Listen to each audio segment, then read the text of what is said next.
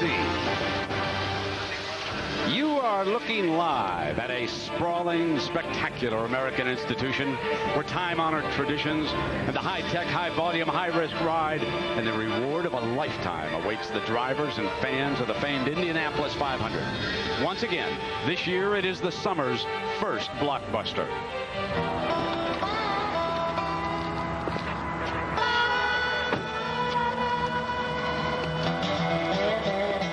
Nobody drives that fast in my town. Well, you shouldn't have been born in Indianapolis then.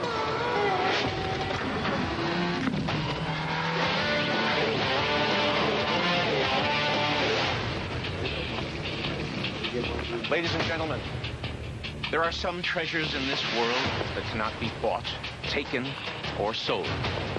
They must be earned. I am the keeper of one such prize, and if you think I won't do everything in my power to protect it, think again.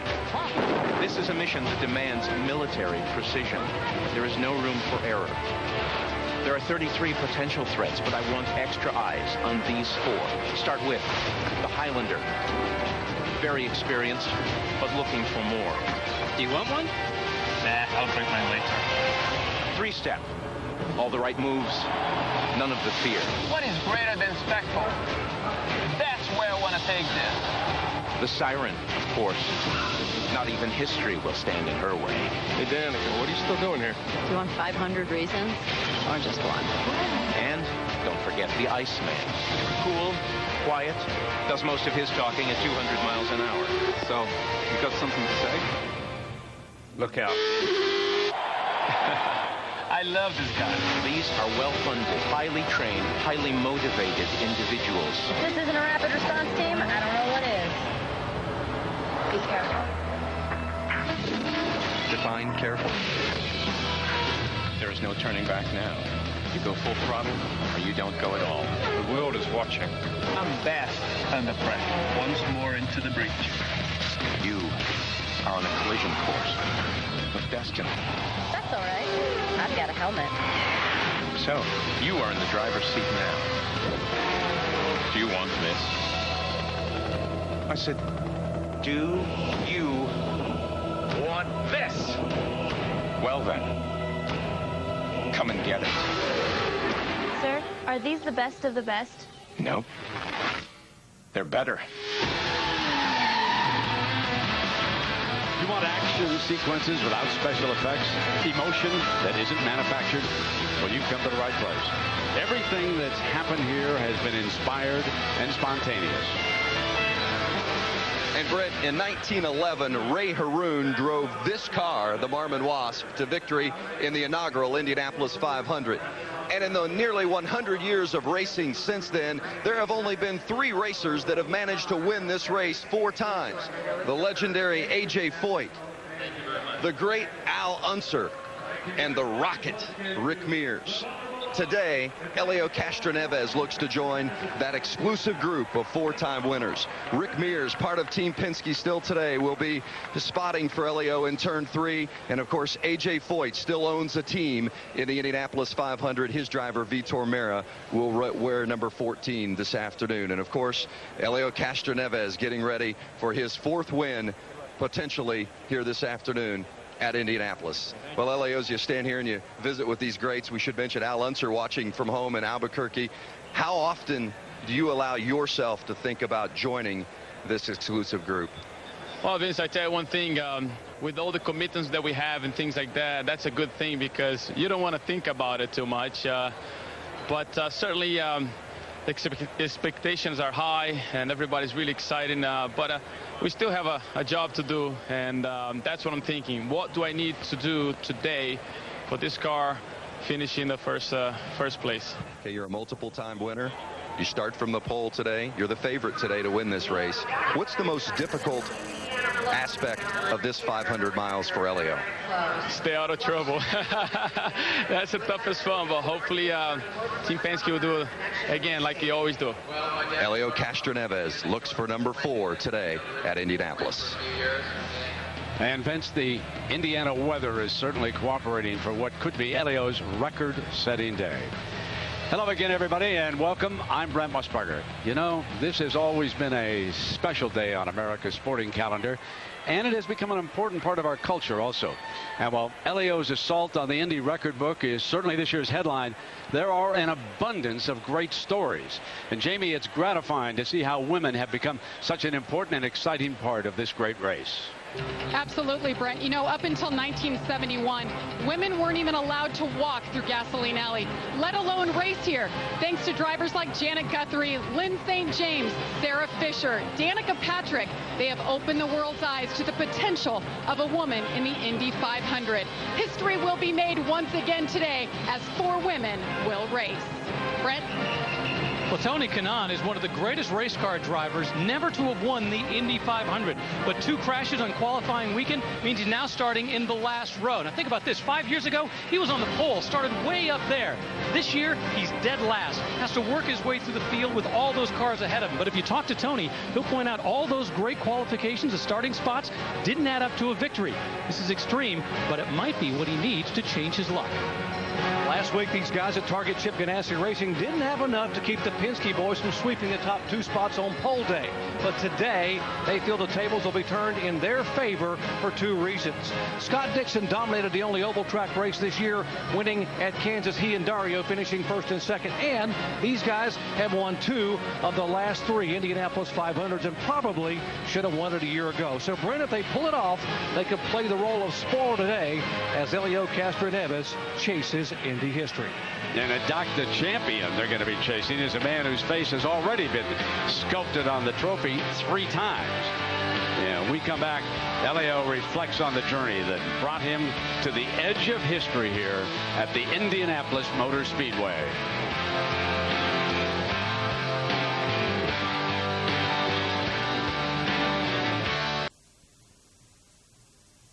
The 2010 Indianapolis 500.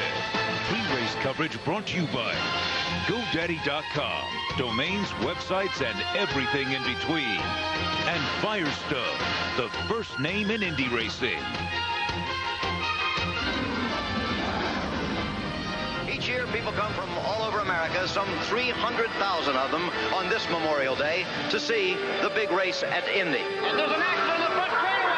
A.J. Foyt will win the Indianapolis 500. Hello, I'm Jim McKay speaking to you from Indianapolis. A.J. has done it. He has won his 4th Indianapolis 500. Just electric with excitement here as people prepare for the 500-mile race.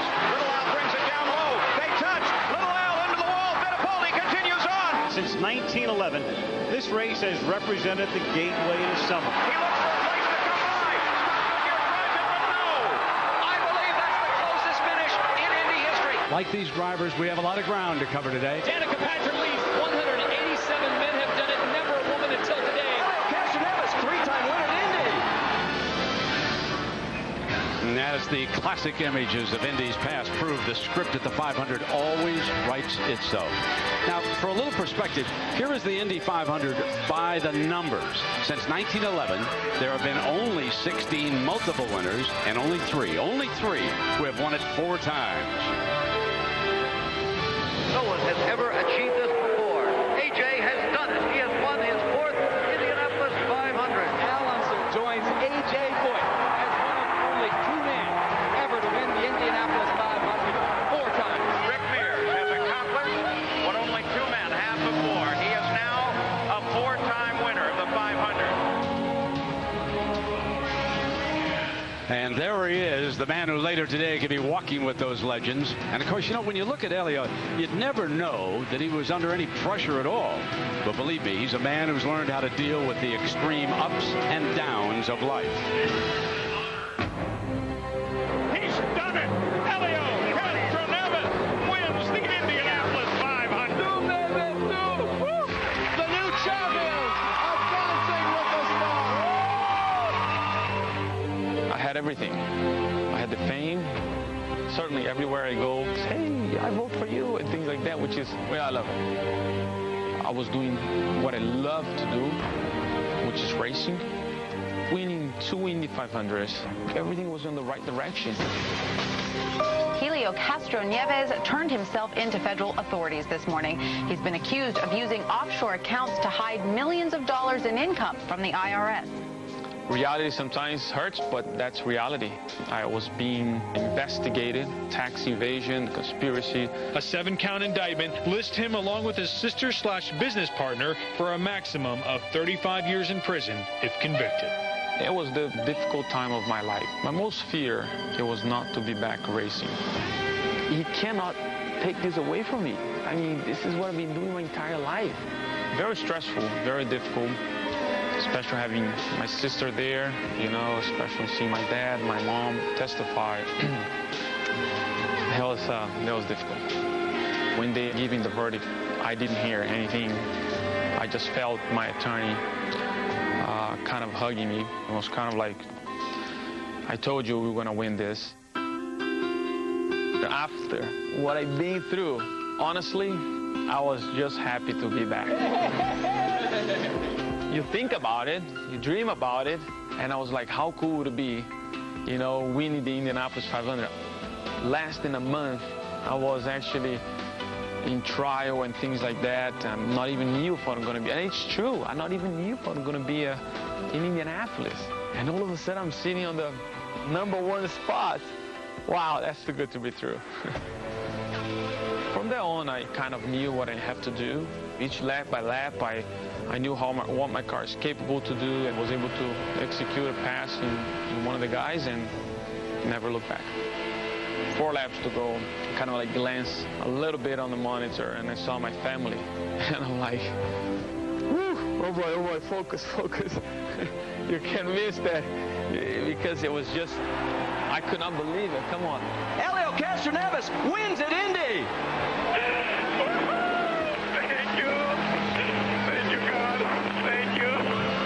The best moment of my life. Hollywood could not write this script, I'm telling you. I looked into the sky and kind of I was hitting the helmet, kind of like, I can't believe it. I didn't have words. It was like, for a moment I stopped breathing. It's so incredible. And after all trials, I'm starting my life all over again. After the Indy 500, we were able to share with everyone that I would be becoming a dad. You can't describe. It's the most incredible gift from the skies, you know, and little Michaela, it's Dad's little girl, and I'm so blessed. After everything I went through, to be that close, to join the most incredible drivers in this place. Wow, another dream come true. The man of the hour, but he's only part of a great team, and it happens to feature 2 other rising stars. And Jamie, it doesn't seem to matter who Roger Penske lets drive his cars. They all seem to win. Absolutely. Roger Penske has won here 15 times, and he's done so with 10 different drivers. Ryan Briscoe, Will Power, 2 of the 3 drivers in today's field for Roger. Ryan, why do you think Roger's had so much success here with so many different faces? Well, I mean, I like to think that maybe part of the reason is that he knows how to pick some good drivers, but there's so much more to winning this race than just the driving part. And, you know, it's the whole team, the preparation that goes into this race, the pit crews. I mean, I don't know how many years in a row it is that Team Penske has won the pit stop competition, and it means so much in this race, but it's the preparation. I mean, we unload here with fast cars, consistent cars that are good in qualifying and race condition, and you know, it makes our job a lot easier. But, you know, at the end of the day, we have to execute, and I'd like to really add my name to that list of drivers that have won for the captain. And Will, last year you were in a different situation. You were driving for your ride, trying to prove yourself to Roger Penske. The ride is now yours. How does that change your approach today? Yeah, well, I think I'll be more aggressive today. I know last year I was definitely thinking about, I've got to finish this race.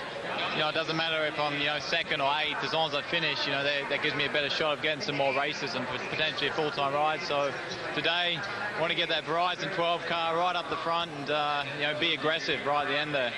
Well, their teammate Helio Castro Nieves may be going for his 4th win, but Ryan and Will, they want to be the spoiler and take home their 1st at Indy.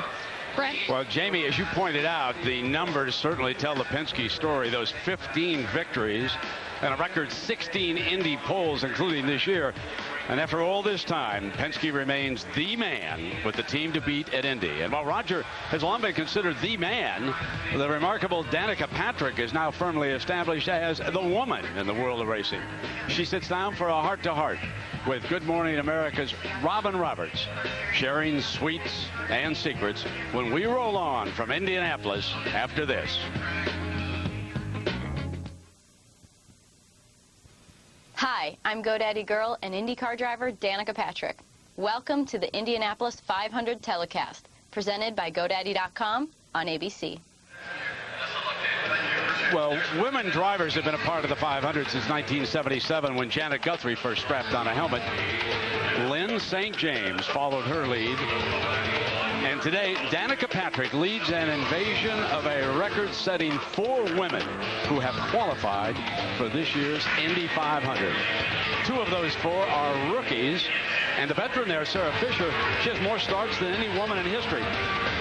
But, folks, there's another woman here who's going to have to step on the accelerator at the famed Speedway today. We welcome in Robin Roberts of Good Morning America. I can't believe it. You're driving the pace car. How fast did you practice? I'm practicing. I'm pinching myself right now. Johnny Rutherford is a great coach. Got it up to 130. 130. 130. I can't win with those kind of speeds today, but still. Johnny said just keep turning left, right? That's right. Yeah, right now, you did spend some quality time with Danica in New York recently this month. What was that like, Robin? It really was refreshing, I got to tell you that, Brett, because, you know, she's a driven woman. I just couldn't resist a pun like that. But as I sat down with her, for all of her competitive fire, desire to succeed, she is refreshingly down to earth. And when she's just on her own 2 feet instead of 4 wheels, she moves at a steady, easy-going pace. If I gain an ounce, I'm going to blame you. You're the one that said to come here to Candyland. I like candy, and I especially like chocolate. Most of the time, the engineers tell me if you gain a few pounds, we don't care. So, heck yeah, I have some chocolate. Is this too big of a piece? No, go for it. Yeah. It was a wild scene, man, with you on NASCAR. I mean, that has to be difficult to still maintain your focus when it was a circus. Yeah. An absolute circus around you. Try not to make eye contact. That's sort of my goal. It's like look down, look at the car, look at someone in the eyes that I'm talking to, but then you get the reputation of being, oh, you're not being friendly, you're being cold, you're being detached. At the track, I am determined, I am focused, and if I get mad, it's for a reason. There are many of us who feel if you were not an attractive woman, it would not even be an issue. We're just being watched more because we're unique and different.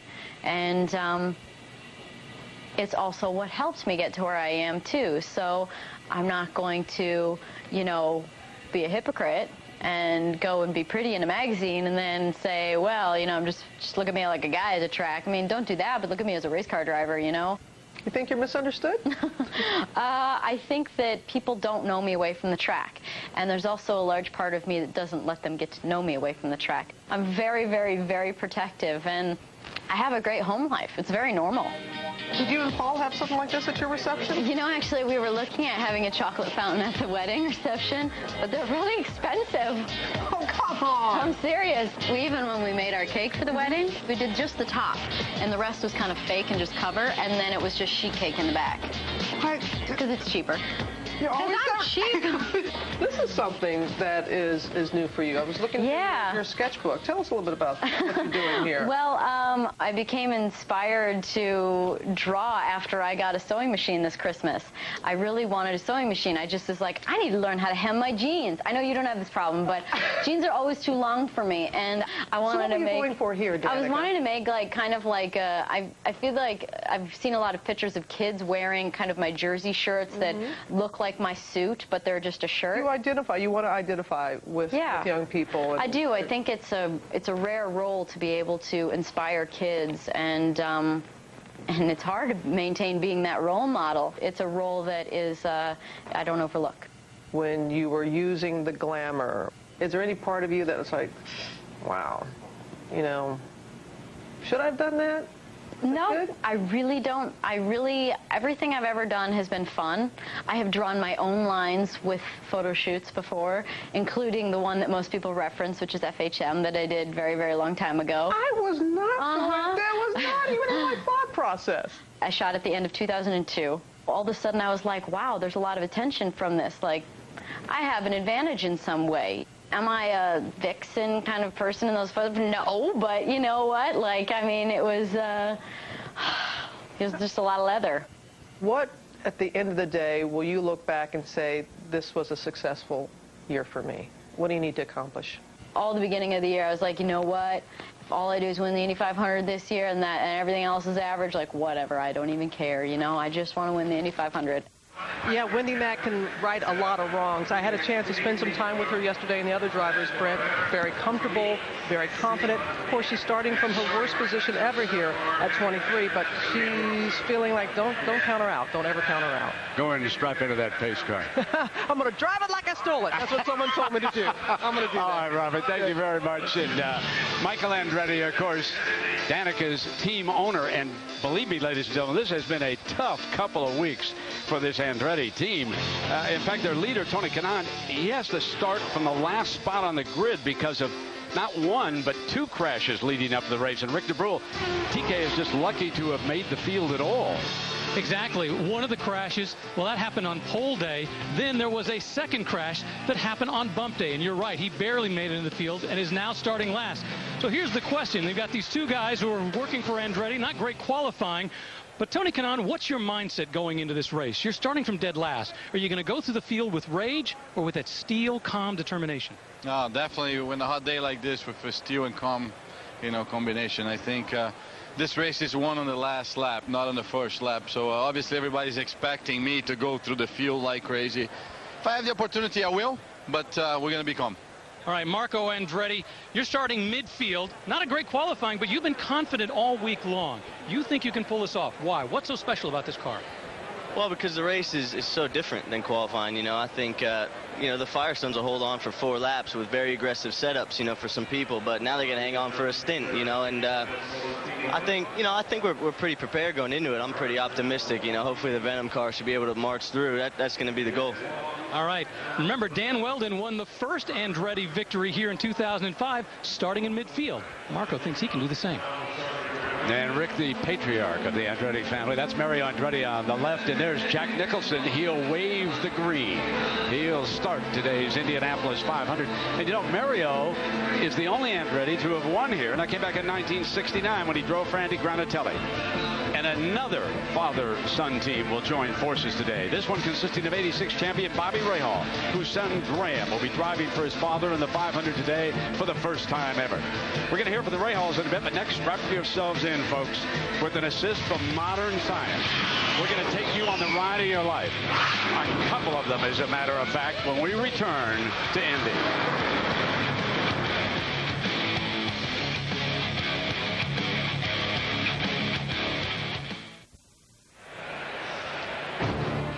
Welcome back, everyone, to the Indianapolis Motor Speedway, a national treasure. And yet another milestone is in the works at Indy today. Graham Rahal will drive for his father, former 500 winner Bobby Rahal. And earlier, the two talked about their relationship. The Rahal name in the Speedway, if you put them together, it's always meant success. And so there's a lot of pride for me to come here, but there's always pressure. Your dad can sit there and tell you, hey, here's what you need to do in this situation, all those things. That helps. But you got to learn those things on your own to really be successful. But people automatically assume, oh, well, he's a Rahal, he should go out there and win everything. Just how it should be.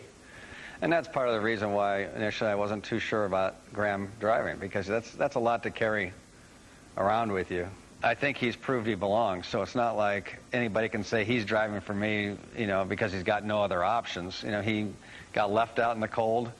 We had a car, when was it, in April, and I said to Scott Remke, I said, Scotty, we're going to run Graham at Indy. And he said, oh boy, that's great, because Graham can stand on the gas. And it's like, oh, that's not so great because it's your kid. I see a different fire in his eyes about racing than I've seen in a long time. Perhaps, as he said, because the pressure's on. You know, the blood and your flesh, all that kind of stuff. But I think everybody hopes that this is a start of something really great. So Graham would like to join his father Bobby on the Borg Warner Trophy. And speaking of trophies, no owner's ever won both of them the same year. However, Chip Ganassi already won this year's Daytona 500 with Jamie McMurray. And should Ganassi win here today, he'd be the first owner ever to hold both trophies in the same year. And Doc, you're standing with Ganassi's two drivers, and they both know what it takes to win here. Yeah, Brett, Scott Dixon and Dario Franchitti know they're chasing some history for their driver, for their owner, Chip Ganassi. And Scott, I got to ask you, your guys tell me that in spite of Elio's blistering lap last week in qualifying, you believe you are the man to beat here today. Why?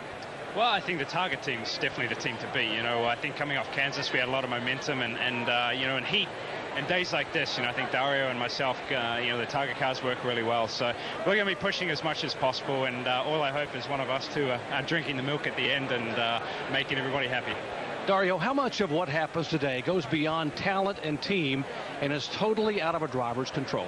Well, there's a fair amount, to be honest, Jerry. That's part of the race here. You do what you can to fix the things within your control, yourself, the whole of the Target team, and then you just do your best. But there are things that come in and you have no control over them. You can't worry about it. Just get out there and get your head down and go for it. Hey, good luck to you. Thank you. Brett, two former winners hoping to be lucky and good here today. Yeah, absolutely, Doc. And now let's go to Dave Calabro for the driver introductions. All right, ladies and gentlemen, here we go. Please welcome our honorary members of today's starting field. Driver of the Izod two-seater race car, legendary name at this speedway, team owner Michael Andretti. Riding along in the Izod's fastest seat in sports, actor Mark Wahlberg.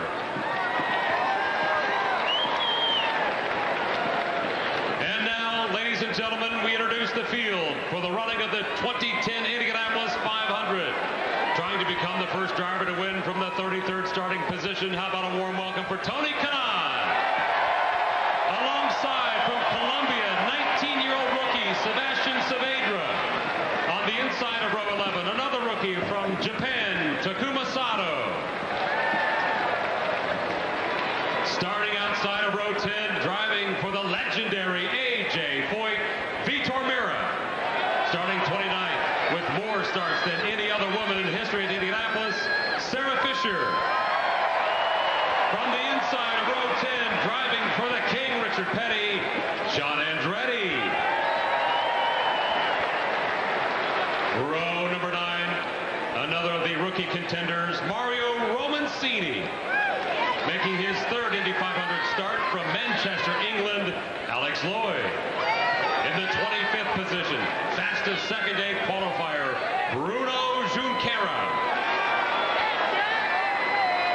Outside of row 8, Belgian rookie, Bertrand Baguette. Starting in the middle of row 8, from Roscoe, Illinois, the only woman ever to lead the Indianapolis 500, Danica Patrick.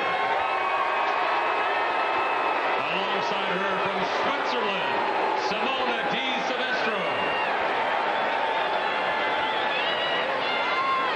Outside row number 7, the highest starting rookie in today's show, from Brazil, Ana Beatriz.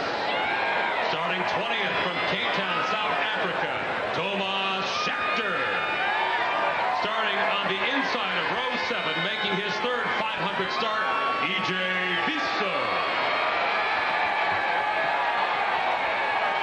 Outside row 6, the 2005 500 winner, Dan Weldon. Alongside him from Boca Raton, Florida, Ryan Hunter-Reay. Starting 16th, second place finisher from 2006, Marco Andretti. Outside row number 5 from England, Mike Conway. Making his 10th start in this race, the oldest driver in the field, Davey Hamilton. Starting alongside from Brazil, Mario Moraes.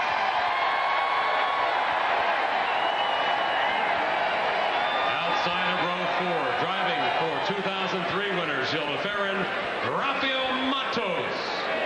Starting 11th from Sheffield, England, Justin Wilson. Inside row 4, California driver Townsend Bell.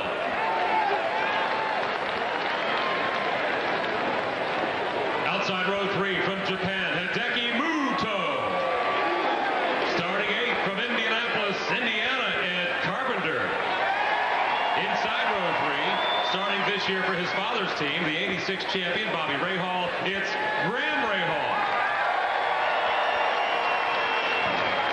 Outside row 2, 2008 500 winner Scott Dixon. Starting 5th, last year's Rookie of the Year, Alex Tagliani. Inside row 2 from Sydney, Australia, Ryan Briscoe. And now to the front row, starting outside, the 2007 winner, Dario Franchitti. Starting 2nd from Australia, Will Power. And starting from the pole, 3-time winner, defending Indianapolis 500 champion, Helio Castroneves. Race fans, the 33 drivers in today's Indianapolis 500-mile race.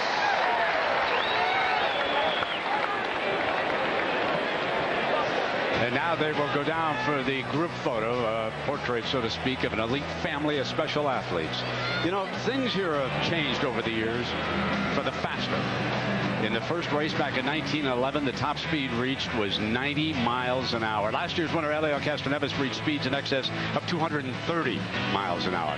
And here's a look at the science of speed and its impact on the drivers. Indy race car drivers and fighter jet pilots both endure extreme G-forces. But how do the G-forces in a fighter jet compare to an Indy car? To find out, I get suited up for science. So we got a vest here, John, that has accelerometers that's going to measure G-forces in all 3 axes. Just don't throw up on my stuff. I'll be riding along with pilot Dave Riggs in his Aero L39C Albatross jet. And when the jet takes off, it rapidly accelerates to a speed of 500 miles an hour. Oh my God! Oh my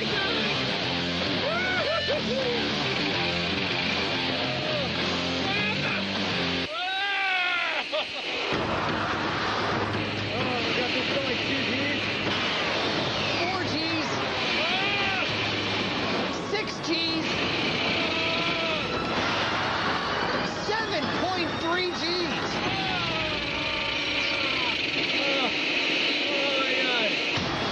Our data reveals that at peak moments, in bursts lasting less than 0.2 of a second, we're pulling 7.3 Gs.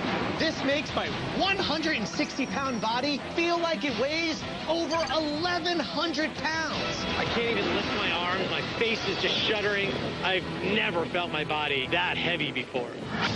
To compare the G-forces of the jet to an Indy car, we've enlisted driver Ryan Hunter-Reay. We have accelerometers up here and on the side and down here. Wired up with the same sensors I wore, Ryan puts the pedal down on the brickyard.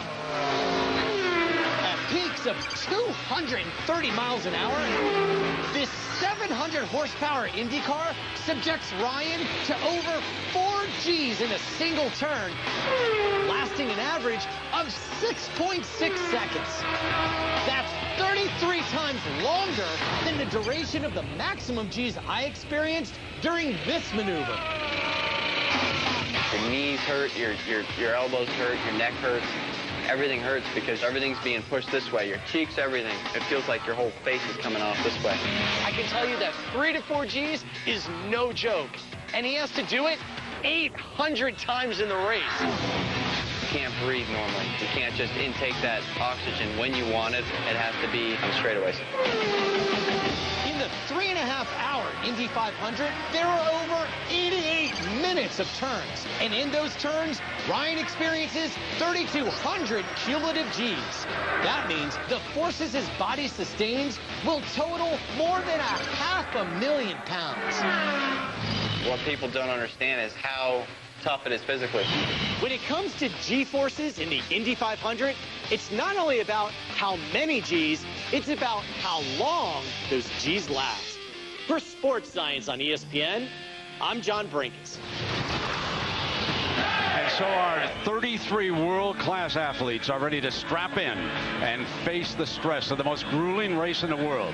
Our two colleagues, Scott Goodyear and 98 winner Eddie Cheever, are down in the Craftsman Tech garage with more on the challenges facing every driver. And Brent, here in Indianapolis, drivers travel the length of a football field in less than a second. But it's not the speed here in Indianapolis that gets to the drivers, it's the G-forces. Every time you come out of the turn, you're going down that 5/8 of a mile straightaway, you look to just move your wrist and get yourself ready for the end, because if you're tired, it becomes a battle, Eddie. And don't forget that extra element, you have cars always around. You have cars in front, you have cars behind. So you're not just having little dogfights, you have the potential to have a 3.5-hour dogfight. And Eddie, back in the old days, those dogfights could last up to 5 hours. Let's go back to 1960 now, to what has been described as the greatest duel in the history of the Indianapolis 500, where the will to win and brute strength were the technologies of the day. I just felt at my bones nobody was going to beat me in 1960 to win that race. And the race is on! And here they come, Roger Ward, about 3 car lengths ahead, driving down into this corner, right above the white line, and right behind him is Jimmy Rathman. You could run up close to Roger and, you know, bumper to bumper with him. Get right next to him, he never saw you off. Roger Ward moved about 100 feet in front of Jim Rathman, but on the last time around, Rathman was leading. This is a ding-dong battle for first place between Jim Rathman and Roger Ward. I don't know how many times we passed that year, but it was a lot of time. So now it's a Roger Ward-Jim Rathman duel. Boy, it's a shame that somebody has to lose this race, you know. These two fellows driving 500 miles just neck and neck. One of us had to win. We kept coming and coming and coming, and I'm just going to drive as hard as I can to stay in front of him. Jim Rathman ahead of Roger Ward. Roger Ward drops back about 8 or 9 car lengths. Lap after lap, I knew I could beat Roger. I just had it in my mind that I was going to win the race. Here's the checkered flag for Jim Rathman, the winner of the 44th annual 500-mile race.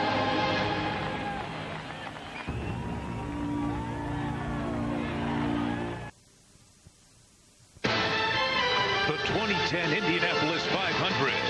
Pre-race coverage brought to you by Honda, the engine supplier for the Izod IndyCar Series. And Izod, the Izod IndyCar, fastest seat in sports. Well, traditions as rich with meaning as any that decorate America's landscape. To the winner goes the spoils in this case, a bottle of milk to drink and bathe in. And, of course, that comes along with the Borg-Warner Trophy. Symbols of success only attainable by one driver at this race on this day. Now, both traditions began 1936.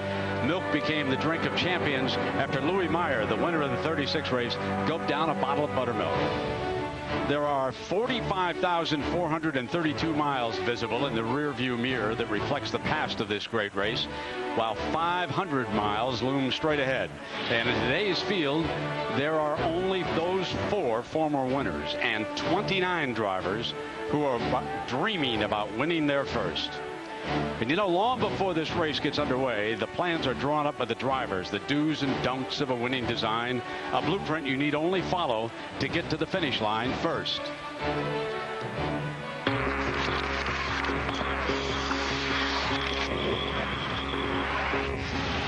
Indy 500, that's when you put everything on the line, and you want to get across that line first. It seems like such a simple design. It's not. From when the sun is out and when the clouds come over, it's always changing. If you look at the track on paper, everything looks the same.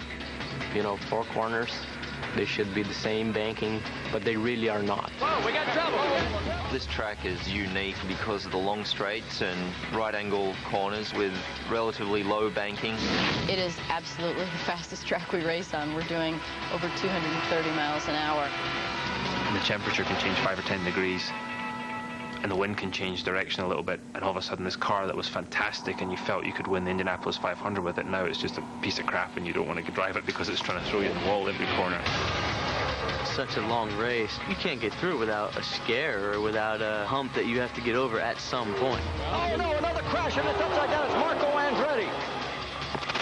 That's stuff when it goes to blueprinting that you can't plan for. Marco, you okay? Oh, we've got a crash! Marco Andretti. He just can't believe that his race is over before lap 1. I think with the blueprint for the Indy 500, you generally push them up, throw them away. When you think you've got it handled, luck and the speedway come up and bite you in the butt. The track will pick up the winner, and then it's her choice, so you can't force it. Well, if I could erase certain things, I would erase every time I was in the lead, which was 7 times in a row, and something happened to me. This guy just has no luck at all here. You can win this race and be the king in a second, but you can lose this race in a second as well. Down the front stretch! It's a drag race! Marco Andretti! Hornish! If I moved low early, he was just going to go high. If I moved with him, we're going to crash. Who's going to win? At the stripe! It's Hornish wins! You have to respect the danger and the speed. Last year was a very, very bad day. I left the pits with the refueling hose still attached, so that caused a big fire. The car was fine, then I had a very big crash. Broke my back and had to stay out for the rest of the season. My blueprint for this year is to have a good day. Oh, my ideal blueprint of a race? Well, it's easy. I lapped the whole field by 2 laps. I would just give a little wave, cross the finish line, have my milk, get my beautiful face in a trophy, and I can brag about it for the rest of my life that I'm a 500 winner. Hey, Tony, I'm hearing some nonsense here about you winning this thing by 2 laps. All I want you to know is if you're leading the thing, just look in your mirror for that big red target car coming up behind you. And so Tony Kanaan and the rest of these drivers will attempt to strap in and see what they can do. And, of course, Frank Kennedy, a former winner, one of the only 4 former winners in this race, and a lot of celebrities, including his wife, Ashley Judd. There are the Kardashians who are here today. David Letterman making an appearance. He's been a part owner here, of course. And Jeremy Renner from Hurt Locker fame. And then from football, a fellow who made a lot of noise with Nebraska and Ndamukong Suh, drafted #1 by the Detroit Lions, Hall of Famer Anthony Munoz. And, oh, yes, Celtic fans, you may want to turn away. Jack Nicholson kissing the bricks with Mario Andretti, and look what he's wearing. Oh, Jack. Come this way, guys.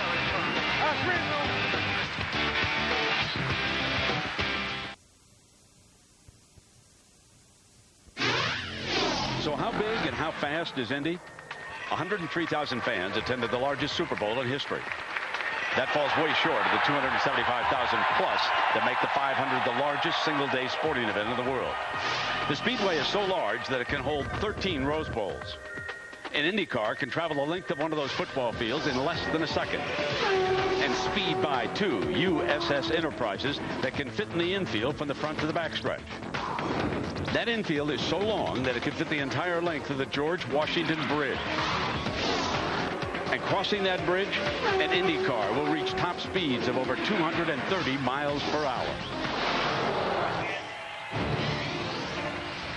So behold the size, the speed, and the power of the Indianapolis Motor Speedway. Now, let's go back to our opening ceremonies.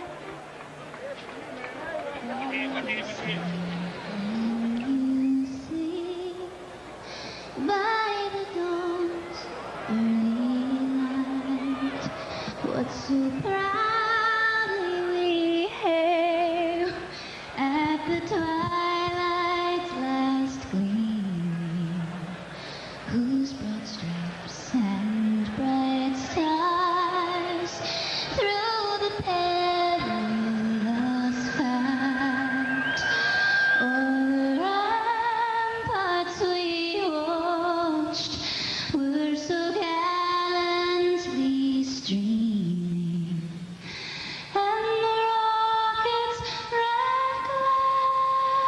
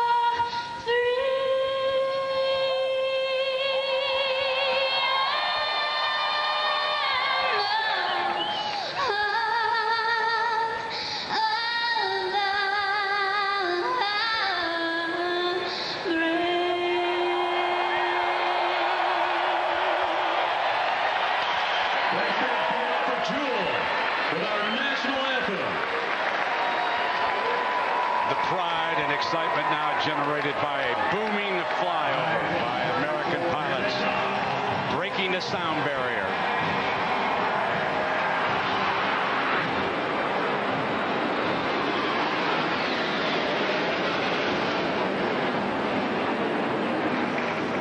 We welcome everybody to the Indianapolis 500. Telecast brought to you by GoDaddy.com. 33 brave men and women are about to strap in and go for a victory at Indianapolis.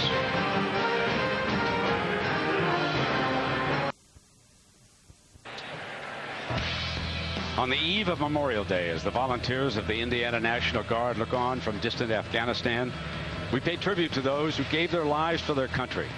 To be sure, they were soldiers with sworn duties to fulfill, but they were first and foremost Americans with families left behind. There is no greater love than to lay down your life for your fellow man. They are our heroes. They were our family. He was our caring son. She's my beautiful daughter, my angel. My little brother and my friend. They made the ultimate sacrifice for our country. She took pride in everything she did. He did it because he loves the United States. It really made him feel that he was part of something bigger. I am so proud of him. Corporal Holly Ann Charette. Private First Class Nicholas Alexander Medeiros. Major Eugene T. McCarthy.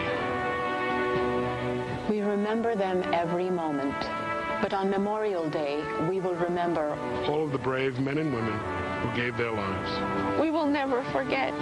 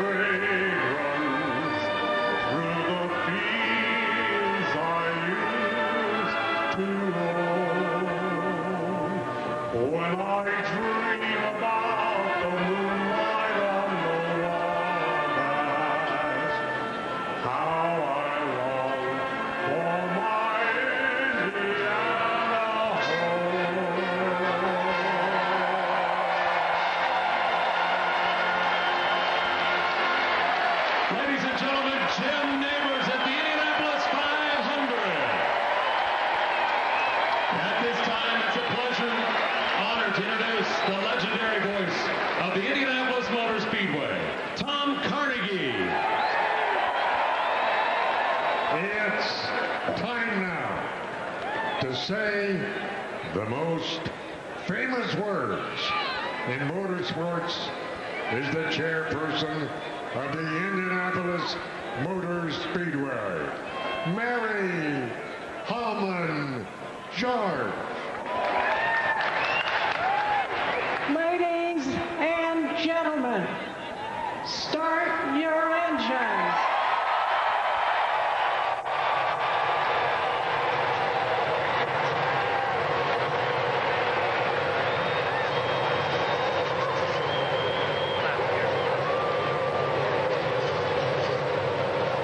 Settle in, everybody. The greatest start to any sporting event in the world is about to come roaring your way. Marty Reed, Eddie Cheever, and Scott Goodyear are upstairs to take you the rest of the way. Marty. All right, thank you, Brad. Hello again, everybody. The emotions continue to build. For the fans, it's the excitement and anticipation.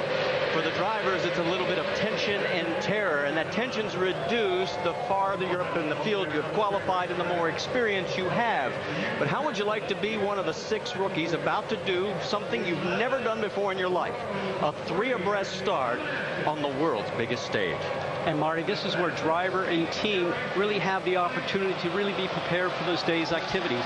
Over 30,000 miles of testing here so far this month, and both driver and crew member know that they cannot make a mistake if they have a chance of winning the Indianapolis 500.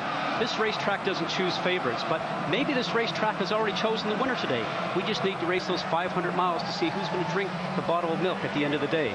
And Eddie Cheever, this race is about speed and also about endurance. But first, those 33 drivers need to make it through turn 1. All the drivers in this field have but one thought: making it through the first lap. When you bunch up 33 cars all above 200 miles per hour, all it takes is one mistake and it's instant chaos. I get nervous just thinking about it. Well, the cars have started. They've pushed off on the first pace lap. Robin Roberts, of course, will be driving the pace car. And there she is. Got a big smile on her face. Now, it looks like they may be going slow, folks, but she has to maintain 100 miles an hour and then up to 125 on that final lap coming around turn 4. And one exciting ride to the next, folks. Here's the IZOD IndyCar 2-seater debut. For this race and every other this season, it will follow the field up to the green flag. And today it's driven by 16-time Indy 500 starter Michael Andretti. And in the fastest seat in open wheel racing, that's actor Mark Wahlberg as he rides shotgun. Boy, I think we all sort of envy him right now. Look at him waving to the crowd. He's going to get the thrill of his life. Look at this crowd, especially on the infield. It has been an incredible turnout today. Here's our GoDaddy.com what to watch for. Can a driver go from worst to first? That would be Tony Kanaan. Will the middle of the pack make their mark? And can a dark horse in a fast car challenge the front runners? Well, let's find out. Get our last updates before we go green. Rick DeBrule, you're up. Well, if you're looking for excitement, go straight to the last row. That's where Tony Kanaan is starting for after a bad qualifying. Now, he knows what he's up against. He knows that he's got to slice his way through the field. He knows no one has ever won from the back row. That could be a burden for some people, but Tony, he didn't look at it that way. He looks at it as his chance to make history. Jamie Little? One of the most talked about trophies in all of sports is the Borg Warner. 67 faces on here, all are men. Perhaps today will be the day we see the first woman's face adorned on this trophy and in victory lane. 4 women will take the green, including Danica Patrick, who starts back in 23rd. Vince Welch? One of the biggest stories leading up to this race today has been the performance of Alex Tagliani. A year ago, he started in the last row. Today, he starts in row 2. Tagliani has never won an oval race, but he believes that his small team could possibly do it today. But there's a big difference between being among the best in practice and qualifying and getting it done on race day. But Tagliani truly believes that this team is ready and that he may be a well-known driver in the paddock today. Tomorrow, he may be a well-known driver around the world. Jerry Punch? Well, Vince Tagliani's tiny team sits between two of the giants in open-wheel racing, Team Ganassi and Team Penske. For many, these two teams are the motorsports equivalent of Yankees-Red Sox. The rivalry is that intense. There's no one the other would rather beat. And today, both are chasing history. Chip Ganassi hoping to become the first owner to win the Daytona 500 and the Indianapolis 500 in the same year. And for Roger Penske, he wants to become the only owner to have two drivers who have won 4 Indianapolis 500s. When it comes to Indy, it is all about history. Remembering it, and maybe, just maybe today, making it. Marty? Well, Doc, as you see our GoDaddy.com starting grid across the top, to put a point on what you just said, the last 49 oval races have been won by either Team Ganassi or Team Penske. Can someone break that dominance today? We talked about dark horses. Let's talk about them one more time. I really believe that Will Power is going to be working with Castroneves and helping him as much as he can. But if something happens to Castroneves, I think Will Power will just step in.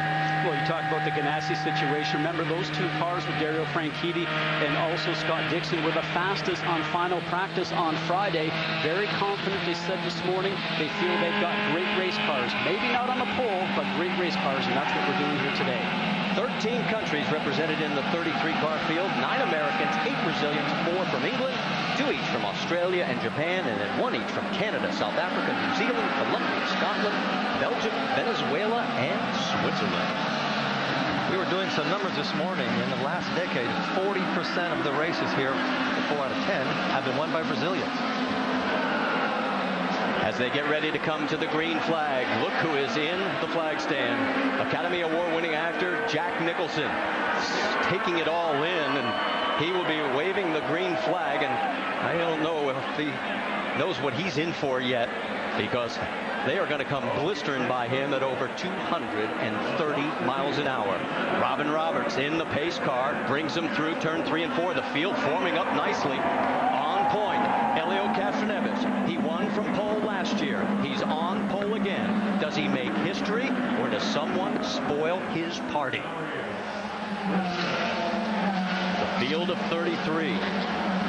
Now into the north chute. Coming around from turn number 4. As they come down the front straightaway, Helio picks up the pace. Here, the greatest spectacle in racing, the Indianapolis 500 is now green.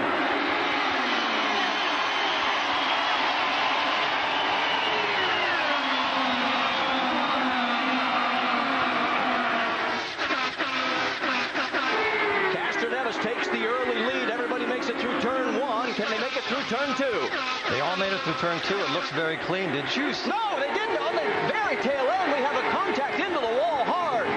The 21 of Davey Hamilton, the oldest driver in the field. He will be 48 in just about a week. And he's already out of this race. To start, the first 2 corners of this race are by far and away the 2 most difficult and most dangerous corners in motorsports.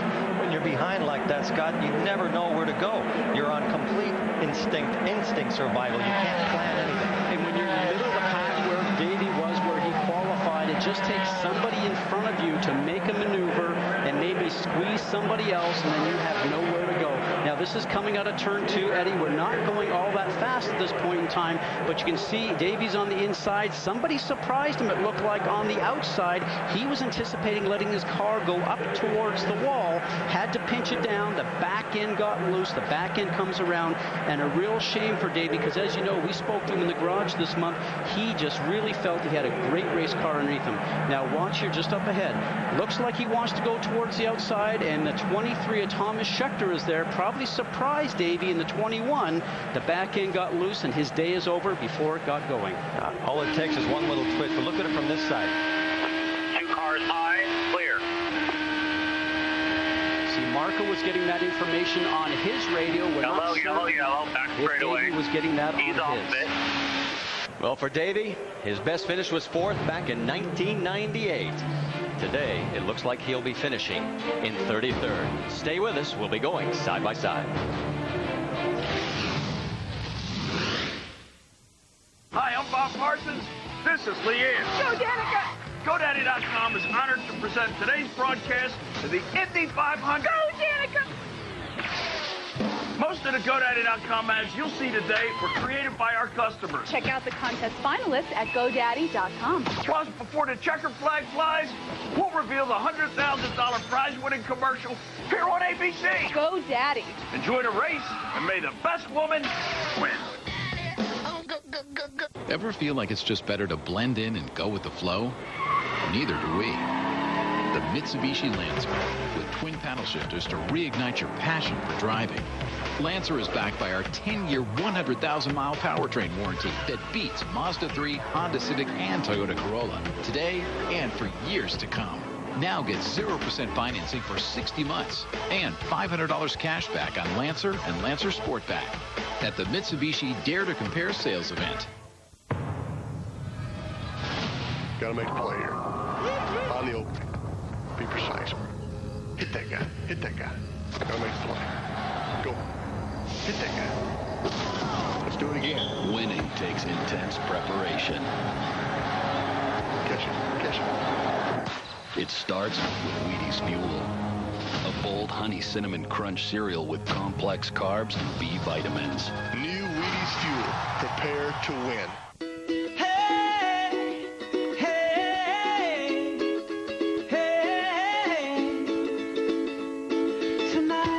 Ever wonder how amazing it would be to experience life in another dimension? We did. Introducing a new dimension in television. Samsung 3D TV. The world's first 3D LED TV. That's the wonder of Samsung. Tonight. Iron Man's now burning up the big screen with his superpowers. But are there real people walking among us who have real superpowers? A lot of people think what I do is crazy. Tuesday, watch real-life superhumans doing the undoable. Birdman. Does that sound dangerous to you? Human Spider. Iceman. Why are you not dead? Even mermaids. This you have to see to believe. Superhumans, a 2020 special hour on a special night. Tuesday at 10/9 Central on ABC.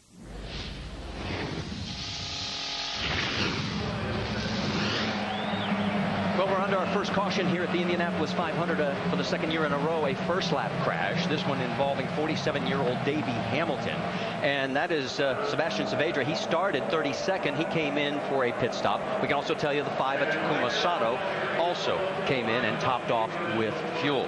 While we were watching the crash, one thing that happened that we didn't catch is Dario Franchitti managed to get around Elio Castaneves to take the lead before the yellow came out.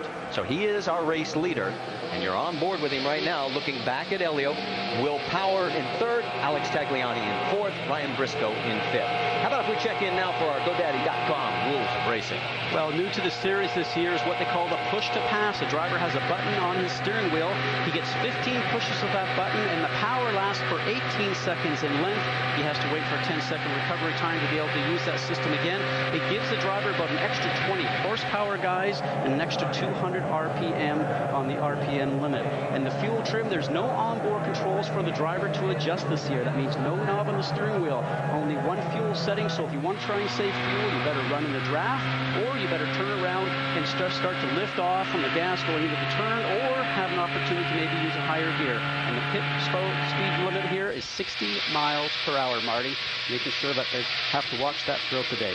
All right, watch this from the onboard. This is the start of the race with Tony Kanaan.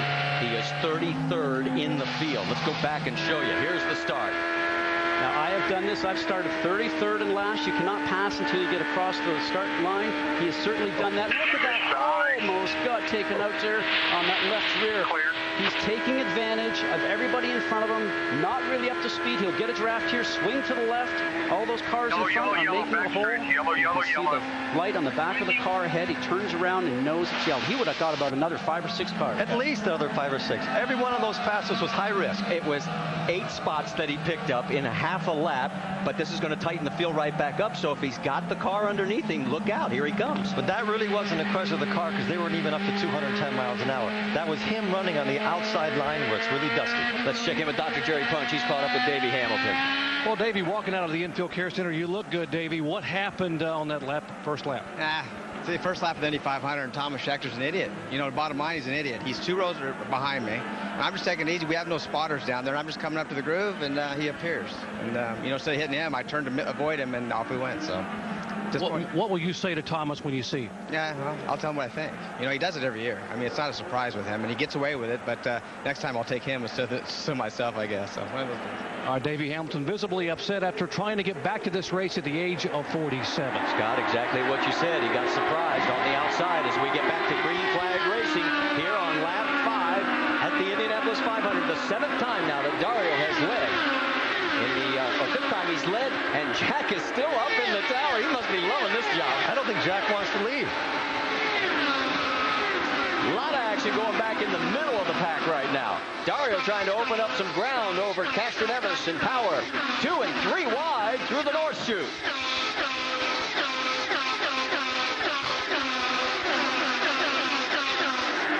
Are we going to try 4 wide? No, we'll think a little bit better. This is the world's fastest traffic jam. Danica Patrick in that mix, as is Mike Conway in the 24. And guys, they've had a couple of aero changes here on the cars since last year.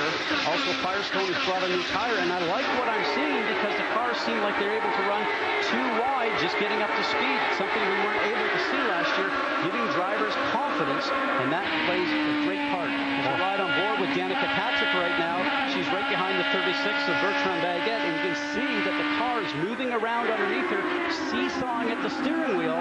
That's going to make for a long day. 23rd, she's now 28.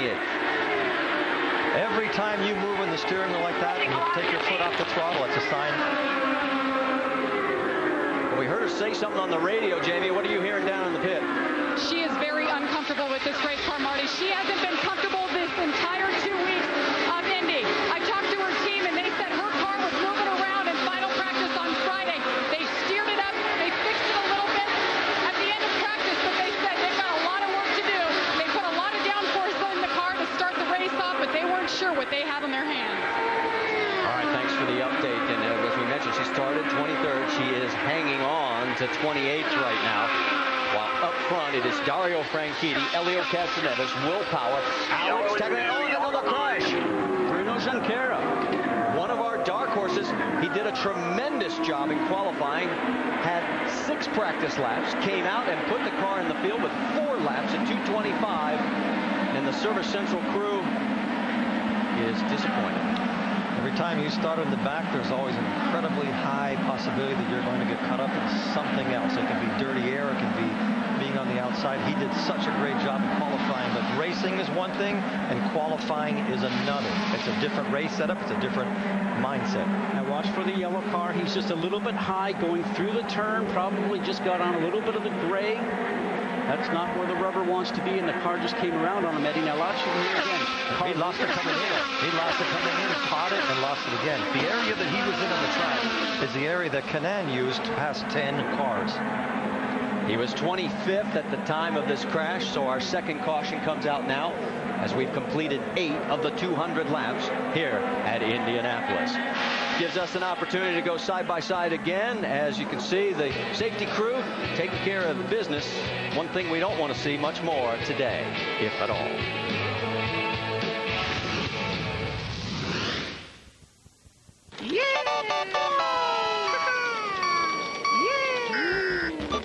Lame. Oh. Oh, wow.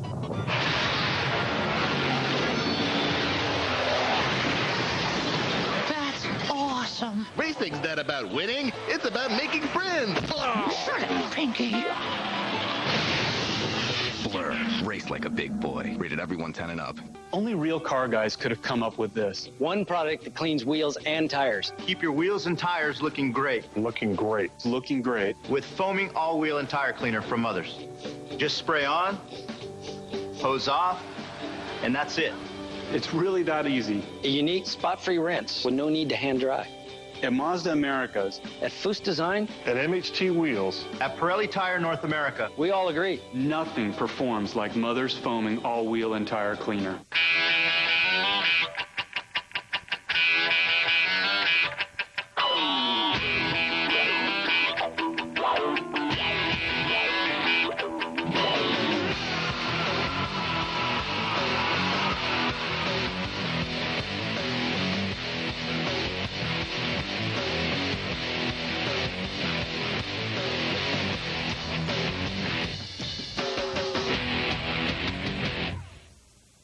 You know what 2:30 in the afternoon feels like, right? Sleepy? Groggy? Dying for a nap? What do? Run for the coffee? Grab a soda? But how long does that last before you're back for more? Try this instead. Take 1 5-hour energy, then see what the rest of your day feels like. Sure won't feel like 2:30 anymore. Or 3:30.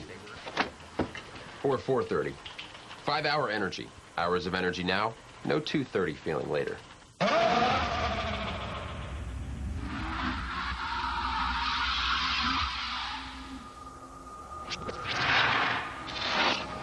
There's a reason why. In 4 years of powering every car in the Indianapolis 500 race, not a single Honda engine has failed. It's not the parts we make them from. It's the part we put in to every Honda.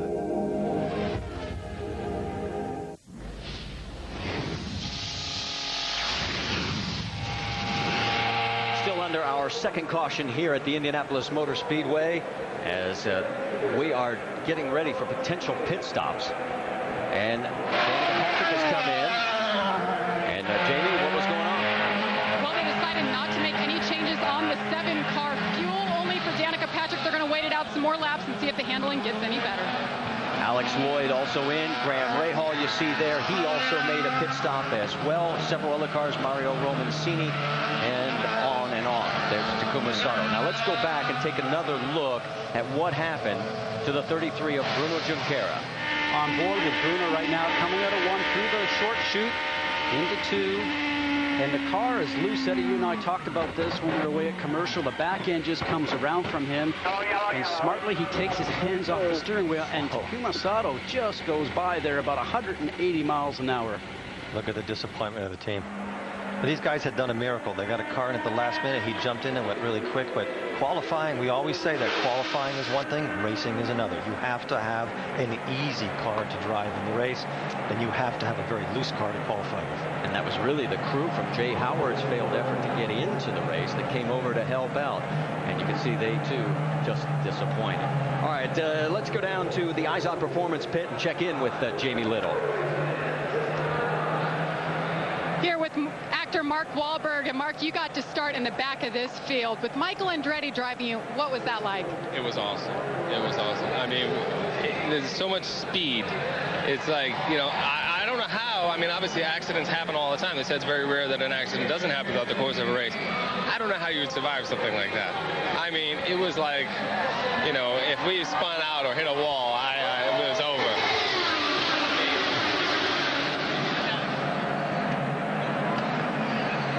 So go to shophonda.com and enter to win a ride in the IZOD IndyCar 2-seater driven by Mario Andretti at the Indy Grand Prix of Sonoma at Infineon Raceway. That could be you sitting in that car going so fast.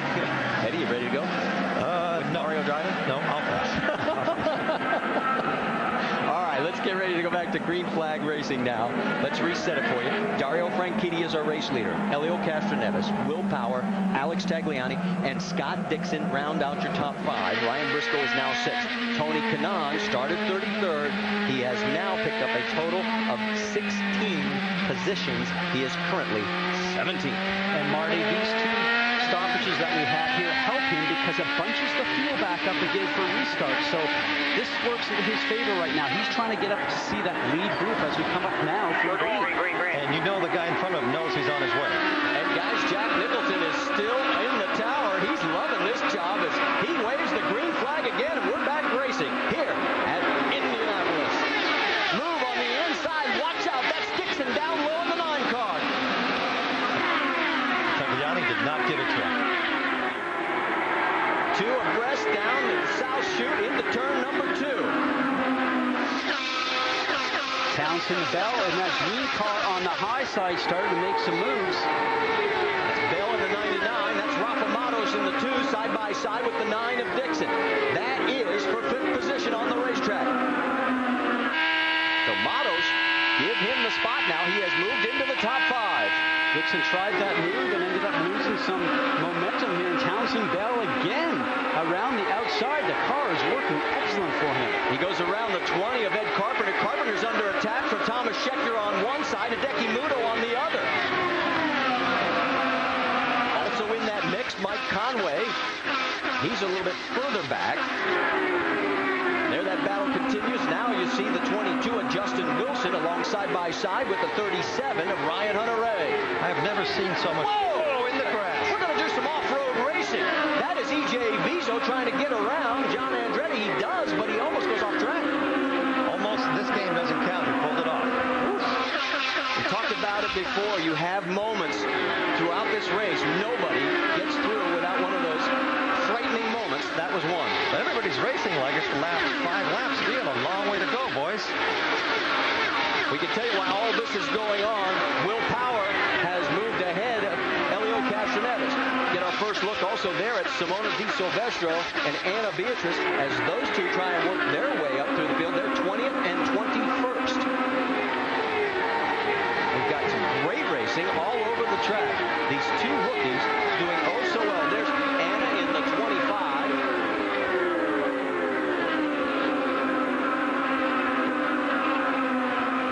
Check on Will Power. We mentioned the fact that he got around his teammate Elio Castroneves. As we come back front, he has pulled up closer and closer to race leader Dario Franchitti. Franchitti got the lead on lap 1, guys. He has not relinquished it. Well, you can certainly tell him to start going around the outside in turn 1. He wanted to lead this race the last time by 223 miles an hour, so he certainly doesn't mind using the car up a little bit to lead this race. And to me, Eddie, obviously you're going to use a little bit more fuel running out front, but maybe he just thinks that's where he wants to be. He wants to lead most laps and get out there and see if he can run in clean air. He's building his confidence. He hasn't had that many Indy 500s, so he feels very comfortable right now in second place, and he is helping the Penske's group by pushing Franchitti. Just drop a little bit further back, and Alex Tagliani. He could be the giant killer today, the thorn in the side of Team Penske and Target Chip Ganassi Racing. Right now, running in 4th position, he is 3.1 seconds behind the race leader, and this car has looked good all 2 weeks we've been here. They unloaded off the trailer very fast in that BMW special, and it was amazing, I think, to everybody up and down pit lane how well they have run Vince Welch since that new team started this season. Well, and the key for them today is the fact that they had to choose the right downforce level. Alex told me he really thought that was going to be the key in regards to how their car handled, not only early in the race, but how it was prepared late in the race. It didn't take Tagliani long. He came on the radio right away and said, this car is great. Great early. We'll see if it's great late. And that's a big confidence builder, Vince, when you've actually chosen the right amount of downforce. And what we mean when we say that is that you want to put as much downforce on the car as possible without losing straightaway speed. You want that grip in the turns, but if you put too much on, you'd be slow down the straight. Got a car in the pits, Mario Marias. It looks like he may have white-walled the tires. And that's not part of your blueprint that we talked about in our pre-race show. You can see there's not much print left on the lettering. Doc? Yeah, Mario Marias complaining, as many drivers are, that this heat and this track temperature really get him to him. He said the car is so loose, he turns the wheels, and the car's in a 4-wheel slide. That's why he had to come down pit road and make adjustments after white-walling it there just a moment ago. And they've got damage on the suspension on the right rear. You can see it sort of bowing from our angle, and it looks like they are going to be in some serious hurt to get back into this race. Right now, it is still Dario Franchitti with Will Power, Elio Castroneves, Alex Tagliani, and Rafi Matos. We'll be back after this message from our ABC stations.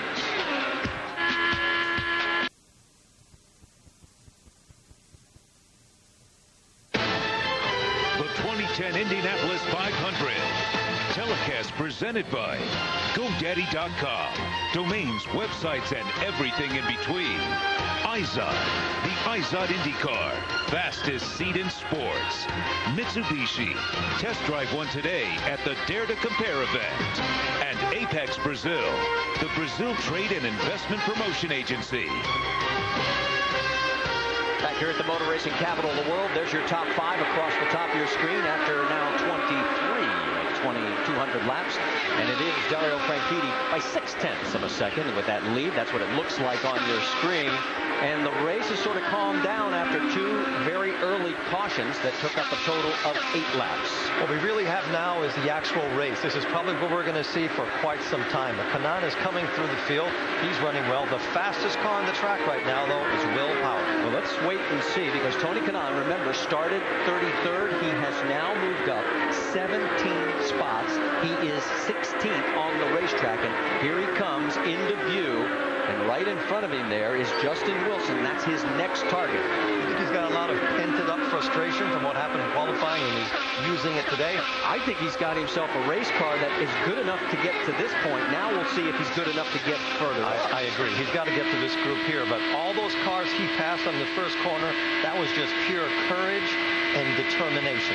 Right behind him, of course, is the 2005 winner, his former teammate Dan Weldon, carrying the colors for the National Guard. And again, we salute all of our armed forces on this Memorial Day weekend. Thank you, everyone, for what you do. And then right behind him, another car that's on the move, the 14 of Vitor Meira, coming back after last year's horrendous crash, which fractured his back, put him on the sidelines for the rest of the season. He has now picked up a total of 12 spots since the start of the race and is up to 18th. You know what his formula for getting back in shape was? Triathlons. That's a pretty tough thing to do, isn't it? It is a very tough thing to do.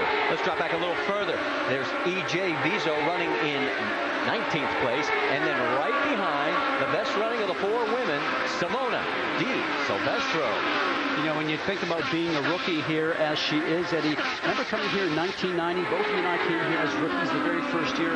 Nothing prepares you, as we talked about earlier, for the start of this race, but nothing prepares you for the 500 miles, no matter what type of racing you've done. I don't know about you, but at the end of 500 miles for me, I was exhausted, both physically and mentally. Roger Baguette took a little peek on her there, but thought better of it. Smart man. A little bit further back, we'll pick up John Andretti carrying the colors for Richard Petty. The Petty Blue and the 43. And John, right behind him, is our other rookie, Anna Beatrice, now in 23rd position. Now, with Bertrand Baguette trying to get through, what he needs to do is to learn how to set up the car ahead.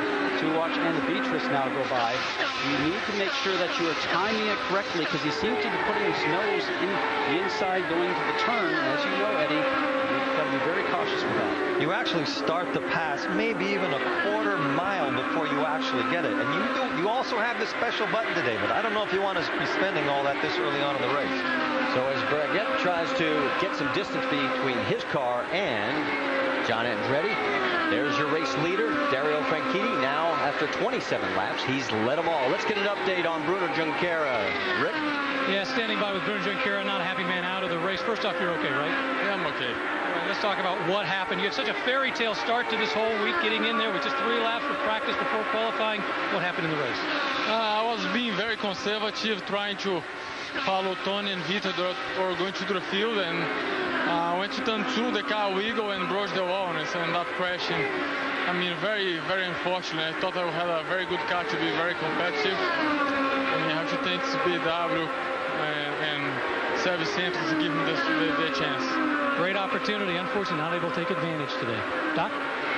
Back in the raw, Jerry, Mario Maria's car back here. They have it up on jacks trying to repair it. And we showed you he had a 4-wheel slide, and we thought he just white-walled it, but he had damage. Take a look at the upper and lower wishbone here. Both of them have buckled. They're going to try to put it up and replace the suspension on that right side and get him back out. Izard, the IndyCar officials here watching. They're going to make sure they fix it correctly before they let him back on the racetrack. All right, thanks, Doc. You saw our race leader, Dario Franchitti, put Sarah Fisher 1 lap down. She is 29th. E.J. Viso is already a lap down. Mariah, she's got an update. Junqueira and Hamilton are out. And there you see, that is Viso coming back out onto the track. All right, let's check in on Danica Patrick because the struggle continues. Now, remember, she did have a pit stop. She's 24th now. And after the pit stop, can you guys tell, based on the speeds, the car looks a little bit better, but she's not even picking up any positions. Really, the only thing you can do in a race is to make small adjustments. Looking at her confidence looks so low that I think it would take a lot more than just a little bit of front wing, a little bit of left wing. I think her nightmare continues. All right, let's listen in on her audio. I can't go flat 1 and 3. Rear gets light. Copy. The wind's picked up, blowing down the backstretch. You know, when she's talking about the back not being comfortable. That's a car that is loose. It's got oversteer. The back end wants to come around on you. And in the two fastest turns, turns 1 where she's headed into now, Eddie, and then also turn 3. But you can just tell by the way she's driving the car because she's off the gas. Her last speed through there was 213 miles an hour. The fastest she's had of the day is 217. And Marty, we've seen speeds up over 225 by the leaders and a constant race pace of over 220 for those guys easily.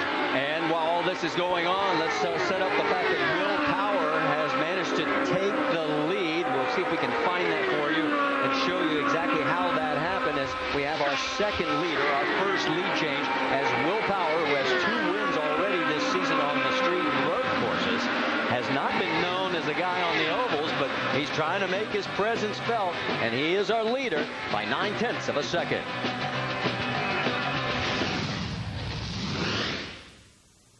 How do websites work? First, a network of electro-binary box encoders, known to humans as computers, intramagnates with a series of optic tube conductors. It then transmits skitter pulse signals via the Quichibo highway. When the rotary Castellanet circumcises with the hyperflagellant semidundant motherboard, a domain name is chosen, and you're on your way to co-inertial via flutation. Why don't you just use GoDaddy.com? They make websites easy. Why don't you just go to lunch? See more finalists now at GoDaddy.com. Domains, websites, and everything in between. Oh, here already? I got another 300 miles in me. Sure you do, honey. Come on, guys, give me a hand. We can make it to Paperclip Mountain. Looks like somebody needs a comfort in. Hi, reservation for the Carter family? Yes, your room is ready. Free high-speed internet, relaxing pool, cozy beds, and free breakfast with hot waffles. Need to relax after a long day of vacation? Comfort Inn. Now save 2 times with Comfort Inn or any Choice Hotel, and you can earn a $50 restaurant gift card. Book now at choicehotels.com.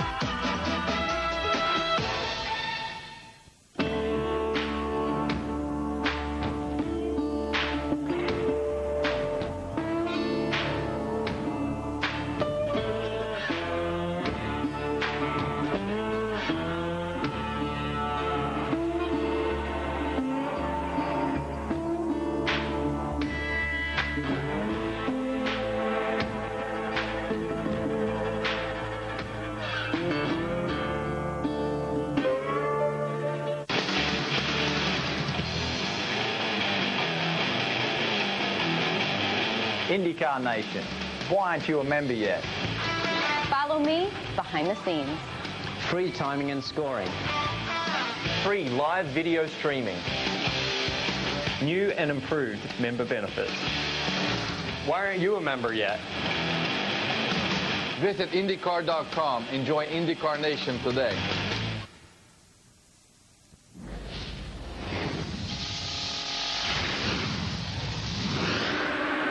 Our Helicam coverage brought to you by GoDaddy.com, and what a beautiful sight here at the motor racing capital of the world, the Indianapolis Motor Speedway. And that's the blessing of having side-by-side, because you saw Dario Franchitti retake the lead, but pit stops are happening under the green, the first time actually in now 3 races. And here comes Elio Castroneves as he peels off the racetrack for his first pit stop. Vince? Elio Castroneves not completely happy with his race car. They had a little understeer early. Tim Cindric told me, said we expected that. The car is handled really as they expected it to. They're making a front wing adjustment to give Elio a little better condition. Again, he had understeer. Rick DeBrule. Tony Kanaan brings it in. He says he needed more rear grip. They quickly get him back out. Kanaan, when he came in, was running in 15th position. Remember, he started 33rd. Here comes Dario Franchitti and Will Power, first and second, pull down pit lane. This is a race between both teams now to see who gets them out quicker. Vince, send it your way. Dario Franchitti has a push in turns 2 and 3. He's been pretty happy with the car, and then in the late stages of that stint, they started developing that push. So there's the front wing adjustment, the Firestone to the fuel for Dario Franchitti, and right in front of him is the 12 of Will Power. And Power has problems. The fueling rig disconnected. He track with that.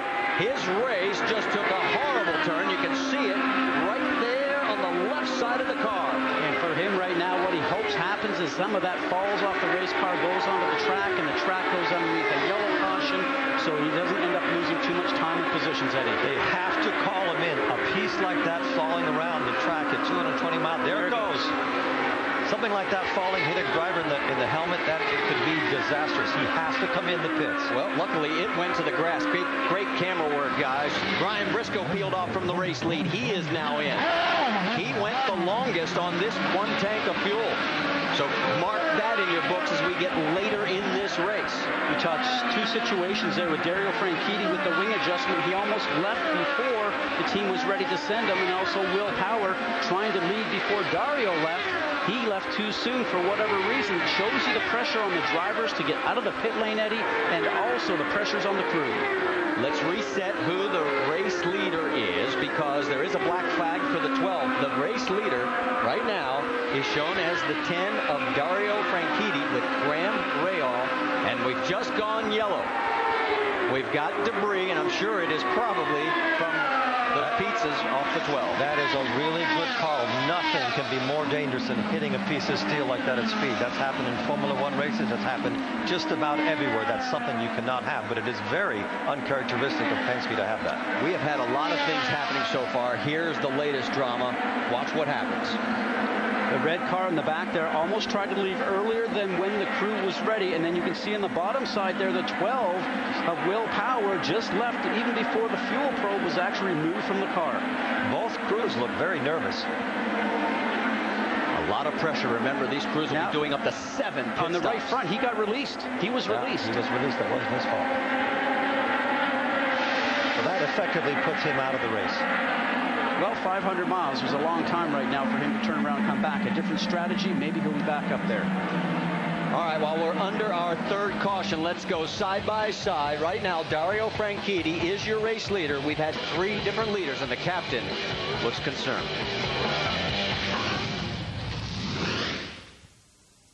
I'm John Andretti, and I know competition is noisy. But a quiet home is the ultimate finish line. And fuel bills. Who wants to throw money out the window? Window World is America's largest replacement window company. With a great product. And a real, no problems, lifetime warranty. We all trust Window World. For more information, visit windowworld.com or call 1-800-NEXT-WINDOW. You can spend a lot on replacement windows. But you don't have to. What day is it? Doesn't matter. Is this Men's Warehouse? Shh. They're 2 blocks down. It's the place to go for big and tall. They got the top designers: Kenneth Cole, Joseph Abboud, Jones, New York. So big men can look good outside the van. Now get out of the van. There's a place men belong. That place is Men's Warehouse. I guarantee it. Feel the excitement? That's peak performance. And it's electric. Look out. Be sure everybody's safe with the new Peak backup camera system. With the Peak Jump Starter, you don't need another car to jump your dead battery, so there's no waiting. And the fun never stops with the Peak Power Inverter. It instantly converts your car's battery power to household power. Great as a mobile office or for tailgating. Inside, outside, all around your car. When you peak, you win. Papa John stopped by a cooking show to make his pizzas for a live audience. Papa's in the house. Everything we do, we just try to do it a little bit better. Now create your own Papa John's pizza for just $10.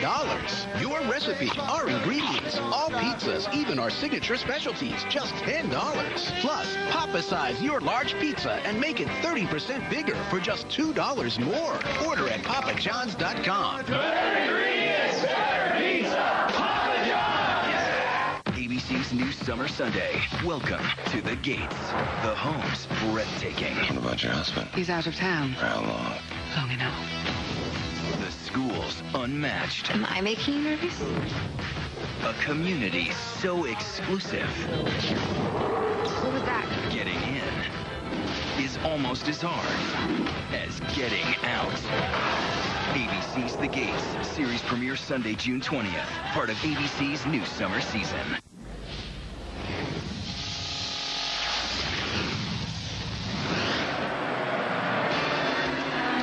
under our third caution here at the Indianapolis 500. Telecast presented by GoDaddy.com. Glad that you're with us on this Memorial Day weekend. And our race leader is Dario Franchitti. You saw on side-by-side pit stops by a couple of cars that were out of sequence. Remember, Graham Rahal, Danica Patrick came in during the first caution period. They now pit and come back out onto the racetrack and are now finding themselves a little bit further back in the field. Danica, of course, is now, we can tell you, in 20th position.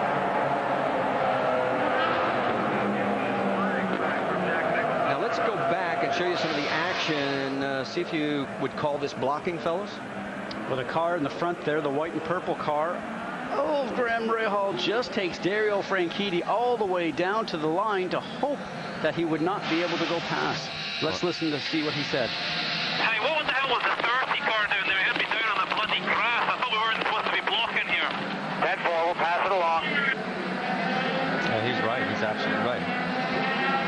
And we can tell you that IndyCar officials have warned Graham Rahal, don't do it again. Graham right now in 18th. Danica has moved up to 19th. There's another car further back. Had to come into the pits.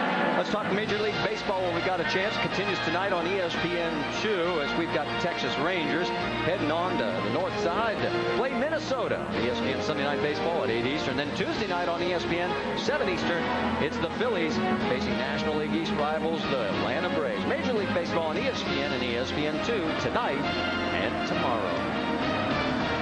Fans coming to their feet as we are back to green flag racing. Let's reset it for you. It's Dario Franchitti, Elio Castanedas, Alex Tagliani is now up to third. Rafa Matos, Ryan Briscoe round out your top five with Ed Carpenter in sixth. Remember, there may be some lap traffic in between here. So you might say, wait a minute, it looks like there's some cars. Well, that's the reason why. And there is some separation between the race leaders. That's what Franchitti has to do. He has to get that separation and get out in front and just start eating up as many miles as he can. And remember that the number 12 of Will Power still has to do a drive-through penalty, and there he is serving his penalty for the fueling violation. And they did get it repaired. He is topped off and will be back in the race. And boy, Dario Franchitti has got the bit between his teeth. Well, in fact, Franchitti comes down the front stretch, Marty, and with Will Power coming out of the pit lane, he's now just getting onto the back stretch, but it takes you at least a lap to get up to speed around here. He hopes not to go down a lap as his teammate right now, the number 6 of Ryan Briscoe, makes a nice, smooth, clean pass going into one. Scott, do you have the opinion that Castanedas is just kind of taking his time right now? He's just back there being calm and trying to get settled in? Well, I think he's running a very smart race right now, and Alex Tagliani looks like he's starting to have some difficulty because he now is starting to go more towards the back. Yeah, he's getting freight trained, guys. I mean, he restarted in the top 5, and he is just backing up. I don't know if there's a problem in that car. Here comes Tony Kanaan. Kanaan is really on the move. He is 12th right now on the track. Remember, he started 33rd. All right, well, he really seems to be good at these restarts. He was really good at the start of the race, and then the first few laps after restart, he seems to have a very high level of confidence. Rick, you've got more? Well, yeah, he's got a little bit of a secret weapon this weekend. That's because Steve Horn is his strategist. You might remember that name from the True Sports days, from Tasman days. He's the guy who engineered Tony Kanaan to an Indy Lights championship. When they needed somebody, Tony Kanaan was the one who put the phone call in and said, that's the guy I want in my box. Steve Horn had retired, hadn't done this in years. Tony said it only took him 2 days to get up to speed. Well, no wonder. Steve Horn was also chief mechanic in Bobby Rahal's 1986 winning effort here at Indianapolis. Let's check our Firestone telemetry on board with Tony. Just watch the speed here, probably up to about 226, maybe 27 as he goes down towards turn 1, all the way to 229 for a moment. He's in traffic, so he's off the throttle. When you watch that Firestone telemetry, watch the green box. This is where you want to keep your foot on the gas to carry speed down the straight. He's able to do that. 5th gear, he might switch up to 6 as he starts to go down the stretch. There it is. Traffic in front's putting that hole in the air, Eddie. Now, what he's got to do, he's got to start analyzing this car ahead of him. See, here he's gaining, so he's got to put that in his memory, and he has to start working on the pass very early. Hideki Muto coming in for a pit stop, Doc. Third time Hideki Muto has been on pit road. He was running an 11th spot, Marty, and suddenly the car just jumped sideways. They have been on and off pit road trying to fix it and make air pressure adjustments. He said the car has a huge understeer, then it'll just jump sideways coming off the corner. He was dropping back. They opted to come in and try to look at the rear suspension rather than taking a chance on pounding the wall. And it looks like they are going to be in for quite a while, Doc, and heartbreak for Newman Haas. You know they have never won at Indy, and this is the team's 450th career start. They finished second twice with Mario and Michael, but never won. And Hideki has done a great job this year. He's in a great ride, very competitive at Kansas before he got involved in an altercation that took him out. And impressive to be in the top 9 qualifying here on the very first day. And unfortunate, but he will learn from this. I like what the team is doing. When you're going to be out of the race, let's have a look to see what's going on with the car so you're not putting into the wall. But there's a common theme there. He was very quick at qualifying, but the car is not quite right in the race. When you have a driver that hasn't done many Indy 500s, it can be very discomforting when you're out there with something that is not what you expected. You see Dario Franchitti, Helio Castroneves. How about if we check in on third place? Rafa Matos, there he is in that dark number 2. As remember last year, he was involved in a crash coming right down this very straightaway in this very position with the very same car. And that's the one that fractured the back of Vitor Meira. And this time it worked. And this time, nice and clean. Doc? When I talked to Rafael Matos before the race, he was very confident. He thought what happened on carb day would really help them. They thought the balance of the car was perfect, and most importantly, the car drove very, very well in traffic. He said, we got something for him today. He said, maybe a top 5, maybe even better.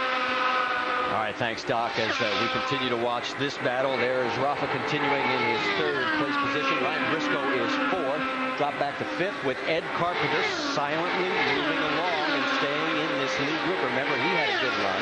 There you see Briscoe coming into view.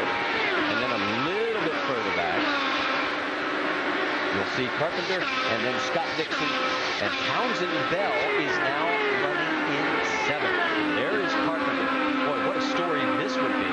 This is their first and only race of the year here in Indianapolis. He's got a lot of experience around him. He's done very well, and I think this is a great opportunity to get his name back in the hat, and this is his home race. It certainly is his home race as he continues running out there.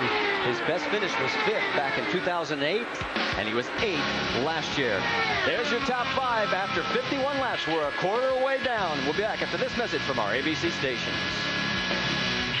Watching ESPN on ABC.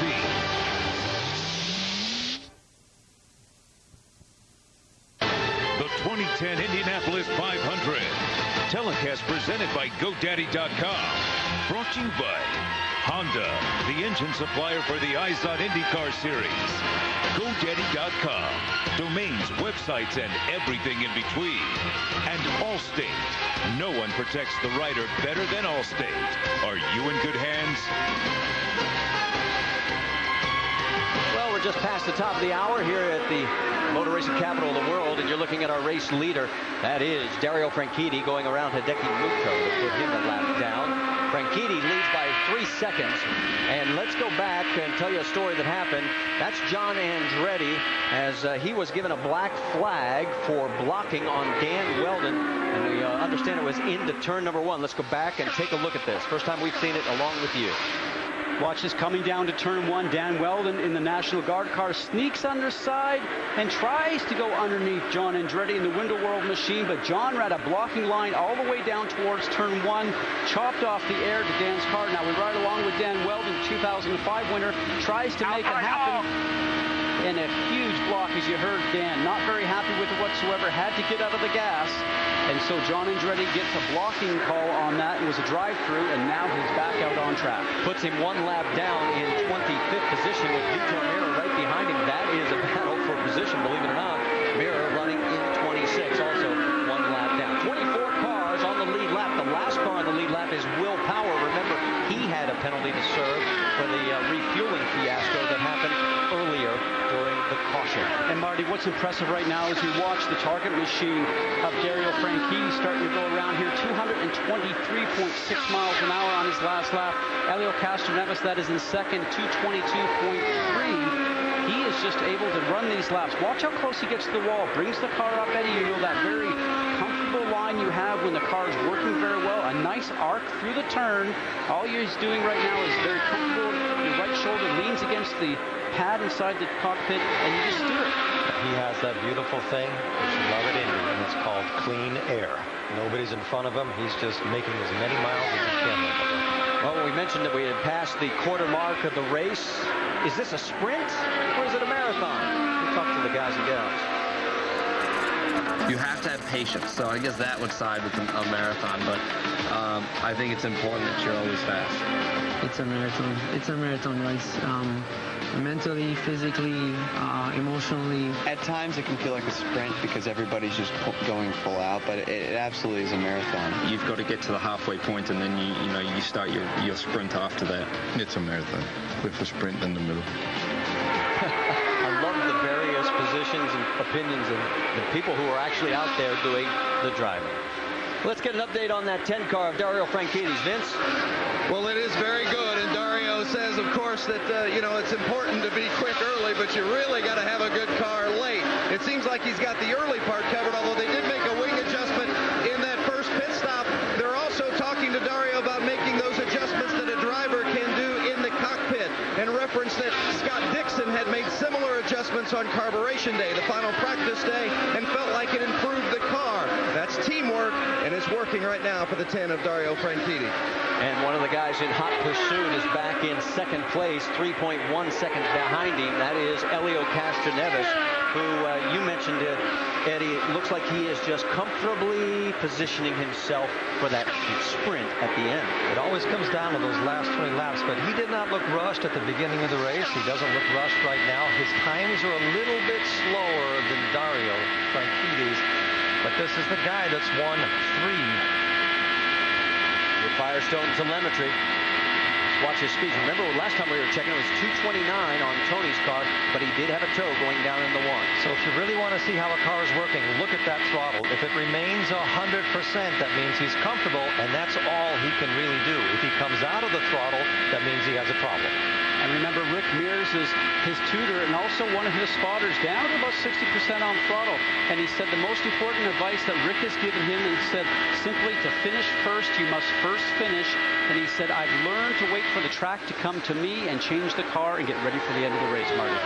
And so Elio continues in second. Let's drop 5 seconds further back, and we'll pick up Rafa Matos, who has got a great run going, Doc. Exactly. How about that? You got Penske cars running second, third, and fourth. Yeah, Rogers cars are second and fourth, but it is Jay Penske who is the owner, Rogers' youngest son, of the car being driven by Rafael Matos. There's Jay Penske, and in the near ground, that is Gilles Defer in the 2003 Indy 500 winner, driving for Roger Penske. And of course, Jay very, very happy with what's happening in the car. And how about this, guys? Rafael Matos has said the car is perfect. How many times has a driver here at Indy said that word about a car? Perfect. He said, don't touch it. No air pressure, no wing adjustment. Just put 4 Firestones on it, full tank of ethanol, and let me go. The car is flawless. Well, he won the 2008 Indy Lights title. That's the feeder system as they move their way into the IndyCar Series. And as he continues in third position, Ryan Briscoe's fourth, Eddie Carpenter is fifth. Let's check in on Tony Kanaan. Remember, he started 33rd. Fellas, he is up to 12th.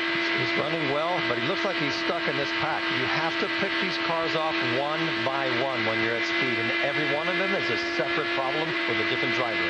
Rick DeBrule, what do they say down in the pits? Well, don't forget, even though he had a lousy qualifying weekend, he had been fast this month. Now, it was when the weather was cooler. At one point, he was 6th fastest. That was his overall lap time at 226 miles an hour. And he's been calm before this race, saying he knew the main thing for him was to stay on the lead lap and work. Trouble, the 43 for John Andretti is into the wall. And our fourth caution is out. Just like it did practice. I mean, took off exactly like it did practice. Keep it up high, John. Keep it up high. He was running 26th at the time of the contact. He wants to stay up as high as he can there because he's right in the middle of the road. See everybody going both sides of him. Here on lap 65 of 200. Let's go back and take another look. Watch as the car comes through the turn. It's in the middle of the turn. It just seems like it starts to walk itself towards the wall. As we now look at the back of the Window World machine with John Andretti. Maybe not quite down to the white line, down to the apex. but it seemed like that car was probably ill-handling to him for some reason, Eddie. You know, what was really interesting is you could actually hear the moment he got out of the throttle. He probably had another second to go before he got to the wall. And when that happens and you lose grip in the front, there is nothing you can do except wait for the hit. So for John Andretti, who had his best finish ever in 1991, when he came home in 5th, his day is over as we go side by side.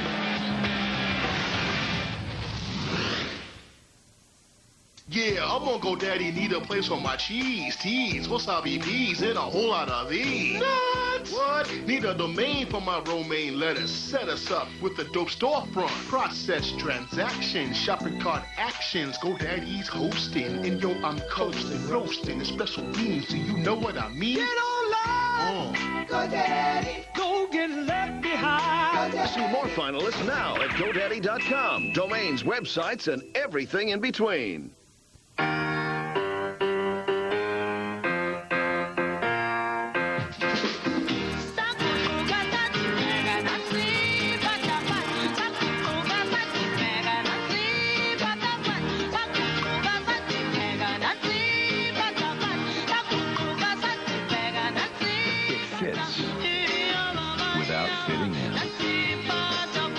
Introducing the Accord Cross Tour from Honda. It can be tough living with COPD, but I try not to let it slow me down. I go down to the pool for a swim, get out and dance, even play a little hide and seek. I'm breathing better with Spiriva. Spiriva is the only once-daily inhaled maintenance treatment for both forms of COPD, which includes chronic bronchitis and emphysema. I take it every day. It keeps my airways open to help me breathe better all day long, and it's not a steroid. Spiriva does not replace fast-acting inhalers for sudden symptoms. Stop taking Spiriva and call your doctor right away if your breathing suddenly worsens, your throat or tongue swells, you get hives, have vision changes or eye pain, or have problems passing urine. Tell your doctor if you have glaucoma, problems passing urine, or an enlarged prostate, as these may worsen with Spiriva. Also discuss the medicines you take, even eye drops. Side effects include dry mouth, constipation, and trouble passing urine. Every day could be a good day to breathe better. Ask your doctor if once daily Spiriva is right for you.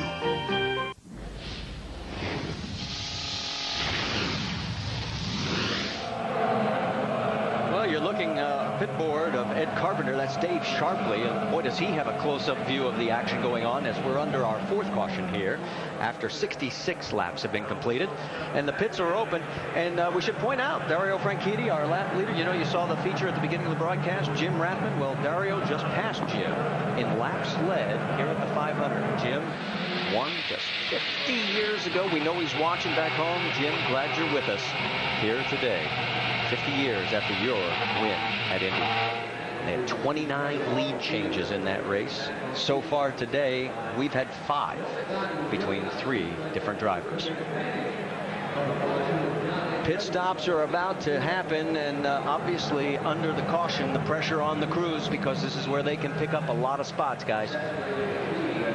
Yes, there are 2 really important parts of this race. One, obviously, Scott, is the driver, but when you come in and you get your tires and your fuel on board, these guys make such a big difference. If you rush it, you can make mistakes like what happened with Will Power, but they have to be smooth.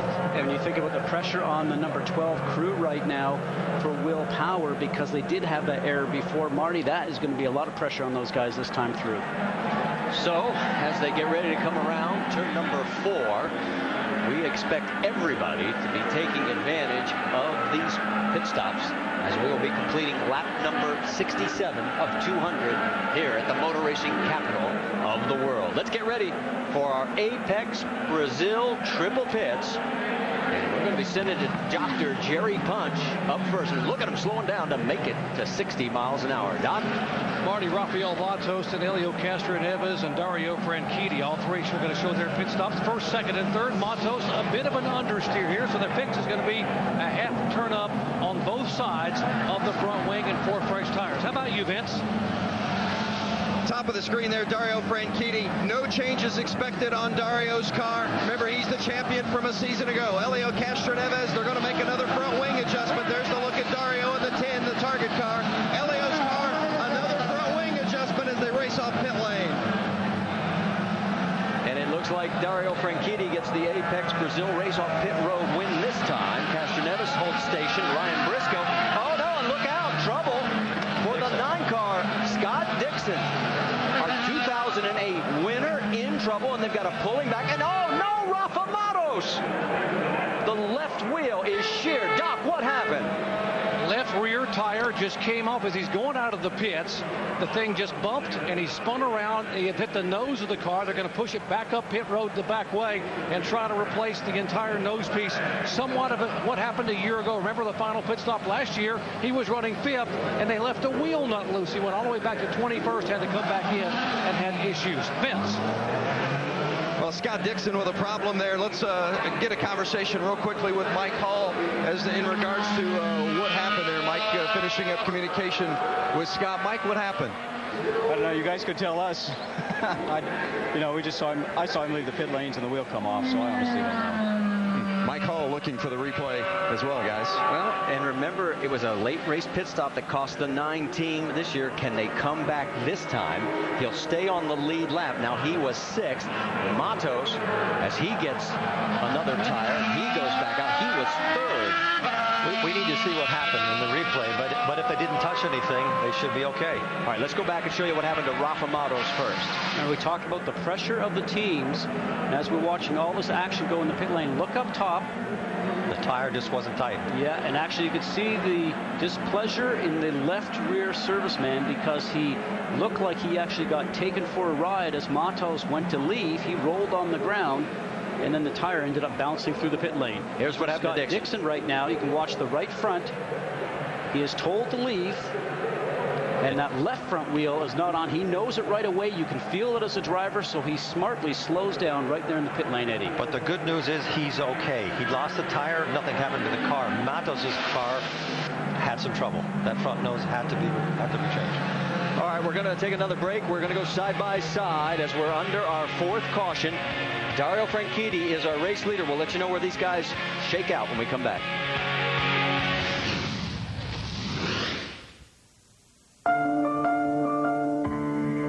You can say a lot of things about a Porsche.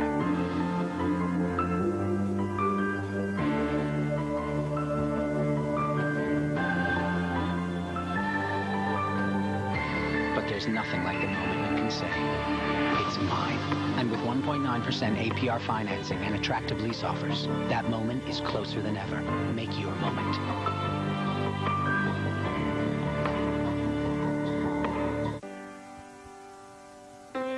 Take me out to the brickyard.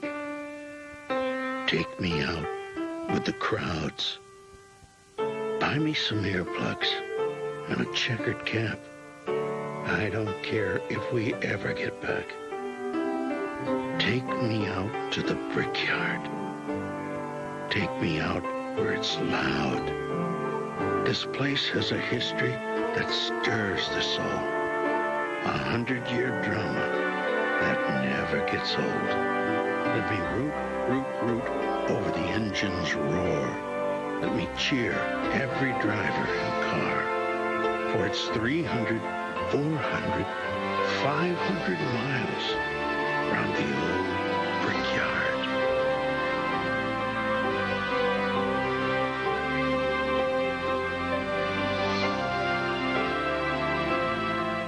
At Mother's, we come up with innovative solutions to common car care problems, like yellow clouded headlights. They're unsightly, and the reduced light output is a serious safety concern. Mother's Powerball for Lights is a revolutionary product. Restoring headlight clarity may seem complicated, but it's not. Powerball for Lights is quick, inexpensive, and easy to use, even on severely damaged headlights. Restore, maintain, and protect. Mother's Powerball for Lights Headlight Restoration Kit.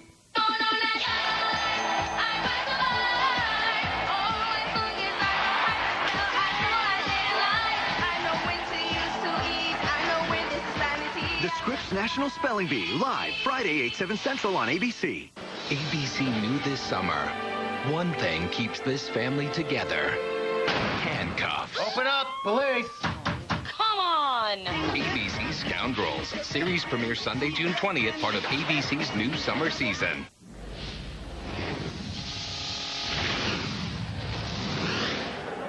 Back at the motor racing capital of the world for the Indianapolis 500, and our Helicam coverage is brought to you by GoDaddy.com. And we are under our 4th caution. We can tell you now that Scott Dixon and Rafa Matos, after their pit problems, 23rd and 24th, but both are on the lead lap. Dario Franchitti is our race leader, followed by Elio Castroneves, Ryan Briscoe. Tony Kanaan is now 4th, and 5th is Ed Carpenter. All right, let's update some of these issues. Let's talk about these pit issues. We had Will Power having problems during his pit stop. And really uncalled for. There was no reason it was so early in the race. Well, these are pit stops that actually usually go smooth, guys, because what ends up happening is we watch Dixon again try to leave as his left front wheel comes off. These are teams that are at the top of their game right now, the best teams in the business, and they're the ones that are actually starting to make some mistakes. But if these things continue happening, you could, in theory, say that they're opening up the door for another team to be up front at the end. Let me update you. 4 cars are out of this race. John Andretti, Mario Moraes, Bruno Junqueira, and Davey Hamilton. We have 25 cars on the lead lap now as we go back to green flag racing here at the Indianapolis 500.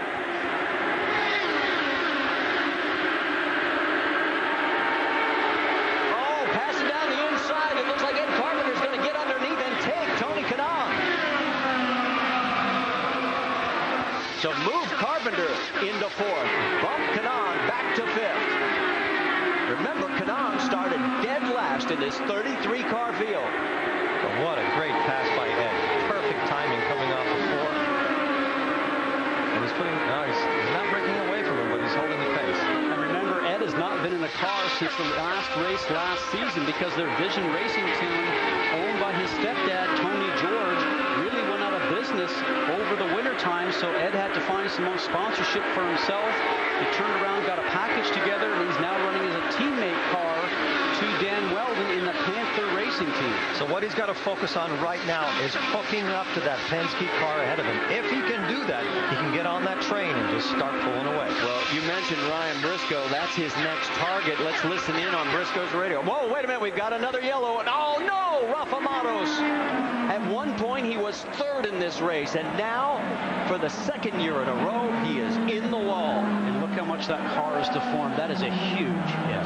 Well, when you see things like that and it's all wrapped up, it's actually a good sign because it's kind of spread the energy when it hit the wall all around. Nothing is worse than seeing a car hit a wall and just stop with a thud. Exactly. Remember, he had the problems in the pit lane earlier, so he came back in, refueled. He was at the tail end of the group, so he's probably trying to maneuver his way through traffic and ended up having a situation. We'll have to find a replay on that, but for somebody that had a promising run here to be up front today, he's now lost it in the middle of the turn. That could be a variety of things. When you lose a tire like that in the pits and you hit a wall, even if it's just the front, it can really create problems that if you were practicing. He is high on the racetrack.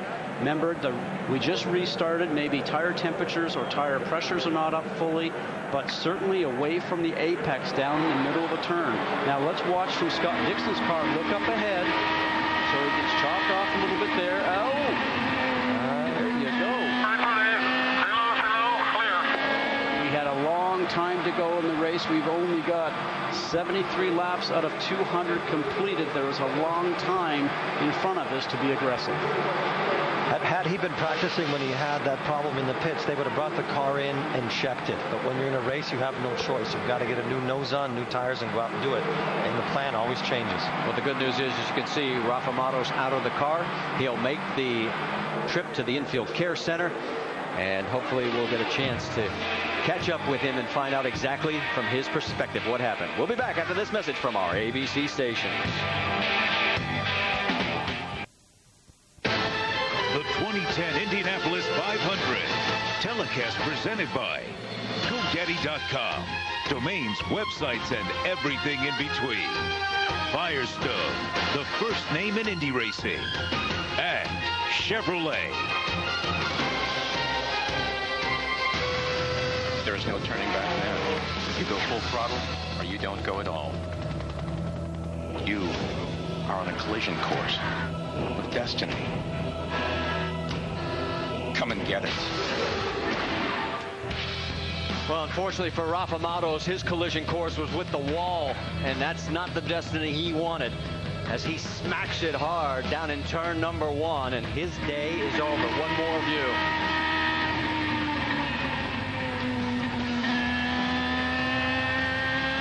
This was the crew's reaction when they got the news.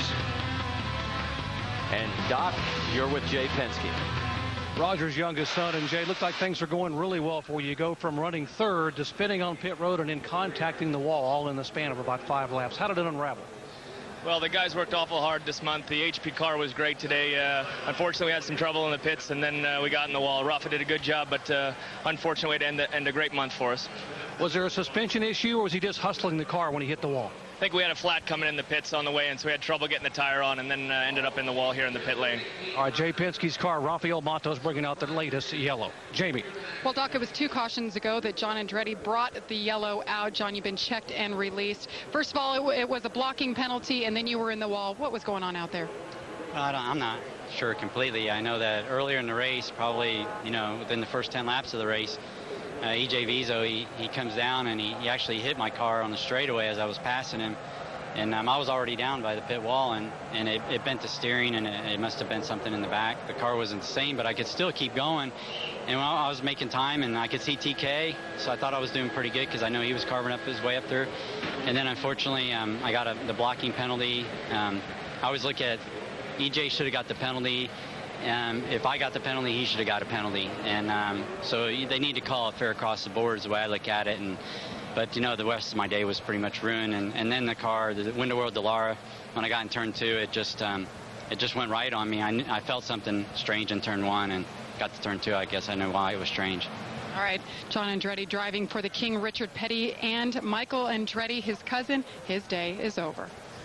All right, thanks for the update and the interview from Dr. Jerry Punch and Jamie Little. And let's take a look at our Firestone lap leaders. Oh, man, that's an ugly sight anytime at a racetrack. And we've had a total of 3 leaders, 5 lead changes. Dario Franchitti has now passed Danny Sullivan and Juan Pablo Montoya in all-time laps led here at Indianapolis. And he is still our leader here after 76 of 200.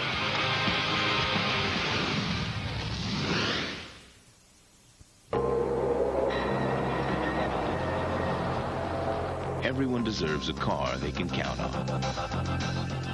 A car that keeps going when others might quit. A car that stands strong when you need it most and expects to handle the unexpected. At Chevrolet, we created a team of Red X engineers who are obsessed with quality. Red X torture tests every car down to the smallest detail. We're pushing the limits every single day. And for one reason, our mission is to build the best cars and trucks in the world.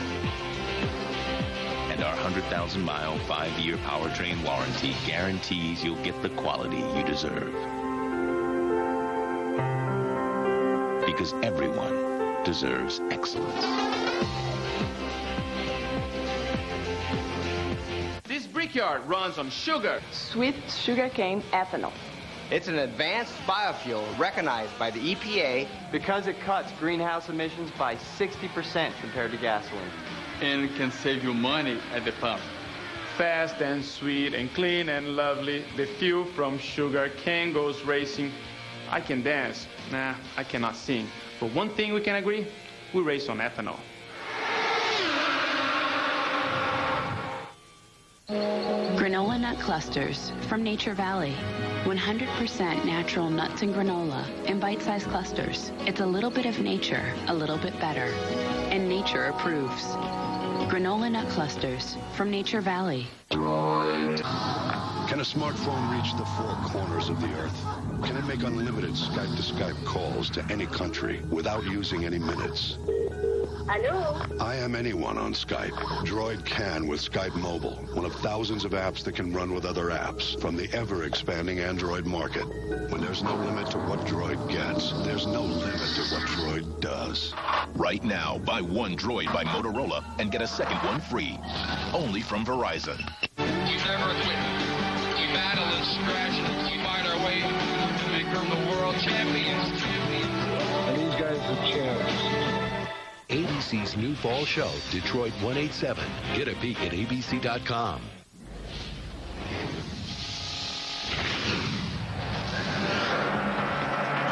That up-close personal view was Danica Patrick. Let's talk about the calendar while we've got a chance. 5 o'clock on ESPN2 on Monday. It's the NASCAR Now Roundtable.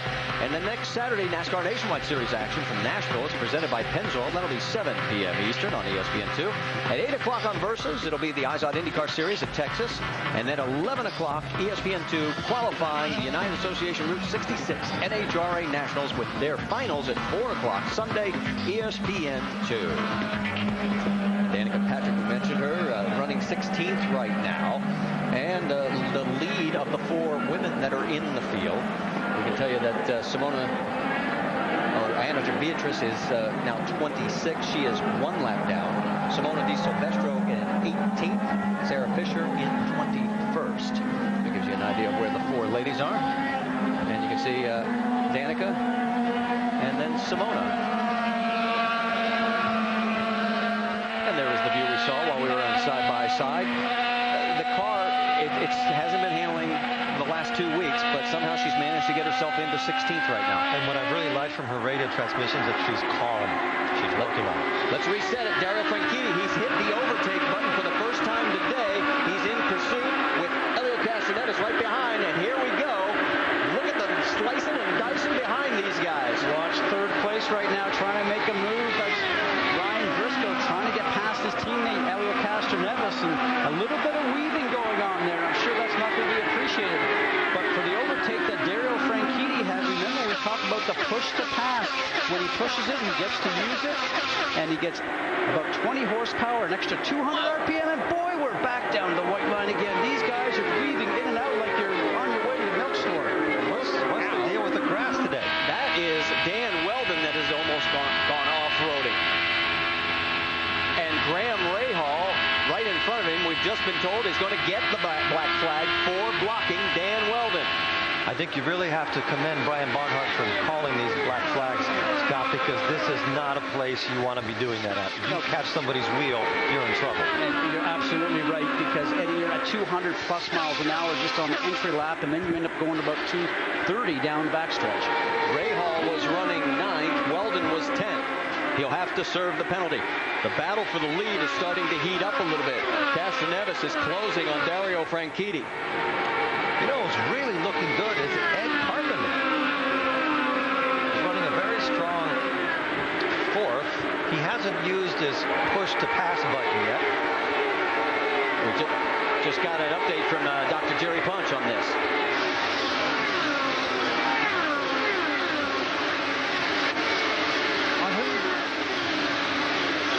Carpenter talking about the efforts they put in today. You know, his car had a severe understeer early in the afternoon, but they made an adjustment on pit road, and now Ed says it's the day of the underdog. He said, remember, Ed Carpenter is a 2003 graduate of Butler, and this year the Butler Bulldogs were the Cinderella story in the NCAA men's basketball tournament, knocking off the heavyweights. And he said, today it's my turn to knock off the heavyweights here at Indy. What he's got to do, Scott, and I'm sure you agree with me, he's got to hook up to that train of 3 cars ahead of him. If he can do that, they will pull away, and he won't have pressure from Kanaan, who is right behind him.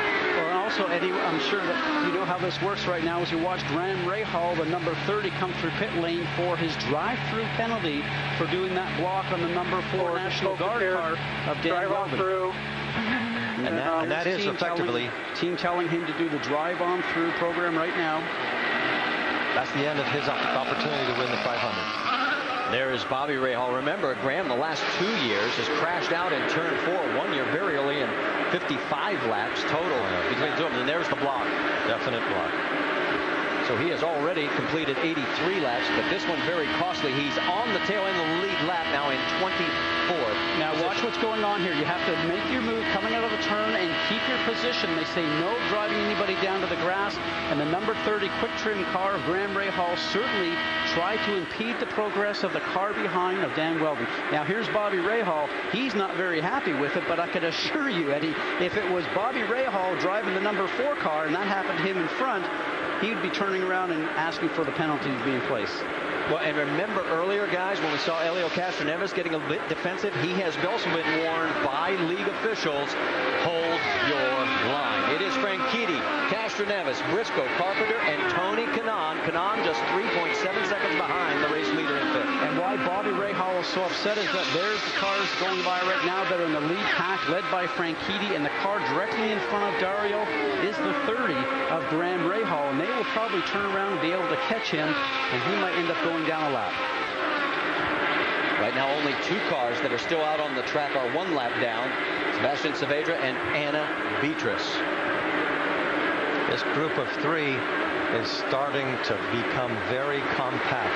If they can manage to get together, it'll be a lot of distancing with the cars behind. That's the first time we've really seen that happen today. Well, you saw the view from high above in our Helicam coverage brought to us by GoDaddy.com, but right down on the low line there, it's flying by the top 3, and they are trying to put some distance now between them and Ed Carpenter. Well, those top 3 cars are running in the 223 bracket right now. Ed Carpenter, who is in 4th, is around 220 and change. Tony Kanaan is just around high 220s, 221. So no doubt they able to have the speed to turn up when they need it. Briscoe right now 2 seconds behind, or I should say Carpenter 2 seconds behind Ryan Briscoe, as he is trying to close that gap on 3rd place. There's your top 5. We're approaching halfway here at Indianapolis.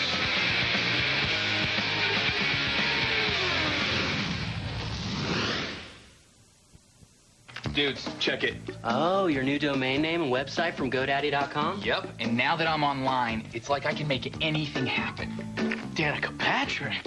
Suddenly I have the urge to take another shower. This is awesome! Keep watching. This is my 5th shower today. Steamy. Steamy? Let's add the German woman from the dean's office. Miss Schmidt. See what happens next at GoDaddy.com. Look at all this stuff for coffee. Oh, there's tons. French presses, espresso tampers, filters. It can get really complicated. Not nearly as complicated as shipping it, though. I mean, shipping is a hassle. Not with priority mail flat rate boxes from the Postal Service. If it fits, it ships anywhere in the country for a low flat rate. That is easy. Best news I've heard all day. I'm so amped.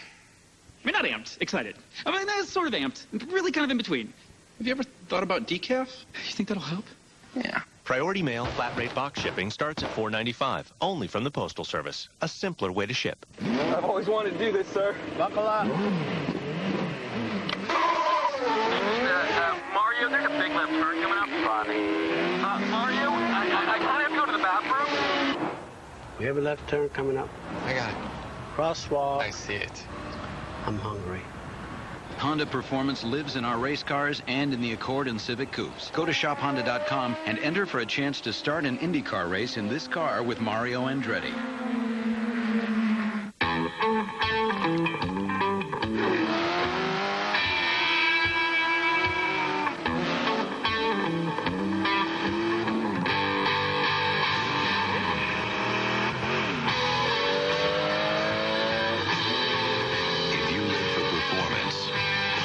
Castrol Edge Advanced Synthetic Oil. With 8 times better wear protection than Mobil 1, Castrol Edge, it's more than just oil, it's liquid engineering. This is your canvas. This is your paintbrush. The John Deere Select Series with dozens of attachments and the only 4-year limited bumper-to-bumper warranty in its class.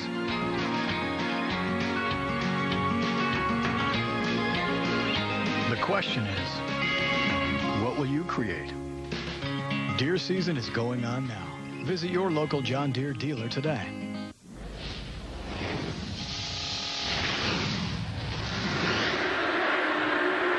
Back here at the motor racing capital of the world, the Indianapolis 500 is approaching halfway. We have 90 laps completed. Our telecast presented by GoDaddy.com, and race leader Dario Franchitti's got a problem, and that problem is Graham Rahal. Rahal's at the tail end of the lead lap after serving a penalty. There he is in the 30 car, and he cannot get past him, and everybody else is closing in, guys. Franchitti's tried twice, once going into 3, and he almost ran into the back of him. Rahal is keeping the right line, and he does not want to go a lap down. But by doing that, all the little group behind him are starting to pack up, Scott.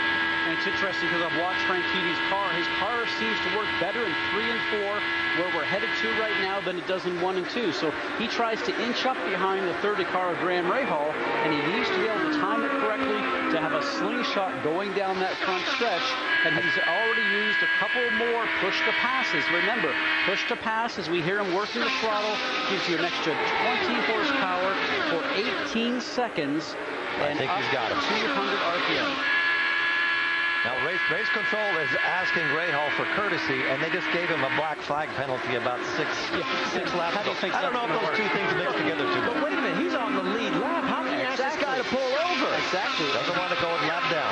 Well, but in defense of Dario, though, Dario's now running laps at 2:19, just under 2:20. Before that, he was running 2:21. So he slowed down the pace of the leaders because the leaders can't get up underneath to make that move. But he is holding his line. He is not cutting off the cars behind him. He hasn't changed anything. He's just going as fast as he can. And I think right now he's hoping for a yellow. Well, he is, because he wants to get that tail end of the lead lap. But no doubt he is pedaling this thing as fast as it's gone all day. No doubt his heart rate is beating inside the cockpit right now. Sweat's brewing, and he's just going, I'm trying as hard as I can. But I'm sure there are a few Scottish choice words being said in that helmet behind him right now, because Franchitti has got to get past him and put some distance with the cars behind him. But as you know from being inside the cockpit, and you get frustrated at that point in time, but you have to have patience. We're just coming up to halfway. You can't throw it all away here by being really overzealous, trying to get underneath them, when right now it's not the time to do it. We're going to have an added element right here, because I think Castroneves is going to start inching his way closer to Franchitti. But it's looked to me like, from Castroneves' point of view, he's almost doing a Rick Mears race. He's taking his time. He's never in a rush in the pits. He's never right up somebody's gearbox. Like, that distance he has right there is enough so that he can get around a problem should one occur. Vince, you've got more?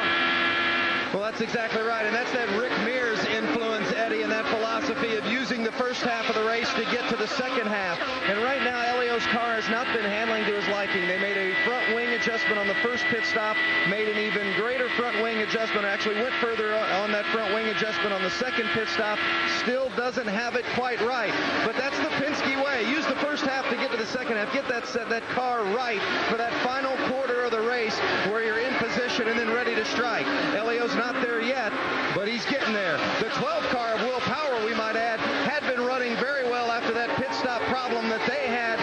Since then, though, Power says he's got a vibration. It's concerning the Penske crew. And he is running in 8th position right now. All right, let's go back to Graham Rahal. Now, remember that what happened a little earlier with these two cars, in fact, it got Graham his first warning. And when you get a chop like it's going to happen right now, and I call it a chop because Graham really is running the correct line, and Dario was hoping that he was going to breathe the throttle and let him sneak down the inside. But that would have been a risky move for both of them, because they're getting hit the corner at the same time. If you're going to let somebody go past Eddie, as you know, you breathe it mid-straight, let them have the corner. Dario should have known, hey, if it's getting hard going to the turner like that, he's not going to move over to give me the line. That sort of a pass that Dario was trying to do would only work if the driver in front of you is in the mood to let you go by. I don't think Rahal's in the mood to let anybody go by, because he just got black flagged with a car that obviously is fast, because he's running the pace of the leaders. Guys, while this is going on, let's update you. We have our 6th retirement of the day. Hideki Muto is climbing out of the car. He'll be listed right now unofficially in 28th position. It's probably a wise move on his part. All right, there's Graham Rahal. He is the last car on the lead lap, 24. Then you see the first 3 cars. We're looking back to Ed Carpenter, Tony Kanaan in 5th. And there is Tony. And behind him is Thomas Scheckter in 6th, Ryan Hunter-Reay in 7th, Will Power in 8th. All right, we are 31 laps from our last round of pit stops. And we've seen a lot of changes occur and a lot of problems occur in pit lane. Stay with us. What will happen on the next round? Find out after this message from our ABC stations. Indianapolis 500. Telecast presented by GoDaddy.com. Domains, websites, and everything in between. Geico. 15 minutes could save you 15% or more on car insurance. Samsung 3D, the world's first 3D LED TV. And Apex Brazil, the Brazilian Trade and Investment Promotion Agency. Looking down from high above, Ryan Briscoe looking for his first ever win at Indy. Elio Castroneves looking for number 4, and Dario Franchitti, our current race leader, looking for his second triumph at the 500. And as we go on board, we have just passed halfway, and the leader at halfway has won the race only, well, 3 times in the last 23 years. And that is an awfully slim odd. So if you think this race is over, despite the fact Dario has led 95 laps, this race is far from over. Let's listen in on the audio as Dario was talking with his crew about trying to get around Graham Rahal. Don't let Graham get you excited. Use your head here. We'll be all right. Good to get a word of that.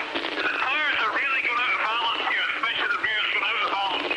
10-4. And guys, we are just a few laps away from our next round of green flag pit stops, and we know what's happened so far. And that was great information from Chip Ganassi to his driver, Dario Franchitti, not to let him get too excited. So we now understand what the tires may be picking up some rubber and feeling off to Dario, why his speed has dropped down to 219, 220. And we've seen Graham Rahal, who was trying to put down a lap, is actually stretching away from him. Graham's ran as strong as 221. Franchitti is weighing the risk of getting around Rahal compared to trying to stay in front of Castroneves. And Castroneves at this point is not putting any pressure on Franchitti. He's giving him a lot of room. So they've almost settled into the fact, you know what, let's just sit here for a little bit. Well, the gap for the last 8 laps between first and second has remained about 0.8 of a second. I think Castroneves is really playing this smart because he's giving himself enough room just in case something does happen that he can avoid it. He knows they've just passed the half race mark. He's making his car a little bit better every time he comes in. He's getting ready for those final 20 laps. And the word from pit lane is that the 30 car is laid out, Scott.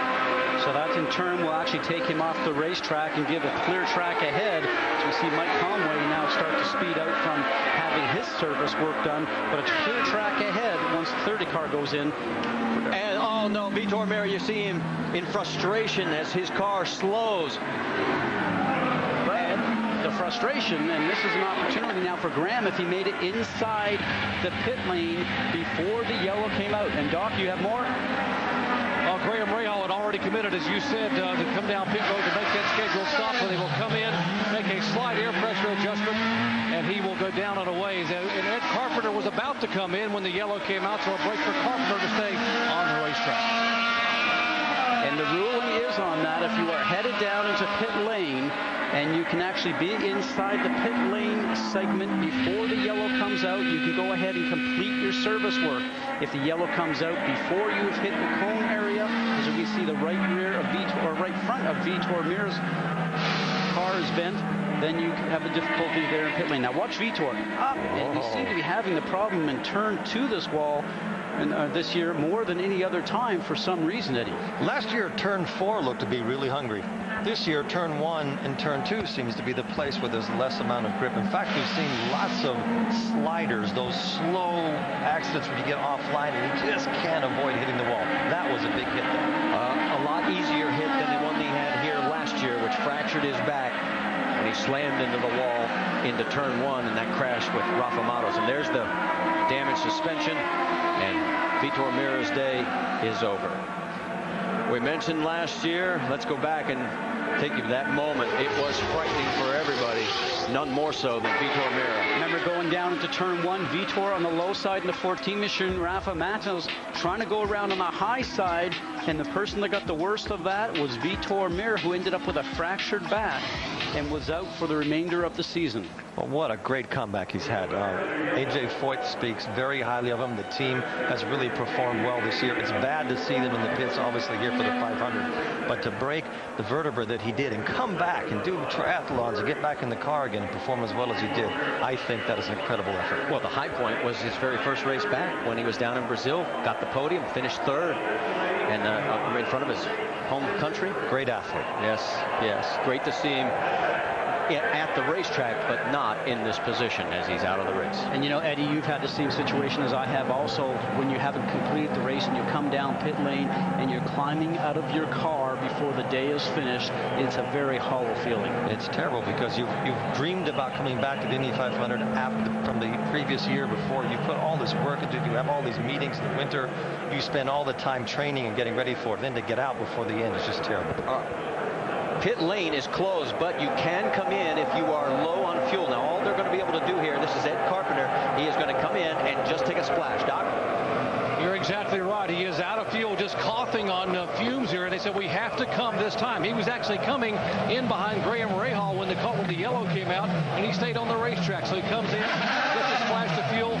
They will come back in momentarily when the pits open to change all 4 tires and make an air pressure adjustment. That's a really bad break for him. That is really unlucky because he was running so well. Now he'll still be on the lead lap, but he's all the way back. And he had fought his way through the traffic to get up front. Well, Jamie has already caught up with Vitor Meira.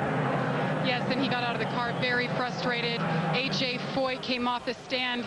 Vitor, I know it's an upsetting time right now. What did you tell A.J.?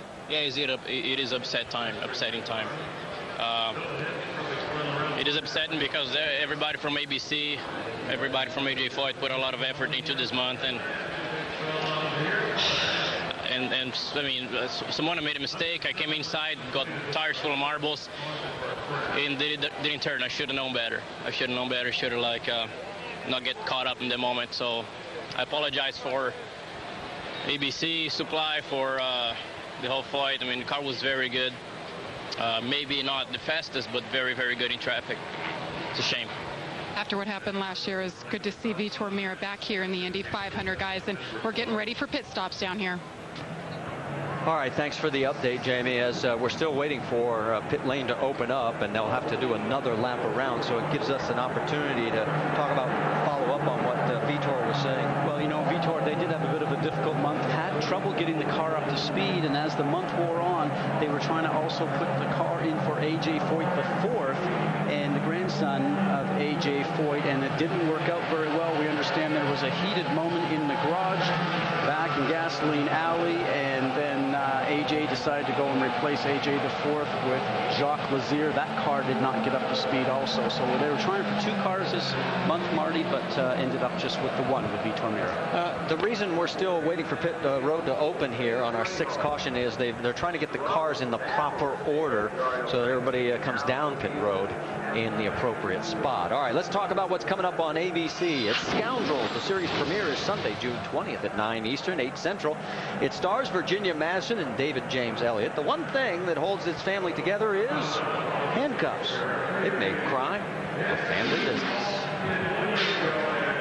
As we mentioned, it's our 6th caution as we get ready for another round of pit stops, and this has been probably the most frightening moment for everybody. It's like which team's going to make the next mistake. We've had several so far, 3. A good team owner would have gotten all of his group together after that first pit stop and calmed everybody down. It's more important to do it right than to be a half a second quicker and run the possibility of a tire coming out. And both Penske and Ganassi have put a little bit of a problem in their planning by having that happen to them. All right, here they come down pit road. Ed Carpenter, remember he was 4th when he had to pit. He's now 19th. Let's quickly check in first with Rick DeBrule. And Tony Kanaan has been in a fuel-saving mode up until now. Probably going to continue on. Their goal right now, a quick change in the front wing. Not much. Get him back out. He was almost out of fuel, guys. He had to come in. And it looks like they're having a little bit of difficulty. They're finally getting back out. And here come our race leaders as everybody is taking advantage. Vince? Well, Dario Franchitti has led more than 100 laps today. It's been a dominating performance. He's there in the middle, had a bit of a vibration, as did Briscoe and Castroneves. They're all going with fresh tires, thinking that will take care of the vibrations. And look at the race on pit road, and you can see Dario Franchitti and Castroneves hold station. Tony Kanaan picks up a spot. Briscoe loses one. Here comes Will Power back into play, and Scott Dixon's crew, after their last miscue, picks him up 4 positions. He's back in the top 10. Kanaan has gone from 33rd to 3rd. Things are getting interesting again. Now, we should point out that technically is not third because Thomas Schechter, from what we understand, has stayed out. So it maybe he's actually second, but first out of pit lane. All right, let's get a chance here while we've got it. Let's talk to Tony Kanaan on our two-way radio and see how he feels about this run from 33rd. Tony Kanaan, Scott Goodyear up in the ABC booth. Buddy, I got to tell you, we are impressed. All the way from 33rd and dead last, and you're marching your way up through the field. Do you have the car that can make the win today?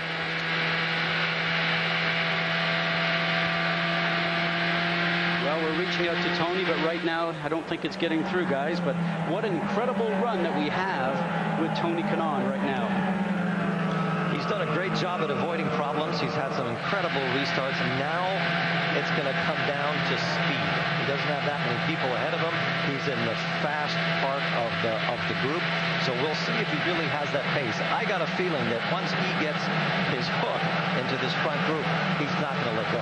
Well, and the thing about it is, how much downforce did you put on the race car to start the race with? Because he was back there, had to get through traffic, maybe a little bit more downforce, that's a little bit more grip for the car in the turns, might not run down the straightaways as quick as the leaders.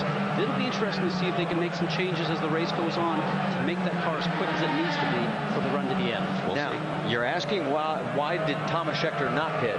He pitted on lap 105. Everybody else came in under the caution in lap 109. He was not a lap down, was able to stay on the lead lap, and then when everybody cycles through, he picks up the race lead. But he is now 4 laps shorter on fuel than everybody behind him. But right now, Thomas Schechter becomes our 4th different leader and our 6th lead change.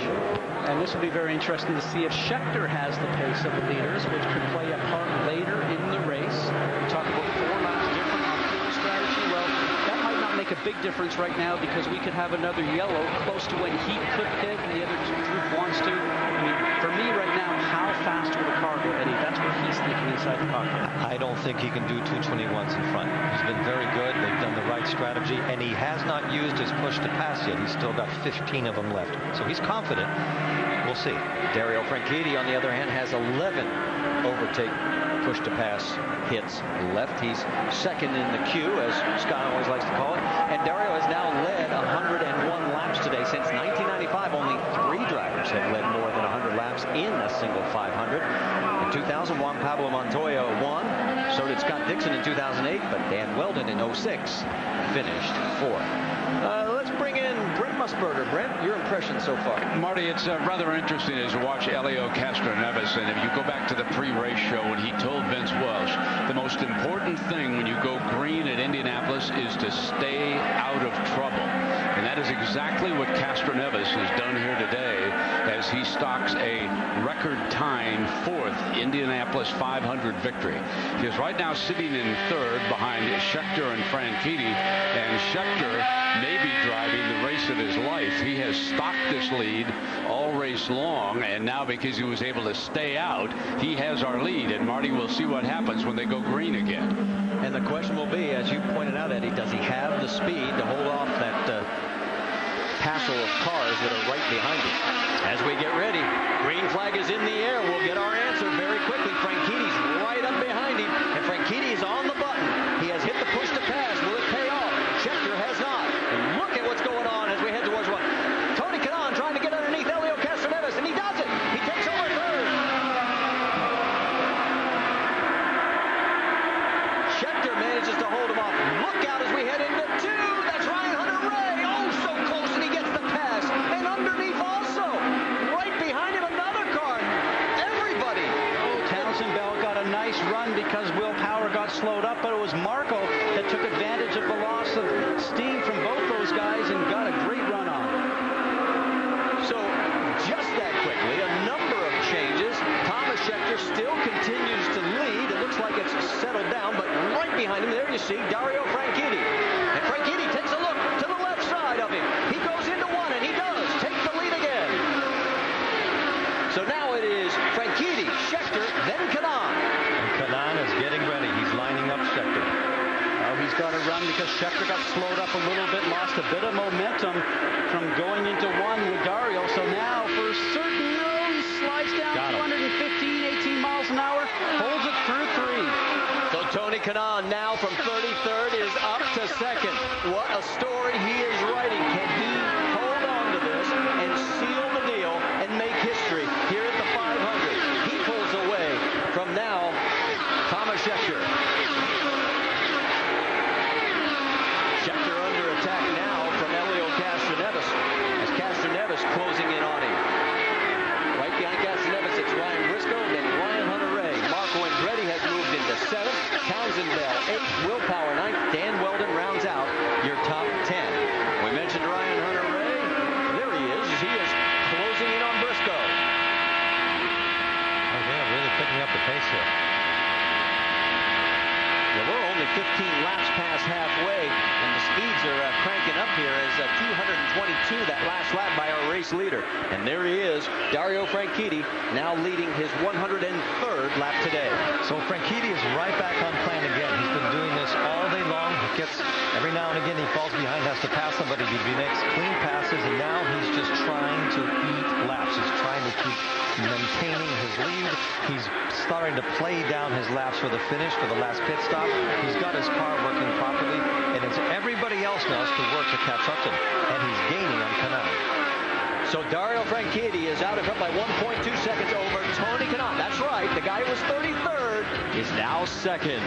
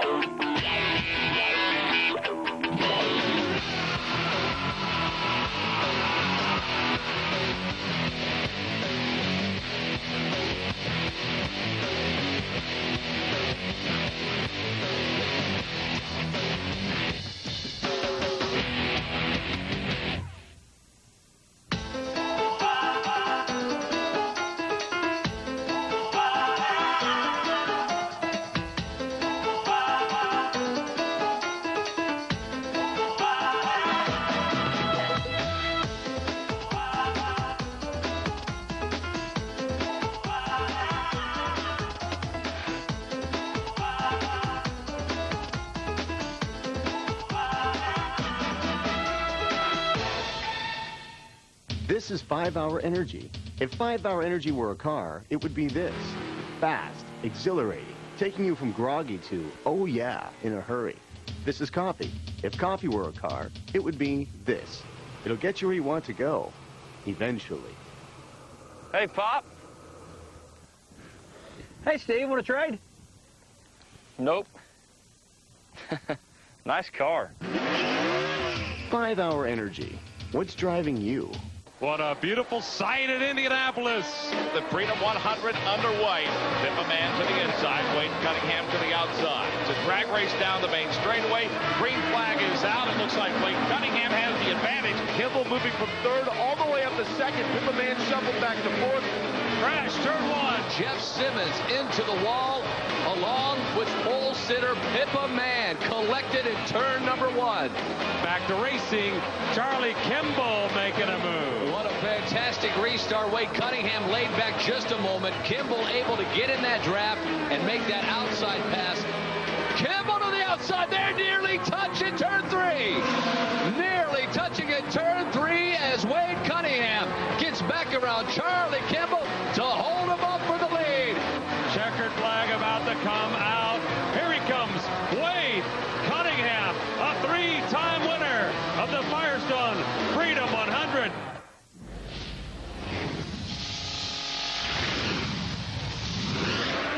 Welcome back to the Indianapolis 500. Telecast presented by GoDaddy.com. And the great thing about side-by-side, you saw that pass by Marco Andretti over his teammate, Ryan Hunter-Reay, moved Marco up to 6th. Let's set it for you. It's Franchitti led by Kanaan on 3.4 seconds in 2nd. Thomas Schechter in 3rd. Castroneves 4th. Briscoe 5th. And you're riding on board with 6th place, Marco Andretti.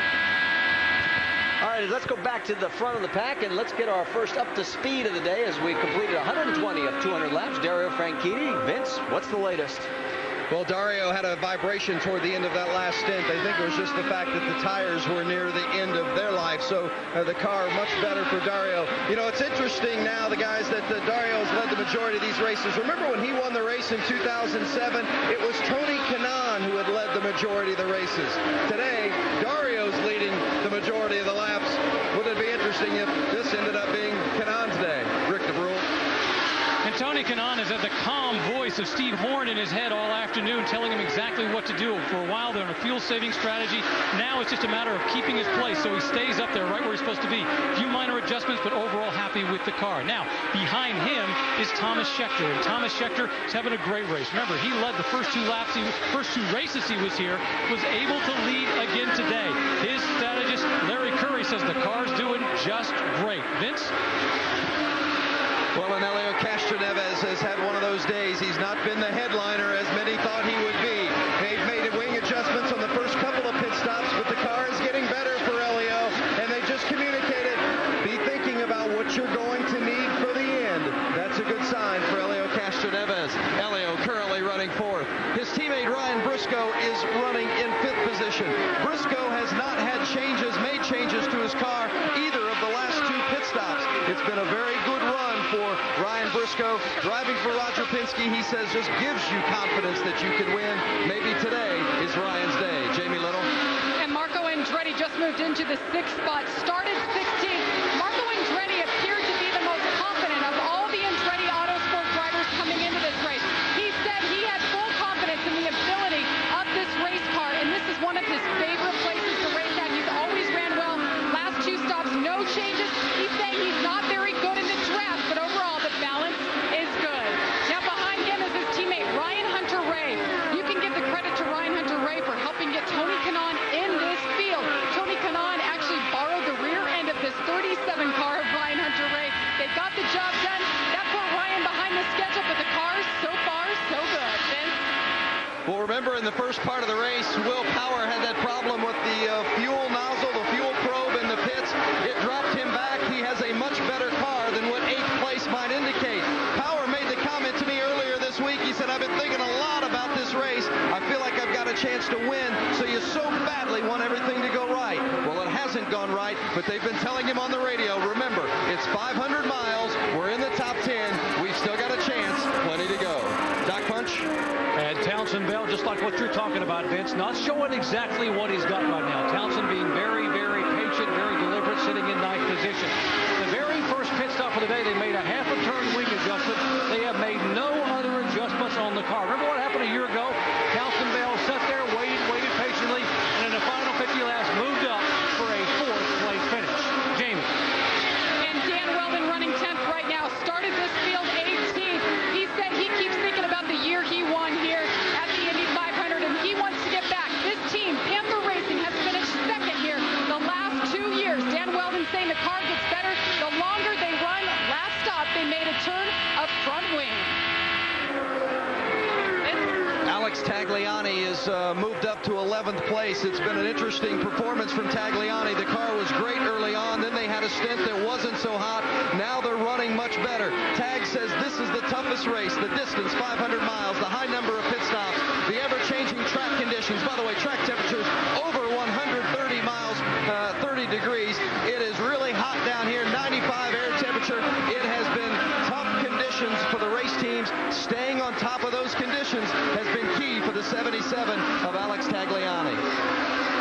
Scott Dixon is running in 12th. Dixon, a former winner here. Remember, they had the problem on pit lane where they lost a tire. Mike Hall, the strategist for Scott Dixon, said, we were off the horizon. Now we're back in the picture. We've still got plenty of laps to go.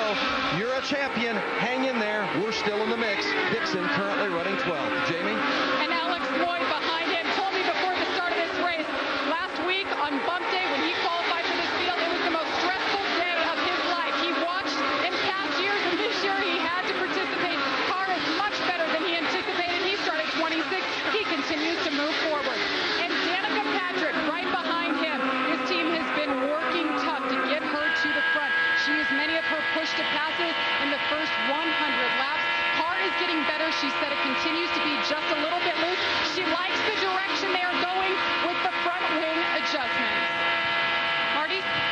thank you. Behind Danica, it's Ed Carpenter, Mike Conway, Simona, Graham Rahal, Justin Wilson, Mario Romancini, the 20 cars that are on the lead lap, and a number of cars, 8, are out of this race.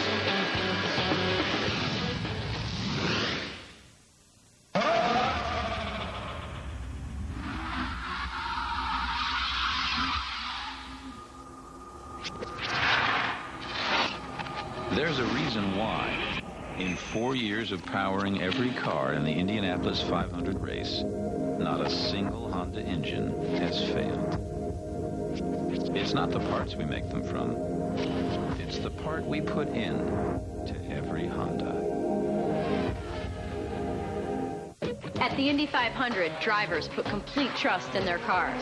But when you're out on the road trying to make it to work, are you sure you can trust your motor oil? Put your trust in Peak Performance Motor Oil. Formulated to protect against thermal breakdown, Peak is the only motor oil tough enough to be the official oil of the Indianapolis 500.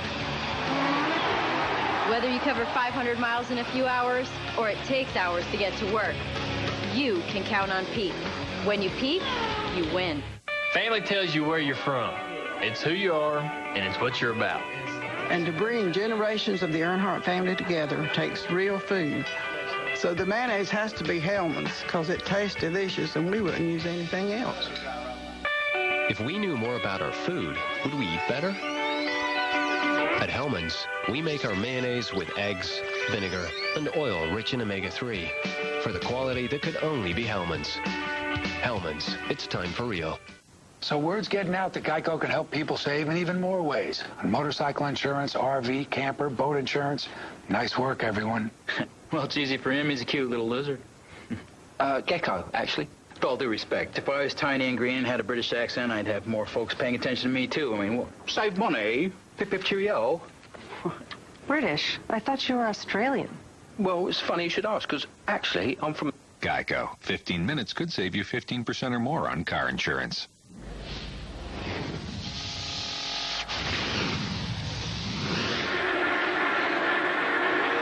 Don't forget that Major League Baseball continues on ESPN tonight and then ESPN tomorrow. First, it's Texas and Minnesota on ESPN Sunday Night Baseball at 8 Eastern. Then Tuesday night on ESPN at 7 Eastern, we've got the Phillies and the Braves. And all that is happening on ESPN tonight and tomorrow. It's Major League Baseball. Back here at the Indianapolis Motor Speedway, there goes Tony Kanaan flashing by in second place. He is 7 seconds behind our race leader. But what's interesting is what's happening behind him. Thomas Schechter is third, and Marco Andretti is closing quickly. But guys, this is something we have to start talking about now. Marco has used 10 of his 15 push to pass. There's the numbers right there. He's used more than anybody else in the field, Eddie. He's flying. If you imagine that push to pass as a credit card and you give one to all the race car drivers, Marco is going through his quickly. But he has been on a rampage for the last few laps. And I think Schechter is his next victim. Jamie, what are you hearing? Well, guys, Kyle Moyer is the race strategist for Marco Andretti. He keeps having to tell his driver, I know you want to use the push to pass, but you have to be patient. Wait until the end. This car is great. It's balanced, but he just wants to get to the front. He wants to get there faster than anybody else. Well, and you talked about it, Eddie. I mean, if he burns them all up and he's now in a late race sprint, he can find himself in some serious trouble. Well, you will, because he's obviously proved how effective it is, and he's driving beautifully. He's come out of nowhere, and he's put himself in a great place in fourth place. But on those last laps, you have to have everything possible. The best set of tires, a lot of enthusiasm, and all that extra power that push to pass gives you. You can't go into that battle without that.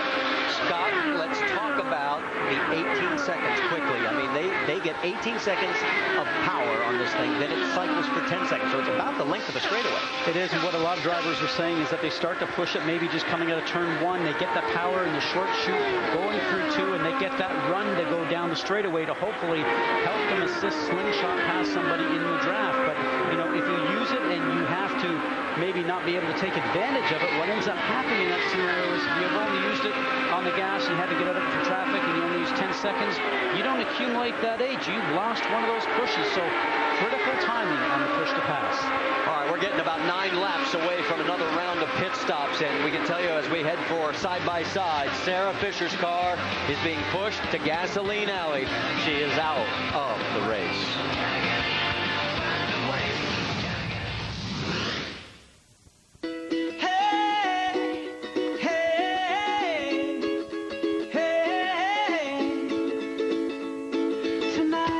Ever wonder how amazing it would be to experience life in another dimension? We did. Introducing a new dimension in television. Samsung 3D TV. The world's first 3D LED TV. That's the wonder of Samsung. Tonight.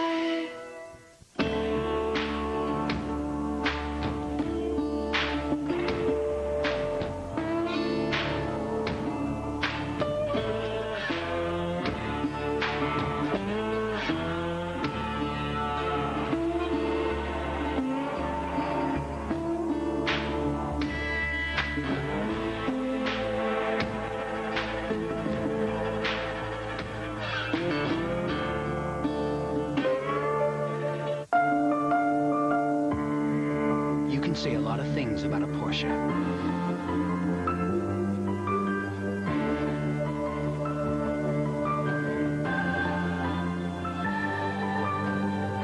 But there's nothing like the moment you can say, it's mine.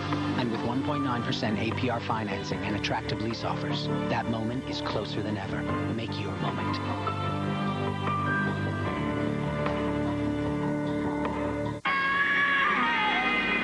Select iThought IndyCar driver. Driver selected Ryan Hunter Ray. Select race transport. Mission finish first.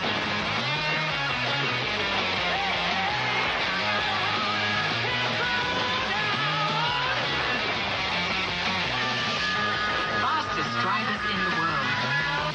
See who wins at racetotheparty.com. I'm John Andretti, and I know competition is noisy. But a quiet home is the ultimate finish line. And fuel bills. Who wants to throw money out the window? Window World is America's largest replacement window company. With a great product. And a real, no problems, lifetime warranty. We all trust Window World. For more information, visit windowworld.com or call 1-800-NEXT-WINDOW. You can spend a lot on replacement windows. But you don't have to.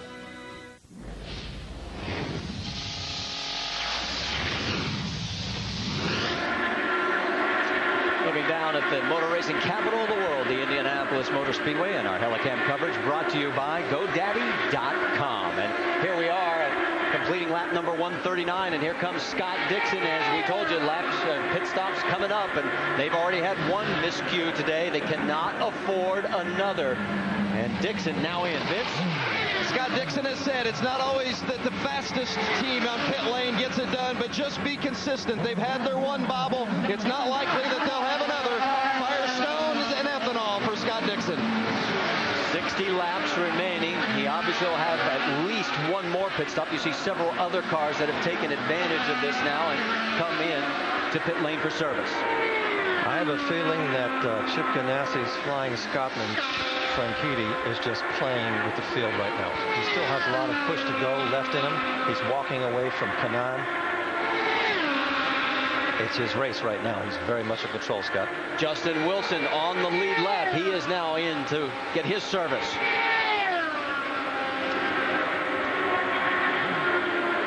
Four tires and fuel. Everything so far so good, and he is back underway. The lead by Franchitti is now 9.7 seconds over second place. Rick? Thomas Schechter's brought the car in. Once again, Larry Curry says he's been happy with the car most of the way. Just a few minor adjustments. They've made no adjustments to the car on this stop, and he's away. Now remember, he hit it a little bit earlier because he was able to get him before that last yellow, which is why he's had to come in earlier. All right, thanks for that update. And Dario Franchitti, you're right. He had 4 laps fewer because of that earlier pit stop. So now he makes his stop. Dario Franchitti, meanwhile, just continues to motor around with Tony Kanaan in second. Tony Kanaan just doesn't have the pace that Franchitti has. Rick, he's coming your way. Yeah, and he was just saying that the car was loose on entry. So they're going to try and work on that. Overall, they've been very happy. It's just a situation of getting it to him. Also keeping him calm so he doesn't run away too much. Very smooth pit stop. He gets out. Once again, the secret here is to try to keep him under control so he doesn't try to drive too hard and do too much. Anna Beatrice, she comes in. She is 1 lap down, came in 19th position, and Anna has done very well. The goal was just complete every lap possible. And here comes our race leader right by her, Dario Franchides. He comes in now after completing.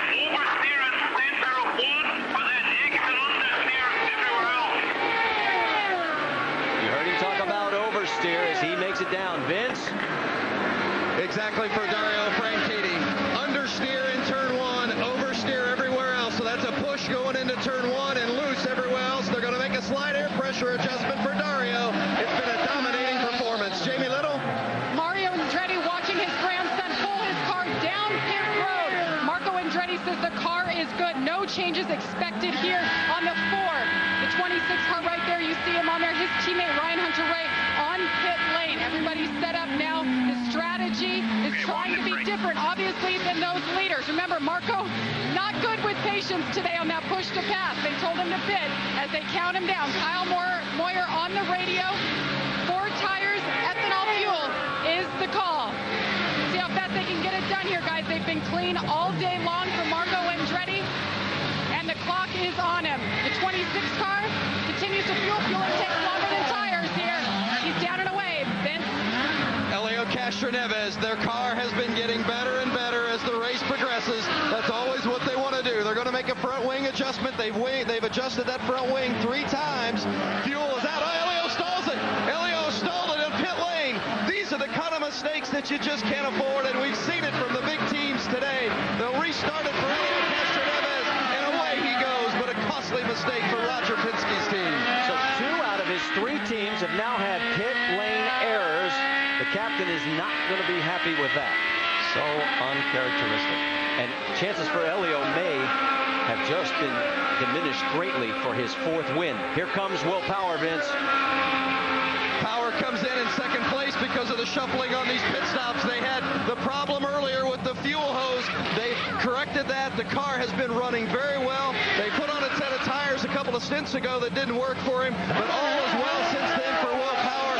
Clean stop for the 12, and he's out. And because they had to push him back, guys, 4 seconds more. You have to hit your marks when you come into the pits, and he actually lost his placing when he came in. Overshot the pits a little bit, guys. They had to push him back, and as you say, a delay. You cannot get the fuel probe in there, Vince, when that situation happens.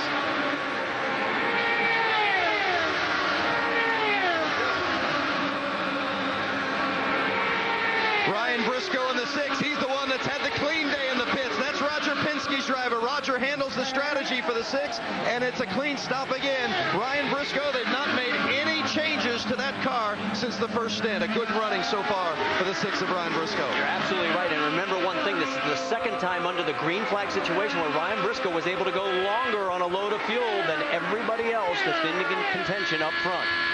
So that is something, again, to log for that last round of pit stops. It could play a key role as we get close to the end of this race. All right, pit lane has been where most of the action has happened. There's your top 5 right now. Woo, don't go anywhere.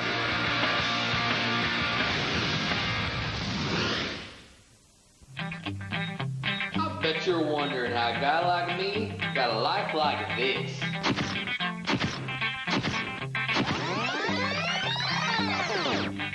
It was just that easy.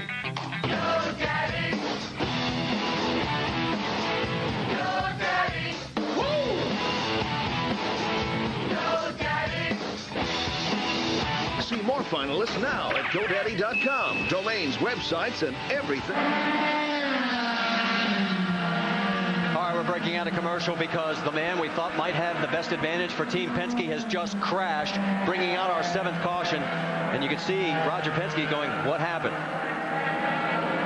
Remember, Ryan just had service to his car, fuel and tires. And Eddie, we don't know what went on yet, but usually especially when you have the situation, you are so eager to get out of the pit lane and get going very quickly. Now, he's already starting to go a little bit high from the middle of the turn out. We don't know how he got there, and he came off of 4, had a second impact on the inside wall down here on the pit lane, and then you'll see the car veer to the right and go and hit on the outside of the wall here shortly. Now from Dan Weldon's car on the National Guard machine, he can see this happening. And Eddie, you don't know what to do here. You just go for a clear spot and hope that none of the debris that's coming off lands inside your cockpit, or the car doesn't come back out in front of you and take you out. And that's when instinct just takes over. You have to do everything you can to make sure you don't hit anything. But looking at Briscoe's accident, he was up way too high, so it looks like he just had cold tires and just didn't turn when he expected it to. All right, we're going to go back to the commercial break. But best news is Ryan is okay, and we'll be back here to Indianapolis. We are almost 3/4 of the way through this year's 500.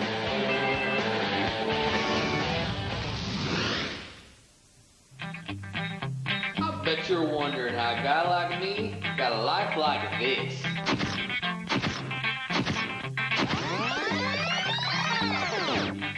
It was just that easy.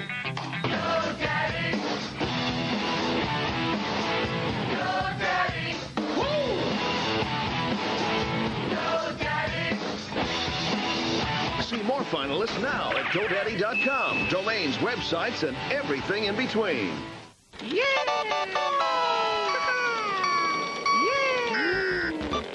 Lame. Oh. Oh, wow.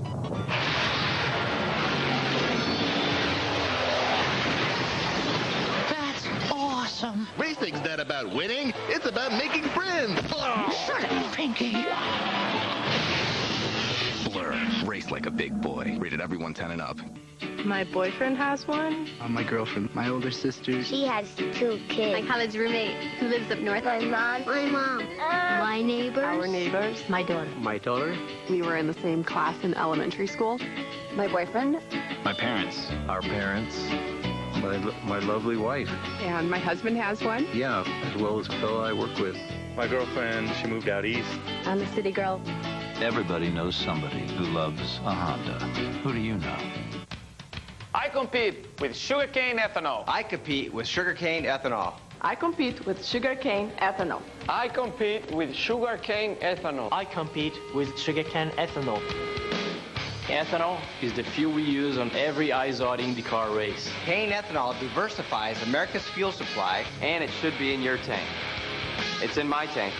Learn more about advanced, renewable sugarcane ethanol. Granola nut clusters from Nature Valley. 100% natural nuts and granola in bite-sized clusters. It's a little bit of nature, a little bit better. And nature approves. Granola nut clusters from Nature Valley.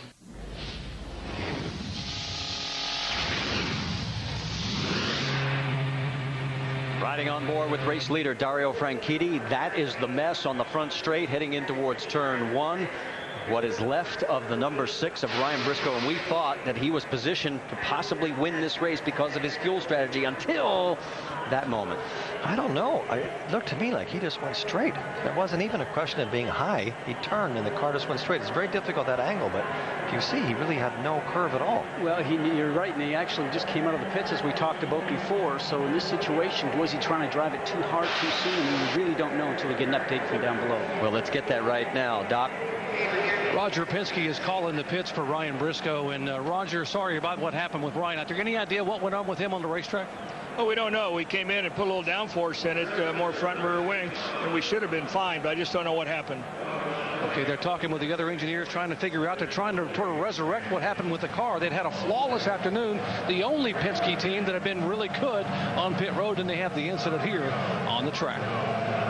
All right, thank you very much, Doc, as we are under our 7th caution. And notice the flashing warning light, the caution light. Well, let's go to our Craftsman Tech Garage and explain why we have it and the aerodynamics involved. Well, Marty, this is really a dual-purpose light that we see here as we start to visit the Craftsman Tech Garage. And this light, when we run on a road course, is really used for the range, just to let the drivers know where the car is in front. But here, it's being used as a caution light, and probably too many times today, in fact. And that light last year used to be located up here, up on the top area, where the light itself used to be sitting in the middle of the airflow of the wing, and it slowed the car down. Now, this light this particular year is right down here at the bottom, and when it starts to illuminate, it really shines very brightly for all the drivers so they get a chance to see it. And like I said, unfortunately here today, this light has been seen way too many times through the course of this race. You're on board right now with Helio Castroneves as he is shown in 15th position as we've had all kinds of issues on pit road. Dario Franchitti, though, has had a clean race, and he has led 134 laps, and there are now 50 to go.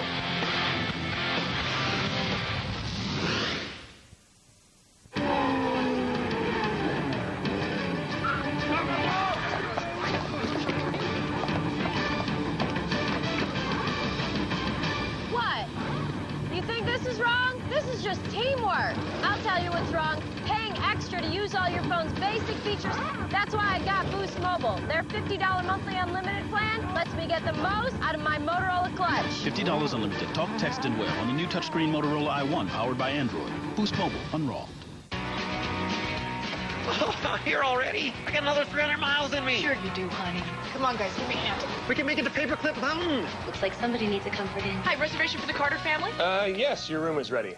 Free high-speed internet, relaxing pool, cozy beds, and free breakfast with hot waffles. Need to relax after a long day of vacation? Comfort Inn. Now stay 2 times with Comfort Inn or any Choice Hotel, and you can earn a $50 restaurant gift card. Book now at choicehotels.com. Ever feel like it's just better to blend in and go with the flow? Neither do we. The Mitsubishi Lancer, with twin paddle shifters to reignite your passion for driving.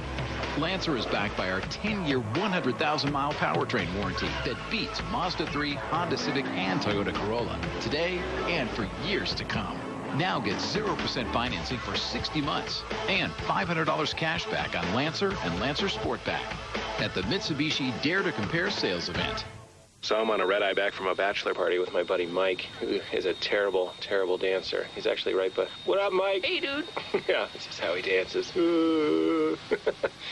It's haunting. Anyway, while I was away, the E-Trade machine, thanks Martha, worked its techno magic. Triggered my stop-loss orders, saved me a pant load. Please fasten your seatbelts. Dad? No, Mike, that's the pilot. He's making an announcement. Dad? Upgrade to first-class investing technology at E-Trade.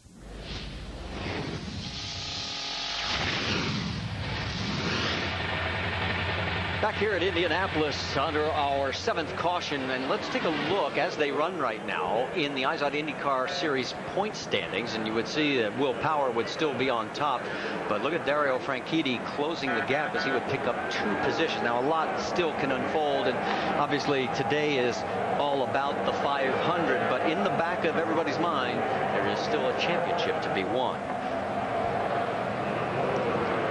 Right now, it is Dario Franchitti leading with Marco Andretti in 2nd place. And let's take a trip back in time to 1969, when the only Andretti ever to win. And there he is, Mario, still having the burns around his face, taking the checkered flag for Andy Granatelli, getting the infamous kiss. And who knows, can it happen today?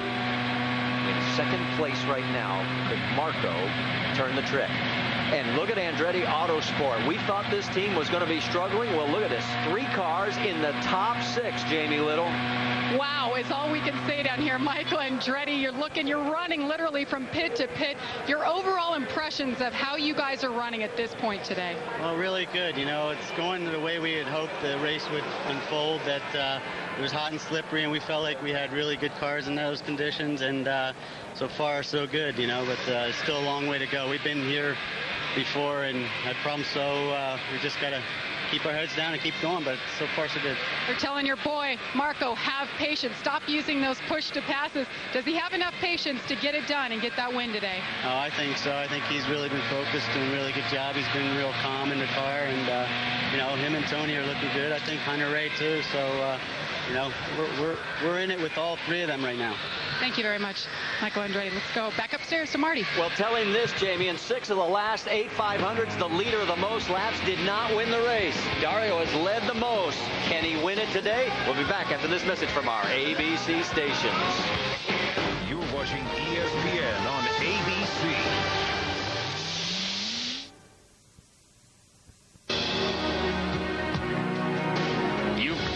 Right place, the Indianapolis Motor Speedway. Through the years, there's been nothing like the last 50 laps. Is it go time? You got to be in the right moment, the right time. When? I think you feel it. Go time is about halfway through the race. Go time, again, that last 50 laps, probably you got to get close. The last 30 miles is when things happen. There was an ultimate go time. It's from the last stop. After the last pit stop.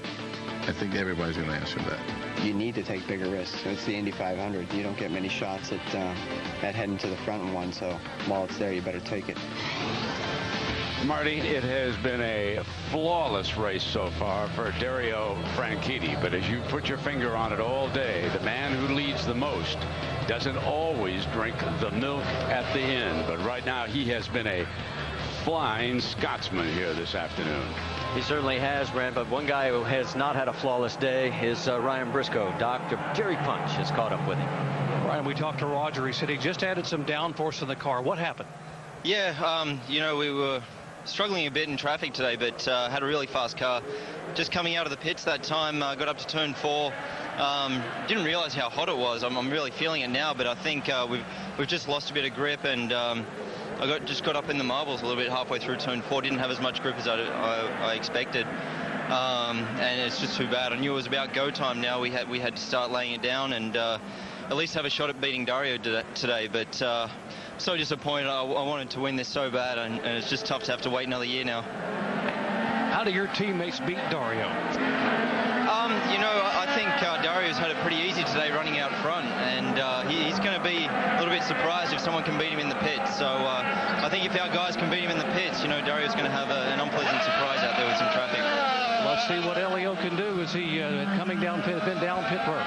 Yes, and he topped off, which gives him 12 laps in hand over everybody else that stays out right now. And he's going to need it because when he came in, he was 17th. He's going to be at the very tail end of the lead lap, which will put him now in 19th position. But he gets one yellow, and he should be able to make it to the end. All the other drivers right now will have to have one more stop if it's green all the way through. Elio would be on the cusp of making it, probably 3 or 4 laps short.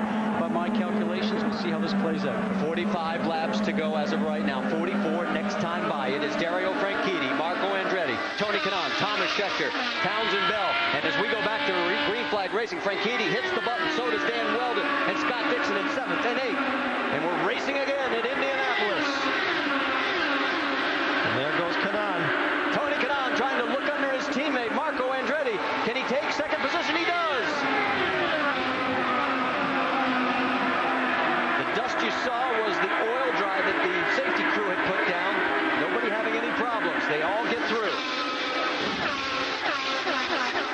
Man, Franchitti's got himself a race car today, fellas. Second place Kanaan. There is Marco Andretti. Look a little bit further back in 4th and 5th as they are getting a little closer to each other while the leaders are stretching it out. The race car for Dario Franchitti now is just an extension of his body, simply Eddie, because he can get on the gas. He's very comfortable with it. You can lean on it on the very first turn, and that tells you that you have a car that you're very pleased with. Scheckter and Dan Weldon looking at each other, and then right behind them, that's Ryan Hunter-Reay taking a peek under Townsend Bell. If we're going to make a run for it, this is the time to do it. And if we're going to stop Franchitti, I think Marco and Tony are going to have to start working together. If not, he's going to be putting distance between them and him. Let's get an update on Thomas Scheckter. Rick DeBrule. during that last yellow, we checked with Larry Curry, the strategist for the team, to say, have you used any of the push-to-passes? And he gave me this little wry smile, and he said, no, we haven't. And then on the radio, he reminded Thomas, by the way, you haven't used any of your push-to-passes yet. Now, he's been fast all day, but think about this. He was even faster during the week. He got a speeding ticket for going 100 miles an hour. Look at that action on the track. Yes, Ryan Hunter-Reay gets underneath Townsend Bell and takes over the position. So move Ryan to 6th. Townsend back to 7th. Look behind him. There's even more action going on. That's Mike Conway taking a pit.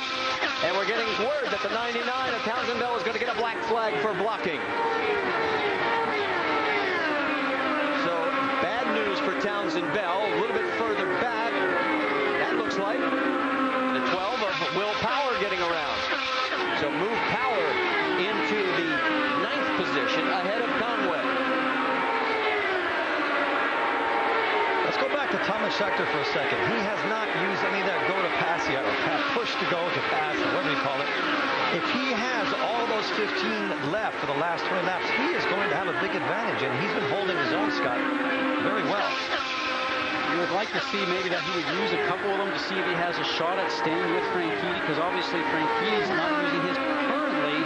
But the question is, Franchitti have the strongest car? You mentioned before, Eddie, I think he certainly does. He just seems to be able to do whatever he wants with it, place it where he wants, and carry the speed comfortable going to the wall just like he did. The drivers with the least amount of push to pass left, Townsend Bell, Scott Dixon, Alex Tagliani, all with 4 apiece. Side by side we go. I've always wanted to do this, sir. Buckle up. Mario, there's a big left turn coming up. Funny. Mario, I kind of have to go to the bathroom. We have a left turn coming up. I got it. Crosswalk. I see it. I'm hungry. Honda performance lives in our race cars and in the Accord and Civic Coupes. Go to shophonda.com and enter for a chance to start an IndyCar race in this car with Mario Andretti. Take me out to the Brickyard. Take me out with the crowds. Buy me some earplugs and a checkered cap. I don't care if we ever get back. Take me out to the Brickyard. Take me out where it's loud. This place has a history that stirs the soul. 100-year drama that never gets old. Let me root over the engine's roar. Let me cheer every driver and car. For it's 300, 400, 500 miles around the old Brickyard.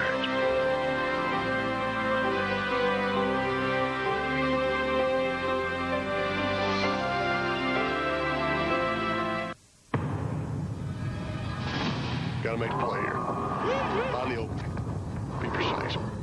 Hit that guy. Hit that guy. Gotta make a play. Go. Hit that guy. Let's do it again. Winning takes intense preparation. Catch it. Catch it. It starts with Wheaties Fuel, a bold honey cinnamon crunch cereal with complex carbs and B vitamins. New Wheaties Fuel. Prepare to win. The number 10. It's reserved for the best, the playmaker, the one who will be remembered forever. Wear it well, and an entire nation will wear it with you. The 2010 FIFA World Cup on ESPN. We never quit. We battle and scratch and we fight our way to become the world champions. And these guys are champs. ABC's new fall comedy, Better Together. Get a peek at abc.com.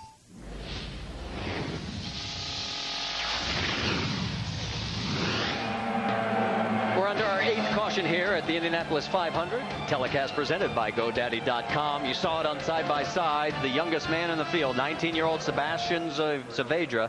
Right there is what's left of his Dallara chassis, as here's what happened at the south end. Right in the middle of the turn, as we've seen quite a few times here today.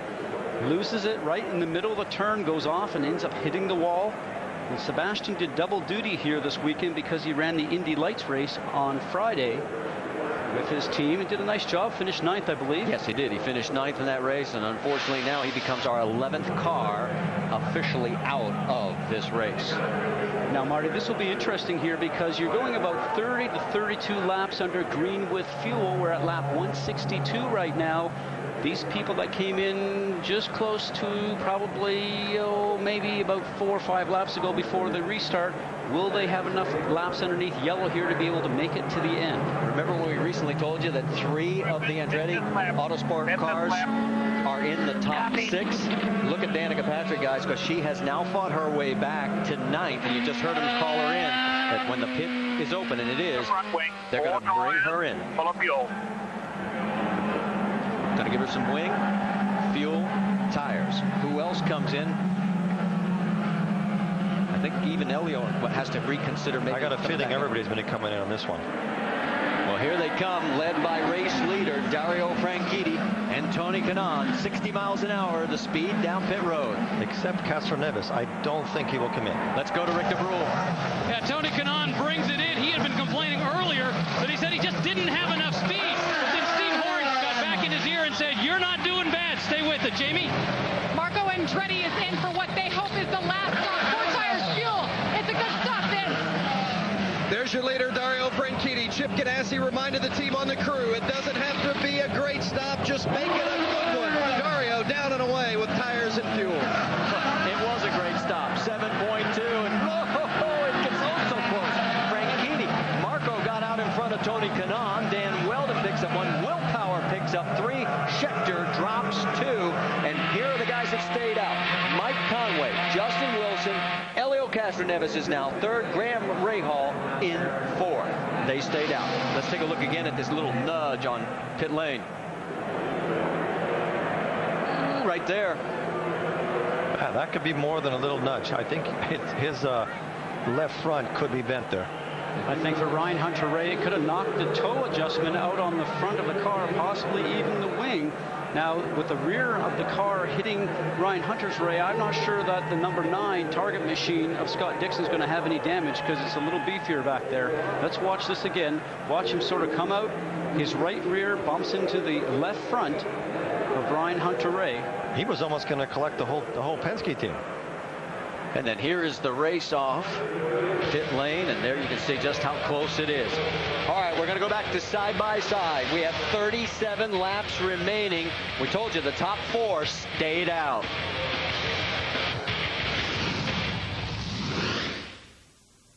Dougie. What? What are you doing, man? The game's on. I used to watch for the commercials. Thank you. Wardrobe malfunction. Right. Whoa, is that Danica Patrick? Waiting for an exposure ad to run. You won't see it on TV, but it's on at GoDaddy.com.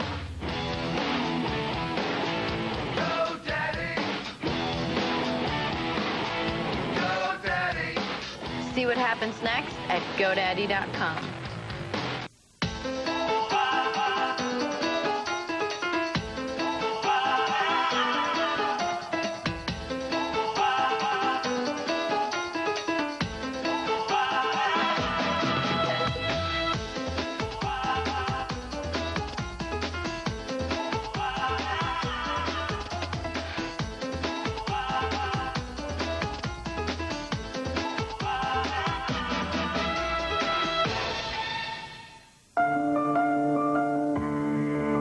Say a lot of things about a Porsche.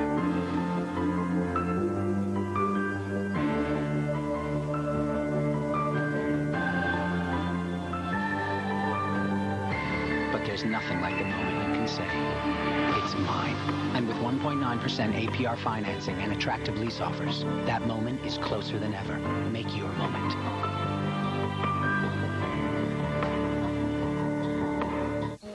Granola nut clusters from Nature Valley. 100% natural nuts and granola in bite-sized clusters. It's a little bit of nature, a little bit better. And nature approves. Granola nut clusters from Nature Valley. Through the years, many things pass from father to son, like Aqua Velva Aftershave. Smells great, cools, firms, and tones. Cool. Aqua Velva, men get it.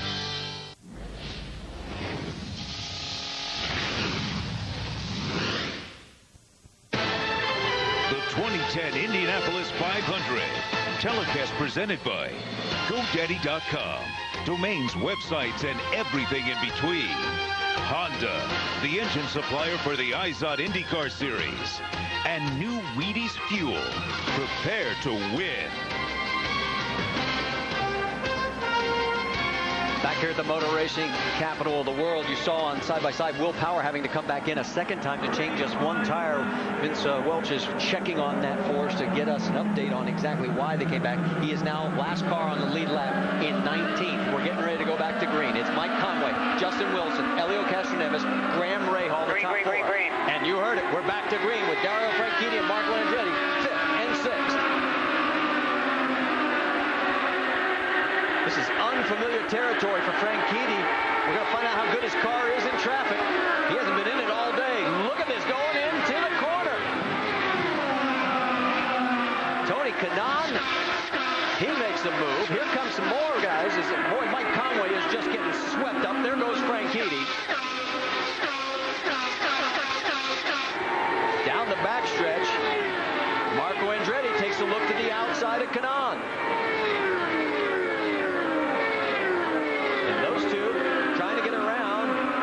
Oh, she's in a bad place there. You don't want to be up that high in that corner. Just hang on to it, Anna. She has done a great job today in her rookie appearance here at the 500.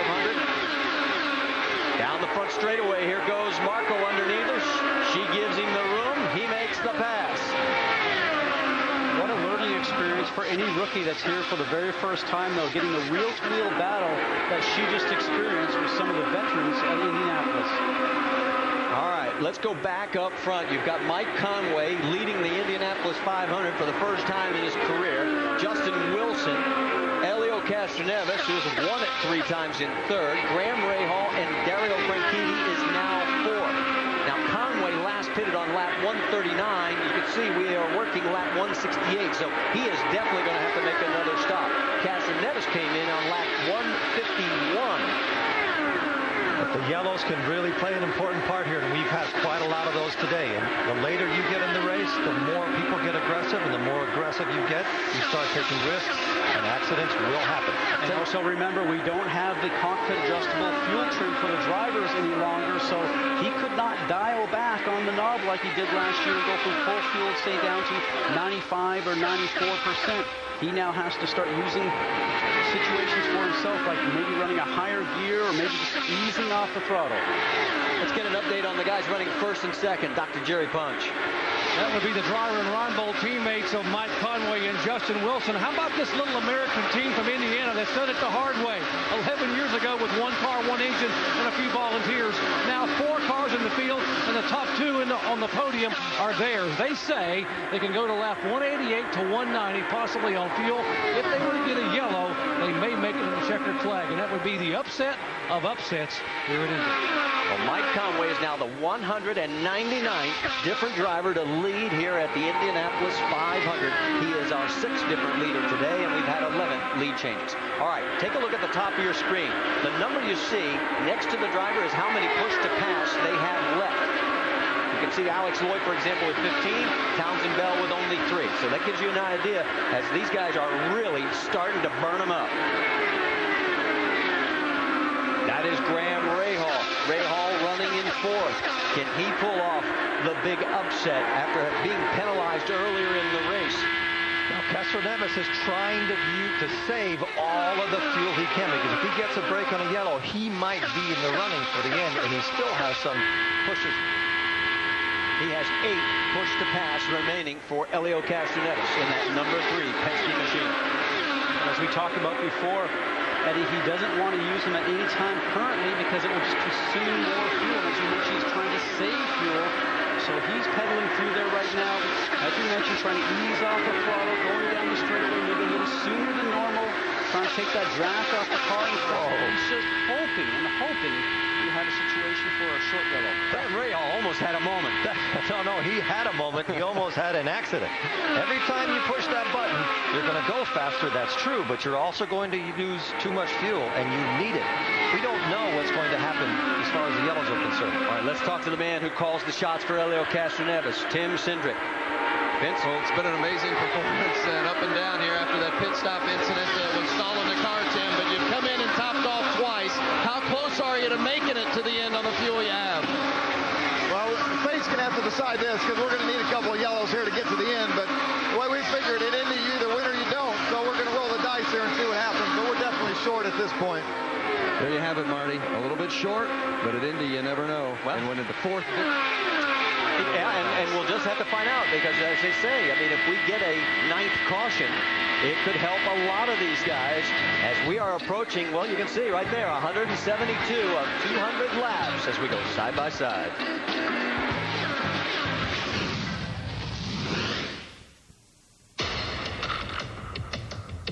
What do eyes-odd Indy car drivers do when they're not racing?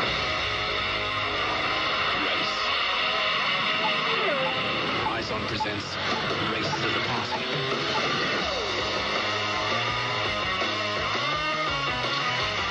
Tony Kanaan will go to the outside of Marco Andretti already picking his way towards me. Ryan Hunter-Ray comes storming back. And well, he moves up to the 3rd position. Looking for and getting the green flag. Tony Kanaan will challenge for the lead. It is Marco Andretti out in front. Ryan Hunter-Ray. You may keep your eye on Manuel. Get the cameras out for a photo finish. Only a few hundred yards away from making history. Who's going to win it?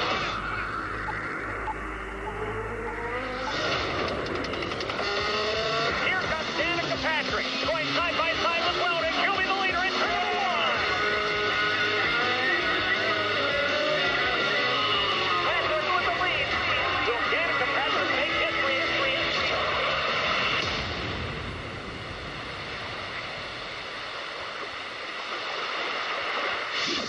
Not bad.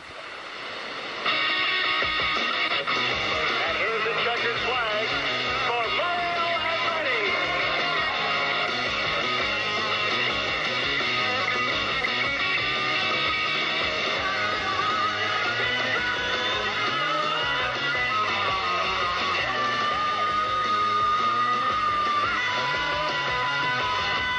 eyes-odd IndyCar Series. What did you think was going to happen, huh? See exclusive film of the Wahlberg Andretti Indy 500 historic ride at racetotheparty.com. Everyone deserves a car they can count on. A car that keeps going when others might quit. A car that stands strong when you need it most and expects to handle the unexpected. At Chevrolet, we created a team of Red X engineers who are obsessed with quality. Red X torture tests every car down to the smallest detail. Because everyone deserves excellence. And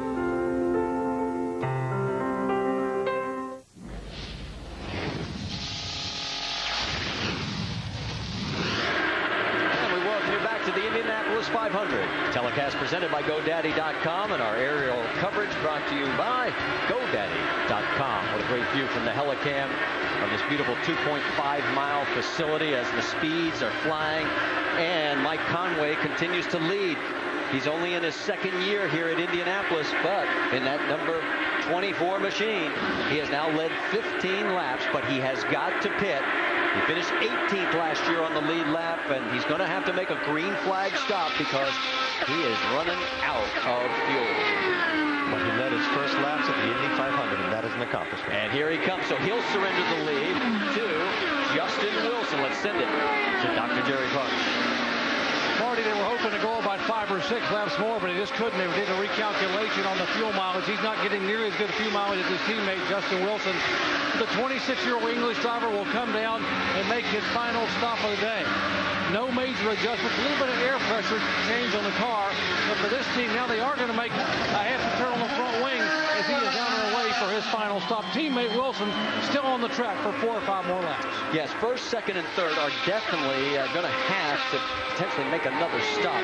Certainly, you're looking at Wilson, Castroneves, and Graham Rahal on lap 151, 55, and 54, respectively. The guy in the catbird seat is 4th place, Dario Franchitti. He lashed out at 163. Let's take a look at our Firestone lap leaders because we've had a total of 7 of them here in the race.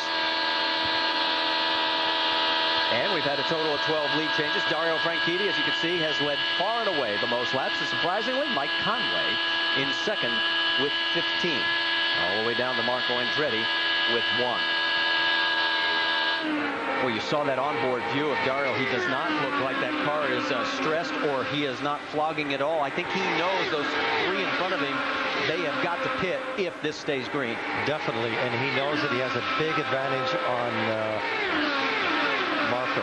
Let's check in on Tony Kanaan because he is now in 5th place, right behind Franchitti. He's about 4 seconds behind as he got around Marco Andretti. Let's take you back and show you what happened there between the 2 Andretti Autosport teammates. See Marco up front having a little bit of difficulty getting through the turn, loses momentum. Tony Kanaan aboard the 7-Eleven machine takes advantage of it. Just a clean pass, not going to be any difficulty there between teammates. Marco must have really had a problem there because Kanaan passed him even getting off the throttle. And in 4, you never ever get off the throttle unless you're way offline. And you can see the marred view up in front. He's got a long way to go. Let's check in on Justin Wilson because Justin has a little piece of Indy history now. He is now the 200th driver to lead a lap here in the Indianapolis 500. He is going to have to make a stop soon, but Justin getting his moment in the sun, shall we say. 19 laps to go. And we'll go side by side one more time as Justin Wilson, Helio Castroneves, and Graham Rahal have to make stops.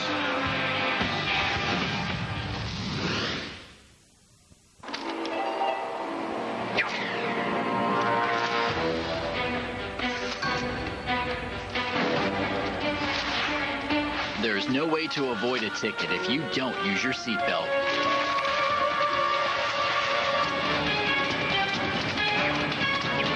Cops are stepping up enforcement and looking for unbuckled drivers like never before. If you don't buckle up, you will get stuck with a ticket. Click it or ticket. So what do you think? We need his experience. Yeah, but he has more energy. Now you can get the best of both. Try Touch of Gray. Combs away a little gray without getting rid of it all.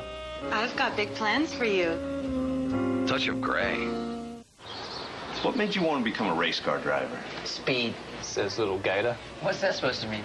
Gators, they're not fast. I mean, little tiger. Little panther. Little dingo. But little gator, that's ridiculous. There you go, little gator. Thank you. Appreciate it. I need a nickname. Yeah, you do. Real race fans don't have to choose. They get Verizon Championship Racing. Download the hottest racing apps and get track action from both IndyCar and Nationwide. Verizon. Granola nut clusters from Nature Valley. 100% natural nuts and granola in bite-sized clusters. It's a little bit of nature, a little bit better. And nature approves. Granola nut clusters from Nature Valley. Everyone remembers their first day. People can smell new cops like they can smell fresh paint. You look new, you sound new. Yes, sir. We have shots fired. Let's go. Now! ABC knew this summer. Are we ready? Yes, sir! When you're a rookie, Please stop! every day is a first. Please don't make me shoot you. This is my first day. Please. ABC's Rookie Blue. Series premiere Thursday, June 24th. Part of ABC's new summer season.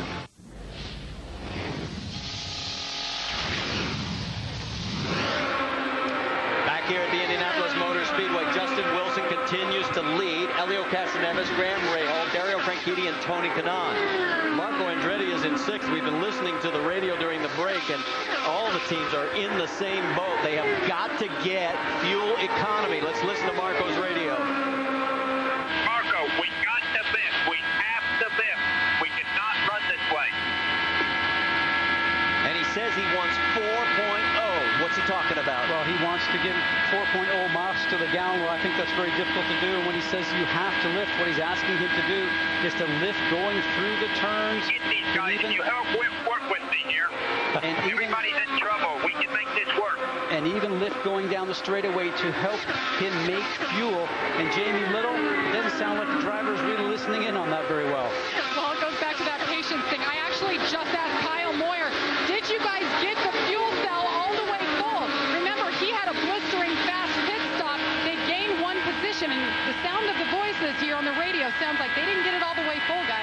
pace has really dropped down. 4-1 now. We need 4-1. Now there's his Firestone telemetry, and you can see, look at the speed, down to 210. Dario Franchitti ran 215 for the last lap. So even they're thinking they need to save fuel. When they started this negotiation, he was telling me, he said he needed 3.8, then 3.9, now 4. So they're trying really hard to stretch the fuel out as far as they can so they can take advantage of a yellow. And for him to make fuel right now, what he can do is go from 5th up to 6th gear, get some lower RPMs, and breathe off the throttle. He just is not taking his foot off the throttle right now to help make some fuel. We can tell you that Anna Beatrice is in for what will be her final stop. She is in 20th position, 1 lap down. This has been a very solid day for the young Brazilian. An extremely professional race. Let's go back out on track, and you can see that Justin Wilson continues to lead. Now his last lap was at 2:21. He knows he's got to stop, so he's trying to make as much ground up as possible so that when he does come in, he can get back out on the track in a better position. But it really is just going to come down to who can stretch his fuel as long as it possibly can. And we haven't heard one sound from Franchitti's radio, have we? Not a blip. He has dropped back, though, a 7.4 seconds behind the race lead, and it looks like he's saving fuel as well, Vince. That's exactly right. And Dario is not communicating on his radio. In fact, they're just talking to Dario about what kind of an advantage he has on the car behind him, which is Tony Kanaan, saving desperately in the 10 pit, hoping to make it to the end as you see the 22 come to the pits, Jerry. Yeah, Justin Wilson that tried to make it. They rolled the dice here in the driver and Ron Bull pits, hoping for a yellow flag to be able to make it. They could not make it all the way. So with 12 left to go, making 11 to go, he is on and off pit road, making his final stop. Graham Rahal has also pulled down pit lane. Marco Andretti continues out. Dario needs 4.0. We need 4.1. He's in trouble too. Boy, Rahal's got problems, so his day is finally getting down. He gets back out on track. A good run, but it's not going to be good enough. Castroneves right now, a 6.9-second lead over Dario Franchitti. He is the last one of this group that came in earlier than that pack that's behind him, Franchitti, Kanaan, and Marco. I don't think Franchitti is that sure he's going to make it on fuel either. You're looking at his speeds, 217. That's not been his race pace. And meanwhile, Helio Castroneves, he too has backed off. He's running 215 now, as he is now led in his 7th Indy 500, and he becomes our 8th different leader today. But what Castroneves is doing is he's having those cars in front of him open up the air, and you are so much more fuel efficient when you do that. They have to do everything they can to save fuel. He's got traffic right in front of me. What are you hearing, Vince? Well, in regards to Helio Castroneves, Tim Cindric just asked him, could you go an extra 10 laps on those tires if we splashed fuel? That's all they need is just a splash to get there. And if the tires would hold up with enough fuel when everybody else is saving, maybe that would be enough to get there as you see the telemetry for Helio Castroneves. It's going to be close. He goes around Simona Di Silvestro, and he's breathing that throttle. All the way down to 213 in the corners. The throttle all the way out to 48%. Next time by, no, he's not going to make it. So he is coming in. We thought he would have to. The oh, they may have been too fast. He might have been over. Yeah, he wants some more tires now from flat spotting those. If they were going to keep them on, they might reconsider. 8 laps to go. Vince, he's coming your way.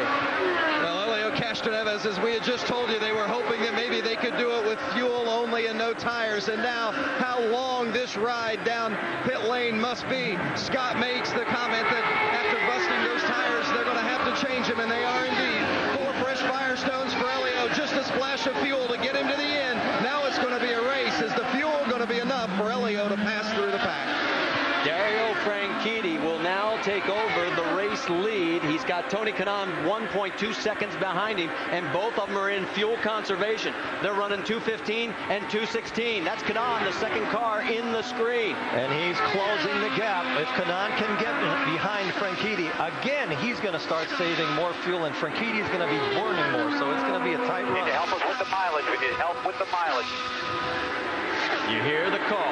1.6 to Kanaan. That 1.6 was the time difference.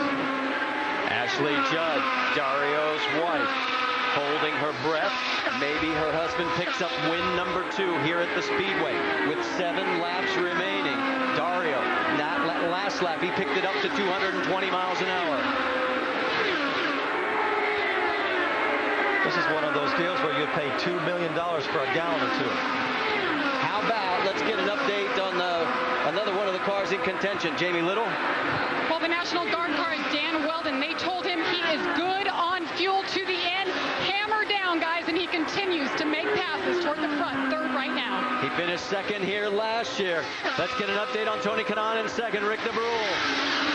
Well, they just told Tony Kanaan to speed it up a little bit. He's still in fuel-saving mode, but they think at this point that he's got to be able to get back up behind there. Now think about this. When he won the championship about 5-6 years ago with Fontana, he started from the back of the pack and was able to pull it off and win the championship that way. He's beginning to think it is all or nothing, and this is the way he wants to do it. Now they've just told him he's going to come in for a splash of fuel. 0.3 of a second.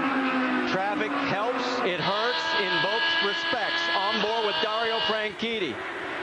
He is trying to get the tow from Simona Di Silvestro. You heard the radio on Tony Kanaan. Fuel, fuel, fuel. They are going to need to splash with 4 laps to go. This time by, oh, the heartbreak for the 11. Can they... Splash and go. Splash and go. Only 2 gallons. Splash and go.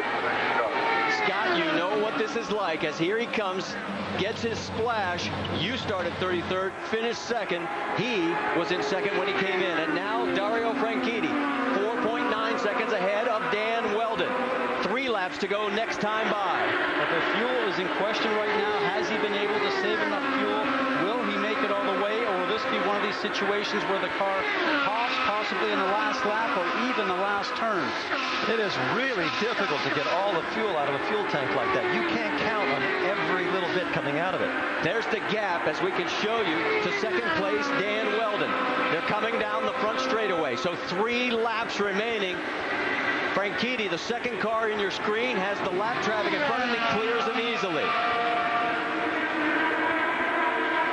He's in the south chute, heading through 2. The question now is only about fuel. He has led 152 of 197 laps.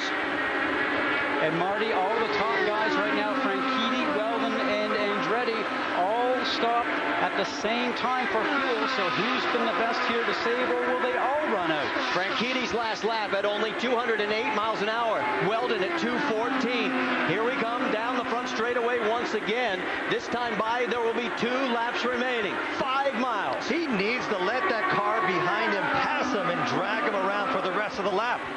He's going slow enough. He's 202 that last lap. Weldon at 206. Take your time, Weldon. In 1 now. This is incredible. Everybody saving fuel. He is almost at a snail's pace considering how fast he was running earlier in the race.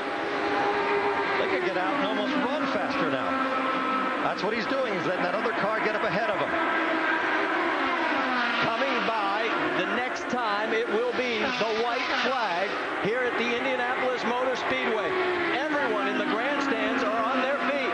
Can he make it? Can he make it? 2.5 more miles. Weldon is 3 seconds behind. There's Weldon at the top of your screen. He's letting everybody go by. He's doing everything he can to signal. And Weldon, can he close? It's 3.6 seconds as they head through 1. Oh, we've got a crash. Oh, a wicked crash involving 2 cars at least. He's won it. He's going to win it. Franchitti has won it. Ryan Hunter-Reay involved in this.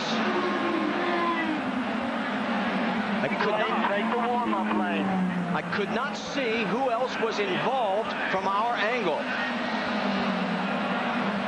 If he can make it to the stripe, and they told him to take the warm-up lane. The IRL guy up here to take the warm-up lane. So he is already in the warm-up lane.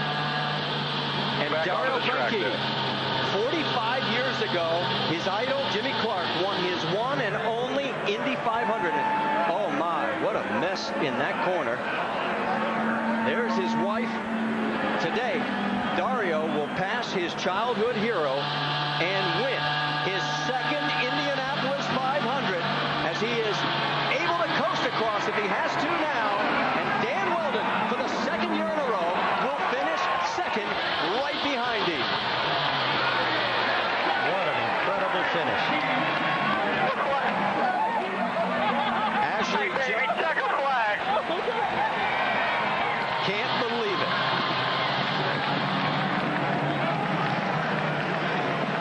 Chip has won the Daytona 500 and now the Indianapolis 500. No car owner has ever pulled off that feat in the same year. Way to go, way to go. Has now done it. My heart starts beating again. 247, you're the best! That is incredible. The report we have is the car that was upside down is the 24 of Mike Conway. We are awaiting word from safety officials that he is okay. The exultation in one side, and there is what's left of Mike Conway's car. And he is still in the car. The safety crew has got his helmet off. All right, let's go back and show you what happened here.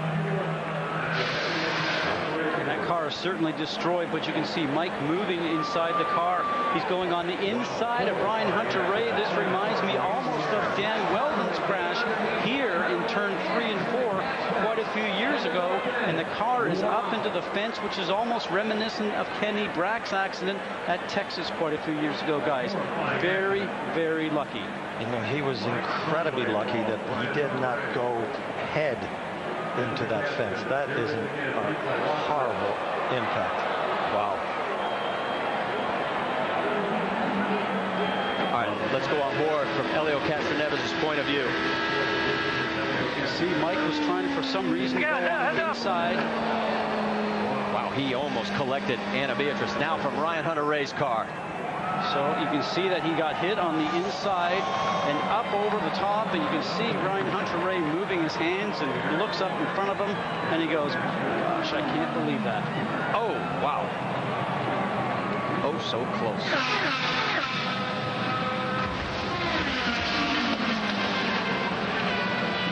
Unreal. And they are still working on extricating Mike Conway. As soon as we get an update on his condition, we will, of course, pass it on. Let's send it down to Dr. Jerry Punch. And we are running along beside Ashley Judd, who was just overcome with emotion. She was crying, and now she clipped off her shoes and is running up pit road to try to get to her husband. Just tears of joy, tears of elation as she is running up to try to get to him. Her husband promised her sister a birthday present today. He said, I will win the Indy 500 for you. Doc, you better get in shape, buddy. She's out running. Keep up with her. You're doing a great job. It's been a long day. And listen to the crowd celebrating as Ashley heads towards her husband, Dario Franchitti. And boy, he lights him up. He did everything absolutely right today, didn't he? Led 155 of the 200 laps. And Chip Ganassi now has his 4th Indy 500 win. Jamie? Walking down pit road, waving to everybody, saying how hot it is. Chip, first owner ever to win the Daytona 500, to win the Indy 500. What is this moment like? I don't know. I mean, I'll think about that later. Right now, I want to congratulate Dario. I want to thank everybody that's a part of this team to put this team together today. And, you know, that brought that car home to victory. It was a little dicey there at the end. You're trying to save some fuel to get to the finish. I got a great crew of guys. I got great sponsors. I'm a lucky guy. So close on fuel, Chip. What are you going to tell Dario? You know, just like he did at Homestead last year, how he won the championship. He saved fuel when he had to. All right, congratulations. Chip Ganassi making his way into victory lane. And we can update you, Mike Conway is out of the car. He did wave to the crowd. If we get further news, we'll, of course, pass that along as well. As you can see, Dario making his way to the victory podium. Let's go through it as we get a chance. It's Franchitti, Weldon, Alex Lloyd with his best finish in 3rd. Scott Dixon comes back for 4th. Danica Patrick will finish in 5th. Mark Boydred 6th. Wilson 7th. Power 8th. Castroneves 9th. Tagliani 10th. Let's send it to Vince Vince Welch. What a scene here in Victory Circle at the Indianapolis Motor Speedway. Honda's 100th victory, Chip Ganassi's 4th as a team owner, and the 2nd Indianapolis 500 win for Dario Franchitti, as Franchitti puts on the Firestone hat, being congratulated by his team, and certainly Ashley Judd, his wife, shedding tears, and Dario's tears are tears of joy as he prepares to get out of the race car, and now Chip Ganassi has come over to celebrate. I can tell you guys that Chip Ganassi was on the radio being a cheerleader to this team today, reminding the team on that last pit stop, just be solid. They were better than solid. Very fast on that final stop, encouraging them to keep their heads throughout the day. And now Dario making his way out of the car to celebrate. The CEO of Borg Warner, Tim Manganiello, will put the wreath around Dario's shoulders and give him a handshake of congratulations. Ashley comes in for the kiss. Dario's birthday earlier this month, a little bit of a delayed birthday present, but certainly a celebration will ensue tonight. Remember when Dario won in 2007, and now the Queen comes in, Brooke Dorsett, Franklin Weaver from Bennington, Indiana, and the American Dairy Association will come in with the milk momentarily. Dario's father with an emotional hug of his son in Victory Lane. Remember when Dario won in 2007? It was a rain-shortened race. No shortening to this one today. It went the distance. And Dario will drink the milk and celebrate here in Victory Lane, his 2nd Indianapolis 500 victory.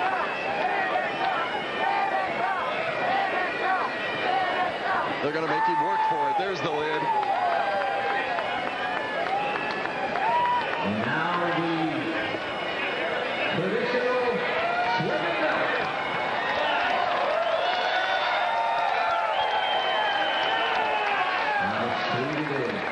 How sweet the milk tastes when you are the winner at the Indianapolis Motor Speedway. And a little clink of the glasses for Dario and Chip. Congratulations. How good did that milk taste, my friend? I was just asking Chip how good it felt to win Daytona and Indianapolis in the same year. He's hugging all the trophies here. I was just thinking this tastes just as good second time. That was... up until 10 laps to go, it was pretty relaxed, and then all hell broke loose with fuel saving and stuff. And the number 10 target car was the dominant car today. And I'm going to thank all these guys and this team, and thank you to the fans for coming out to the Speedway today, and it was great. Now your voice, the tempo of your voice was really ramped up over those last 10 seconds in your radio communication. How frightened were you that you weren't going to have enough fuel to make it to the end? I just needed to know what the other guys were doing. And I was thinking, well, if they're saving more than me, they're doing something very special here. I just needed to know the gap behind, and there was a bit of confusion, and I wasn't getting that gap, and so I had to kind of tell them what I needed. So, man, this means so much. This is, to come back after going away for a year, win the championship, and now win the Indy 500. Thank you to everybody at Team Target, and I'm damn near speechless right now. Dario Franchitti, he has won the Indianapolis 500 for the 2nd time.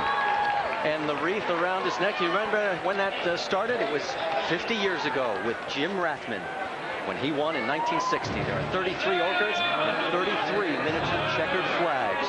And here it was just a few moments ago as Dario Franchitti finishes winning his 2nd Indianapolis 500 here, and the crew just celebrating and saying, we did it, we dominated, and we did it. And wife Ashley sprinting to give her husband a victory kiss.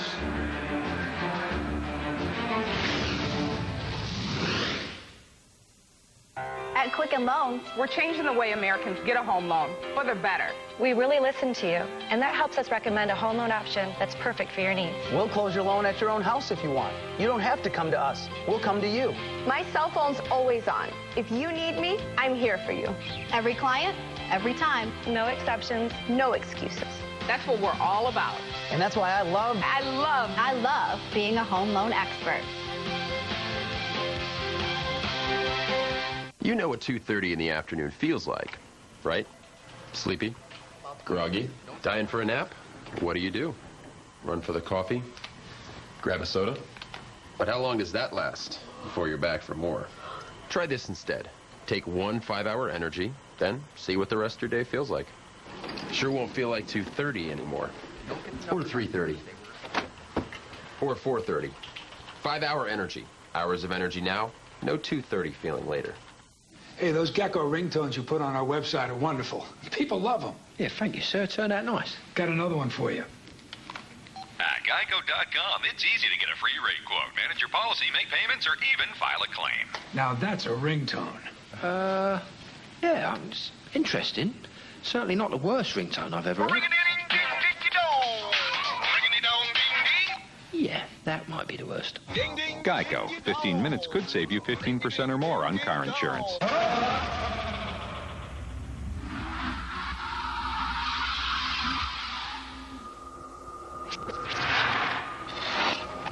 There's a reason why. In 4 years of powering every car in the Indianapolis 500 race, not a single Honda engine has failed. It's not the parts we make them from. It's the part we put in to every Honda. ABC's new Summer Sunday. Welcome to the Gates. The home's breathtaking. What about your husband? He's out of town. For how long? Long enough. The school's unmatched. Am I making you nervous? A community so exclusive. What was that? Getting in is almost as hard as getting out. ABC's The Gates. Series premiere Sunday, June 20th. Part of ABC's new summer season.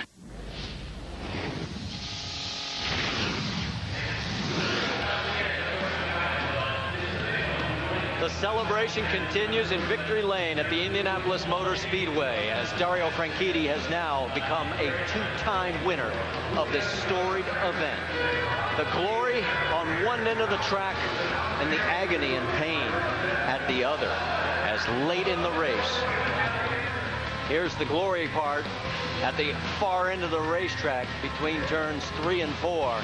Is the agony for Mike Conway as he touches wheels with Ryan Hunter-Reay. And oh, what a scary crash. And what a lucky driver that the cars are so safe.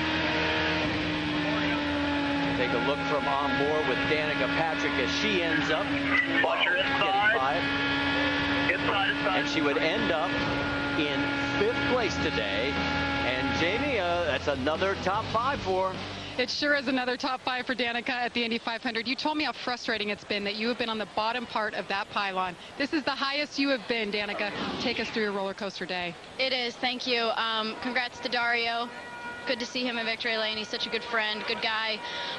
You know, gosh, I knew that the strength of the team was going to be the race running. The GoDaddy car got up front. Every other car got up front. I had faith in that. You know, what can I say? The pit stops were great. They were. I mean, if I kept telling the guys on the radio, if I got as many guys on the track as you got me in the pits, we'd be looking really good. But it was a little tough to pass. It was a little tough to pass, but you know, it was between the pit stops and the strategy. This is why we're in the top 5. New strategist, of course, Ziggy on board with you. But Danica, we just watched the onboard from your car, Mike Conway in the fence. What was that like? Oh man, I mean, I don't look.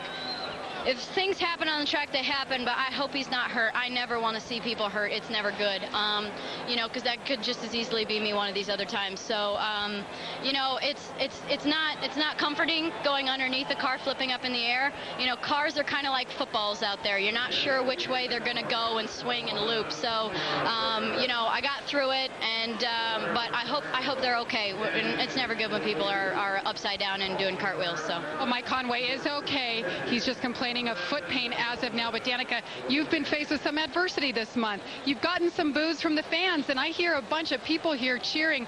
Danica, what has that been all about? Oh, it's been an exciting month. You know, I've been booed for, you know, largely for the first time. I've been booed before. Don't get me wrong, but yeah, you know, I didn't say the right thing after qualifying, and you know, I reassured all my guys that it wasn't them I was talking about. It was just you know, it's hard when you're on the outside looking in to hear comments like that, and so I can't say those things to, for those who don't know the situation, things like that sound wrong. So I apologize. And, you know, at the end of the day, the race is what matters, and got a top 5. And Jamie, I am a little relieved. And all is forgiven on the team side, we might add. Thank you, Danica. Fantastic job. Let's go over to Rick.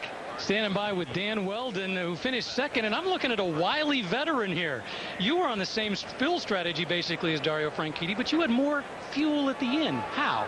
Well, you know, first and foremost, I got to thank, you know, the National Guard for giving me the honor of driving their race car. It's truly a pleasure, especially on Memorial Day weekend. I think, you know, hopefully that put a smile on all the soldiers' faces out there that are out in Iraq and Afghanistan and, you know, across the globe, because it's truly very touching to drive their car. And, you know, they've been a great supporter of me and everybody at Panther Racing. But I was on the same strategy as Dario, but I'm going to...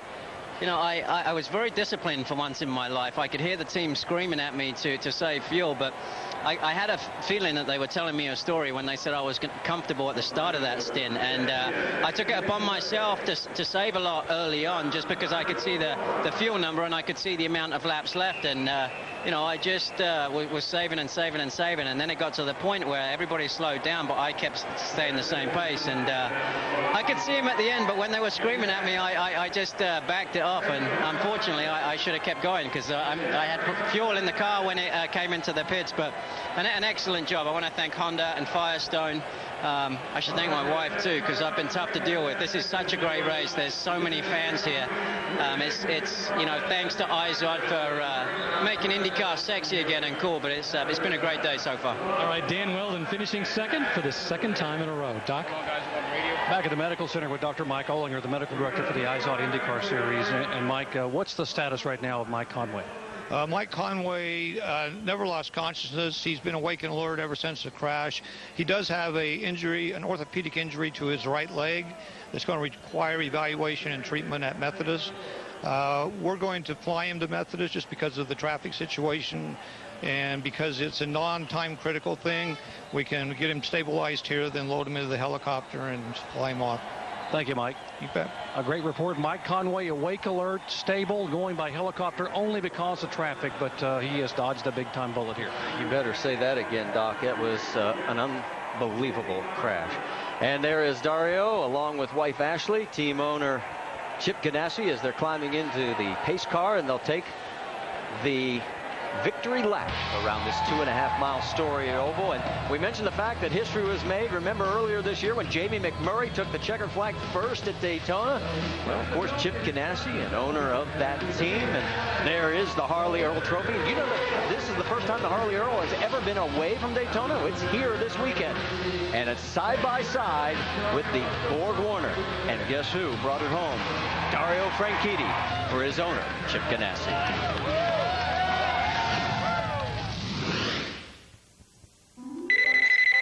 Hello? Hey, Mama, how many eggs do you use in your cornbread? 3, honey. Well, how about if I use 12? Mama, I'm stuck again. Can you make a turkey on a hot plate? This is terrifying. How do you get the lumps out of Jell-O? Hey, Mama. Mama? There's only so many times you can tell someone how to make gravy, but my webpage on GoDaddy won't ever get tired. They should call it Go Mama. You know they should. See more finalists now at GoDaddy.com. GoDaddy. Papa John stopped by a cooking show to make his pizzas for a live audience. Papa's in the house. Everything we do, we just try to do it a little bit better. Now create your own Papa John's pizza for just $10. Your recipe, our ingredients, all pizzas, even our signature specialties, just $10. Plus, Papa size your large pizza and make it 30% bigger for just $2 more. Order at papajohns.com. Good ingredients, better pizza. Papa John's.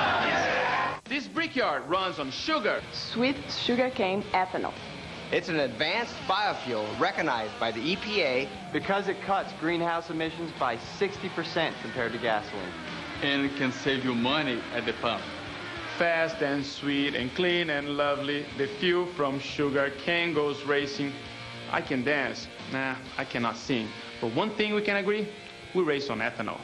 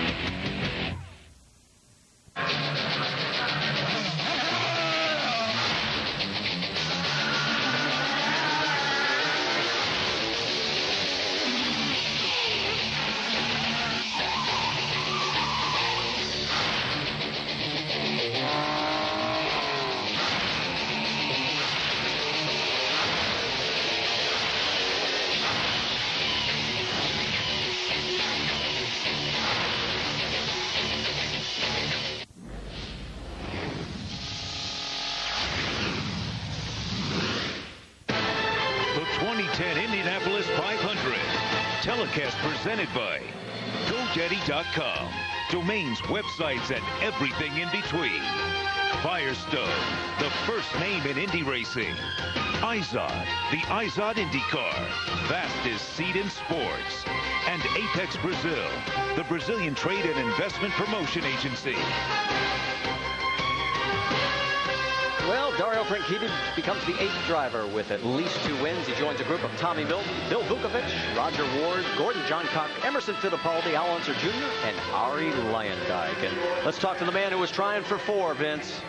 Yeah, our day started with the conversation about winning a 4th Indianapolis 500 for Helio Castroneves. It wasn't to be today. A tough day at the office, and I know you had a handful of a race car early, but let's talk about the pit stop where the car stalled on exit. What happened? Well, as I said, this is a place that the team and driver makes less mistakes wins, and certainly we make one crucial mistake. I made one crucial mistake and leaving the pits, and the guys did an incredible job all month long, and I let it stall right lap 150, and those things, especially on that, is crucial. So put us on the back to see a great strategy. He ended up trying to save us a little bit, which in fact finished in the top 9, but I have to recognize Dario was incredible. He was so fast. So well done, Target Ganassi. You guys did it well.